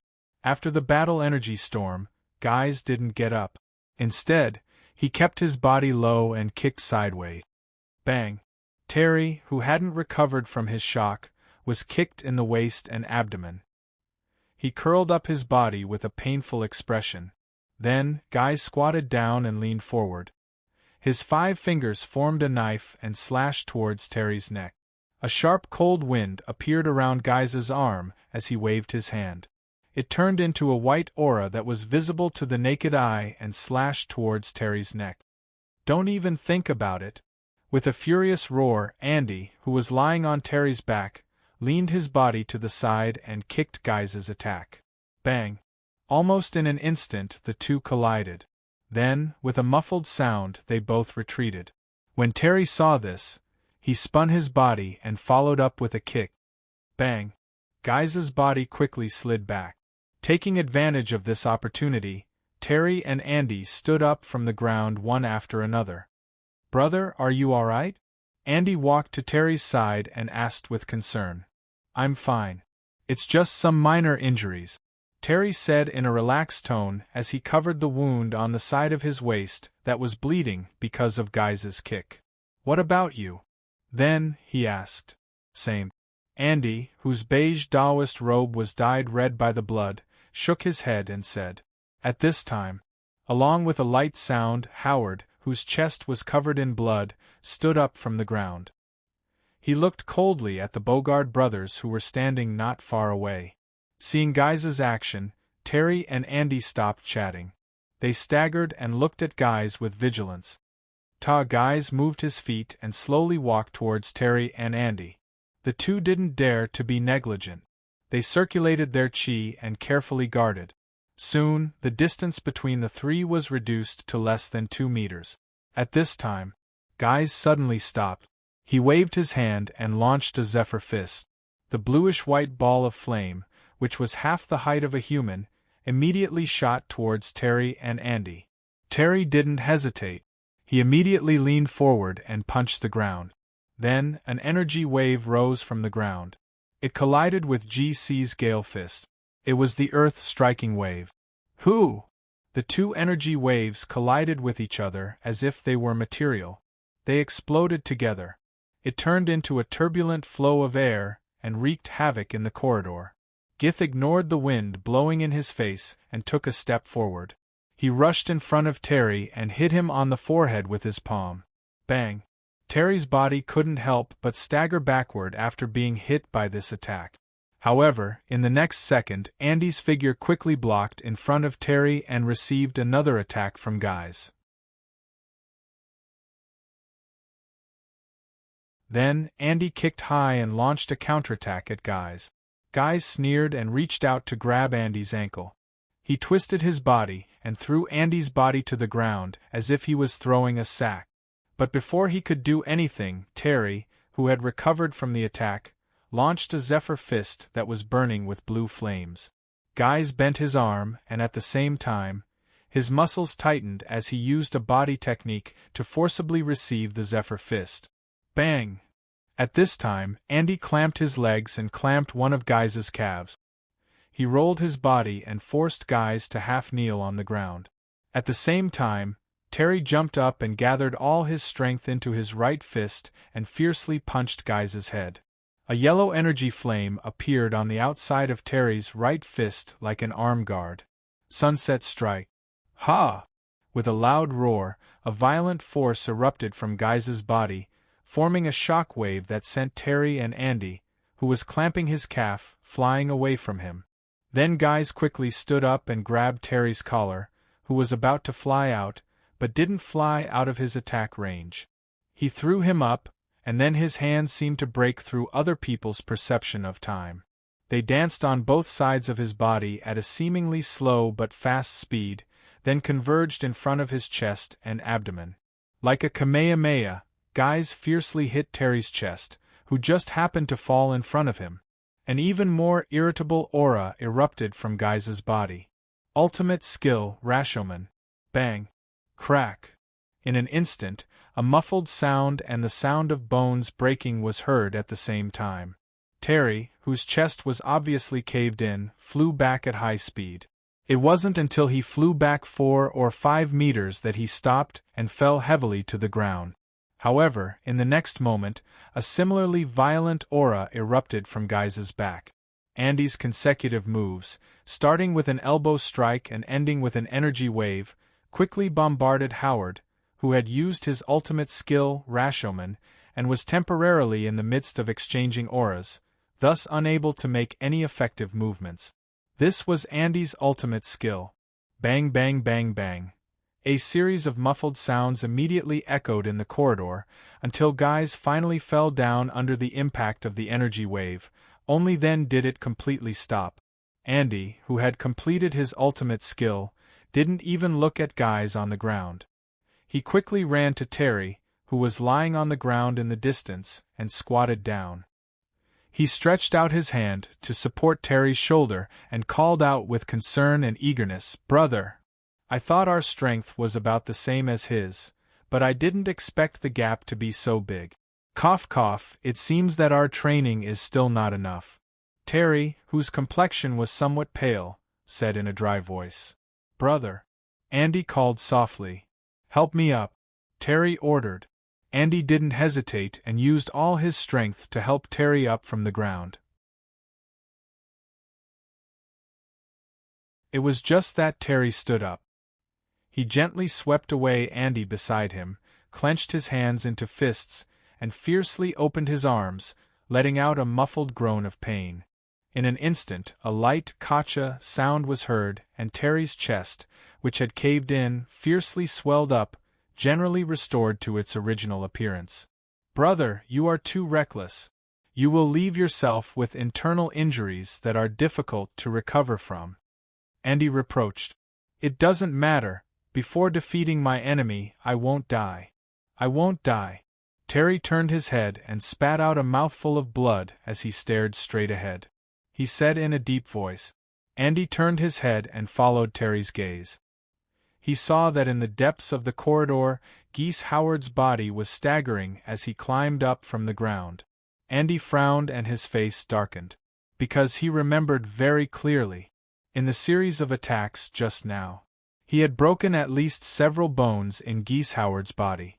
Even the last penetrating force wave should have caused serious internal injuries to Geese. Logically speaking, he shouldn't be able to stand up again, so why was he still able to stand up now? Geese Howard moved his body slightly. His body made "Kacha, Kacha" sounds of bones rubbing against each other, and then he raised his head and looked straight at the Brigard brothers, a sinister smile on his face. "A very good attack, but if you want to defeat me, it's still not enough." Geese laughed sinisterly. "Brother, you take a rest first, let me deal with him." Andy looked straight at Geese and said in a deep voice, "No need, let's do it together." Terry refused. Andy frowned, but after seeing Terry's serious expression, he silently nodded and agreed. "Let's go." Terry shouted in a low voice and took the lead to rush towards Geese Howard. Andy didn't hesitate and followed him. Geese waved his hands and sent out a double gale fist. A huge blue flame immediately shot towards Terry and Andy.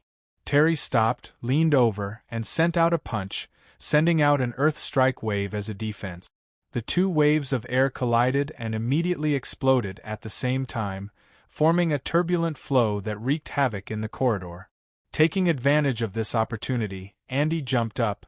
His body was like a spinning stick as he jumped and kicked towards Geese Howard. Geese Howard didn't dodge. The moment he came into contact with Andy, his body leaned to one side, removing part of the power from Andy's foot, and then he forcibly grabbed Andy's leg and used a defensive skill to fiercely throw Andy to the ground. Bang! Then Geese suddenly squatted down. His whole body erupted with a strong aura as he sent out his killing skill, Chi Storm. In an instant, numerous blade-like rays of blue light rose from the ground, stabbing into Andy, who had no way of dodging, creating even more wounds on his already broken body.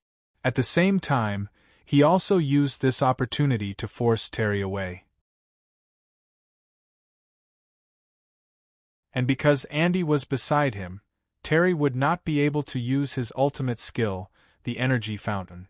Then, after releasing his killing skill, a chi storm, Geese got up, somersaulted sideways and jumped away from his original place, and then heavily landed on the chest of Andy, who was unable to dodge because of the previous attack. Ah! Andy, whose body suddenly bore the brunt of Geese's stomp, uttered a blood-curdling scream. At the same time, because of Geese's stomp, more blood flowed out from the cracks on Andy's body, forming a small pool in a short time. Andy! Terry frowned and called out. Andy's hands clenched Geese's feet, and he struggled hard, trying to move him away from his body. However, Guise was like a 1,000-pound rock. No matter how hard Andy tried, he couldn't get Guise off his body. Terry shouted angrily and sent a flame punch towards Geese. Geese leaned his upper body slightly, calmly dodging Terry's attack. Then he grabbed Terry's arm, twisted his body, and threw Terry to the ground. And because he was stepping on Andy, the rotating force caused by the twisting of his body quickly entered Andy's body, stirring his internal organs, causing Andy to once again let out a painful scream. Then, Guise took a step forward and stomped on Andy's skull, causing his head to sink deep into the ground. Then, he stretched out his other foot and stomped on Terry's chest. Gotcha! With a light sound, the broken sternum under the attack of Rashomon once again collapsed, and because of the strength of Geese's foot, it deeply penetrated Terry's lungs. In great pain, Terry's spirit was shaken, and he lifted his feet high, twisting his body and flying upwards. Geese, who didn't expect Terry to have such explosive strength, was immediately sent flying. Terry, who fell back to the ground, didn't hesitate, and immediately bent down to pull Andy up from the ground, and tried to escape without looking back. But at that moment a loud crack was heard, and a pit suddenly appeared where Terry's front foot had landed, forming a trap, tripping Terry and Andy to the ground. Terry and Andy immediately lost the opportunity to escape when they were knocked down. Because at this moment, Geese Howard's rushing figure appeared behind Terry and Andy, who were about to get up. He grabbed Terry's ponytail and pulled hard, causing Terry's head to tilt back, and at the same time, he clenched his left fist and fiercely punched Terry's head. Bang! Under the huge impact, Terry only felt dizzy, and his body fell to the ground, and under the influence of his serious internal injuries, he completely fainted. Andy, who was staggered, saw this, and his expression changed greatly, and without thinking, he launched a counterattack at Geese. Guise retreated and dodged Andy's attack. Then, he raised his foot and kicked Andy's chest, sending him flying until he flew out 1 or 2 meters away before stopping completely. Then, Andy struggled to get up from the ground, and stared at Geese with eyes full of anger. Guise grinned wickedly and slowly approached Andy. However, at this moment, a powerful aura erupted from Andy's body. It was absolute power, but it was different from the ordinary explosion of absolute power. At this time, the absolute power in Andy's body was like a fountain that had its limits opened, and it quickly rose, starting from about 30% of his original control, and gradually rose to a higher level. 35%, 40%, 45%, 50%, until it climbed to 60%, it was forced to stop because of the large amount of blood loss. And the time of this climb was very short, only 3 or 4 seconds. Even Geese had only taken 2 steps, and was unable to take the 3rd step. But at this time, even if Geese took the 3rd step, it was impossible. At this time, he was completely shocked by the powerful force that erupted from Andy's body, and he looked at Andy with an uncertain expression. The next moment, Andy growled, and his body suddenly appeared in front of Geese, as if he had teleported, and released a combo type of sure kill skill, and his fist violently bombarded Geese's body. Bang bang bang bang. A series of clear muffled sounds reverberated in the corridor. In just a little more than 2 seconds, accompanied by the final burst of energy, Guise's body flew back high into the air with a low explosion sound. After finishing the attack, Andy didn't even look at Geese, who fell to the ground, and walked straight to Terry, who fainted not far away.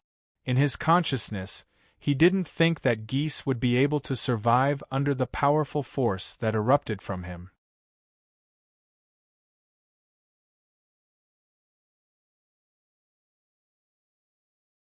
Chapter 1585. Perhaps due to his injury, his vigilance and awareness were no longer sufficient. Or perhaps Andy didn't even think of being vigilant. Therefore, when Andy bent down and carried Terry up, he didn't notice that Guys, who was supposed to be dead in his mind, had once again stood up and silently appeared behind him. Then, Guys raised his hands, clenched them into a hammer, and smashed them down. Bang! Caught off guard, Andy received a heavy blow to his head, causing his vision to turn black, and he fell to the ground in a daze. Then Guys squatted down and looked at Andy and Terry, who were unconscious on the ground. Without hesitation, he punched them in the heart twice. Under such a powerful attack, Terry and Andy, who felt the warning of their own death, opened their eyes at the same time. Then, their eyes lost their luster and they fell back to the ground with lifeless eyes. Their life force was rapidly draining away. At this moment, somewhere far away in neon, in a dojo with the words, "My Shiranui Dojo," written in ink on the door plate, my Shiranui, who was dressed in casual clothes, suddenly had a very bad feeling in her heart, as if she was about to lose something very important in her life. She clenched the lapel on her chest with her hands. It's okay. Don't think about it," my Shiranui whispered to herself reluctantly. But even so, she still couldn't suppress the feeling that suddenly emerged in her heart. Fortunately, this situation did not last long. In less than half a minute, the feeling was as sudden as it appeared. It suddenly stopped and slowly disappeared. My Shiranui gently breathed out. She clutched the hand on her chest and frowned slightly, seeming a little absent-minded. Guys quietly looked at Andy and Terry until the two of them lost all signs of life. Then he exhaled a long breath. Phew! Then, Guys stood up and shouted to the surroundings, "Who are you? Please come out and meet me." Just as he finished speaking, a figure walked out from the ripples that suddenly appeared in the void. It was Seito. "It's you," Guys said in a deep voice. "That's right, it's me." Seito chuckled. "Why?" Guys asked in a deep voice. "You don't need to know." Seito restrained his expression and said lightly, "Aren't you afraid that I will reveal the truth?" Guys's face darkened. He asked rhetorically, "What did I do?" Seito asked sarcastically. Hearing this, Guys was speechless. Yes, what did he do? When he was hit by the sure kill skill, he used some unknown method to weaken the attack that landed on his body, causing his heavy injuries to be reduced to light injuries. This allowed him to deceive Andy, who didn't have much fighting strength left at that time, and allowed him to counterattack and kill him. It was a chance to get rid of future troubles. But who saw this? There was no one.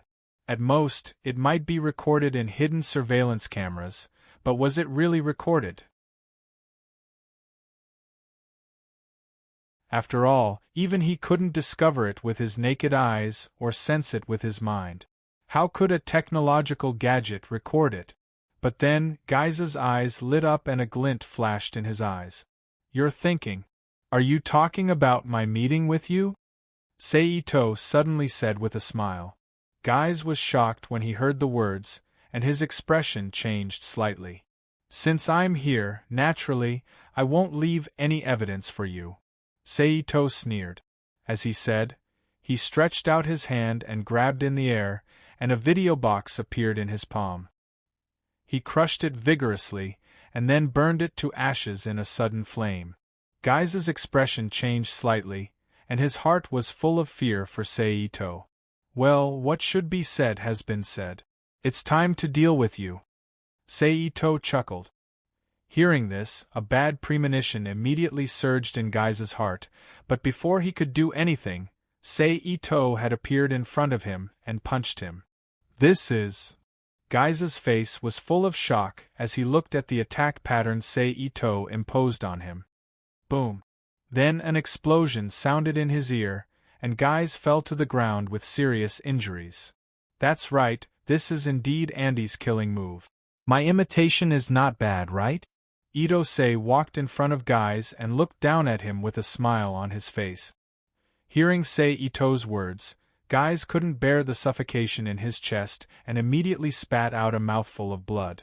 He was completely unconscious.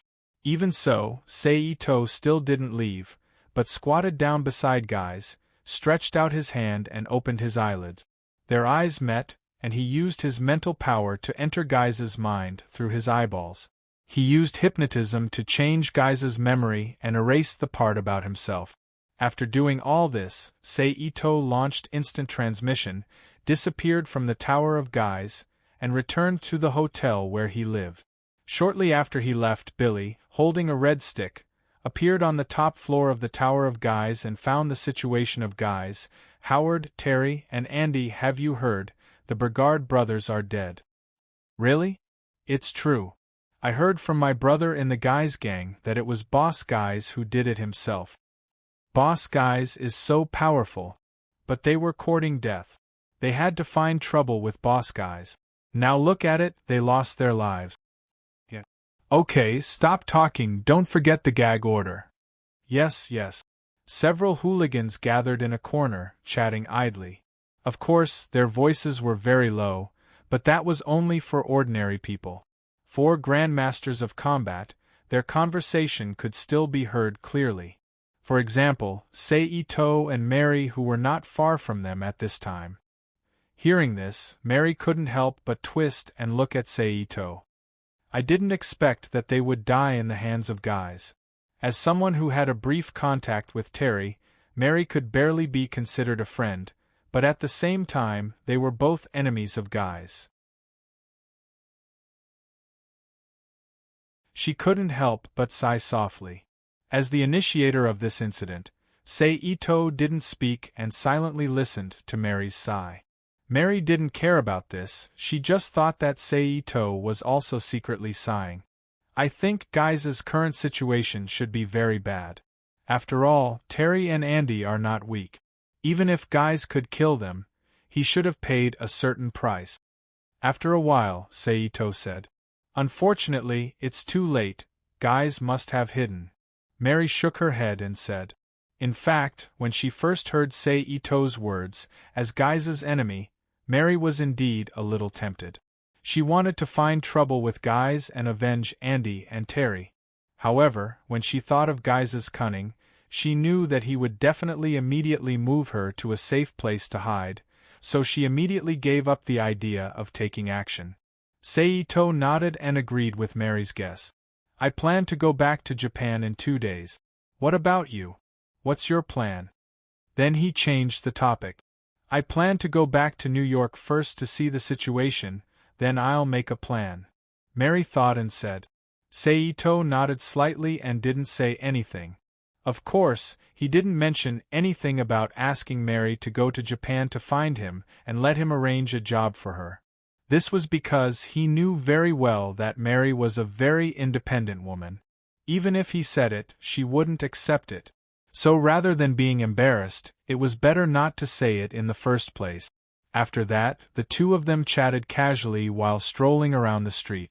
At the same time, in the southern part of Nantown, in a bar called Phantom, the owner of the bar, King, had a bitter smile on his face. How am I supposed to tell Xiao Wu about this kind of thing? Obviously, as an intelligence dealer, he had also received the news about the death of the 2 brothers, Terry and Andy. It was even more detailed than the rumors outside. He even knew about the situation of Dong Zhang that night. Forget it, I'll keep this matter a secret for a while. When the time is right, I'll tell Wu. After a while, King, who had made up his mind, secretly said in his heart. But even so, King's eyebrows were still slightly knitted together, obviously in a bad mood. Next, Sei Ito and Mary stayed in Nantown for 2 more days to explore the atmosphere. Then, they left Nantown together and went to a nearby big city, where they took a plane and flew to New York. Sei Ito stayed with Mary for another day, then he bid her farewell and flew back to Japan by plane. More than half an hour later, Sei Ito returned to the villa. he bought in the suburbs of Tokyo in this world, and had a good rest at home. It's time to see where the tube of blood is. The next morning, after a simple shower and breakfast, Seito used hyperspace perception to lock onto a certain location rune of the Flying Thunder God technique and thought to himself. Then, with a thought, he disappeared from the villa. The next moment, with a flash of the void, Seito's figure appeared in an ultra-modern technological experiment room made entirely of super-strong alloy. In front of him, several male and female staff in white coats were busy in front of the experiment table. Perhaps the security level here was not high enough, or for some other reason, Seito, who suddenly appeared in the room, did not activate the alarm system of the entire base. Seeing this situation, Seito was overjoyed. He turned his hand and took out a top-level book of elves made by simulating the Book of Night.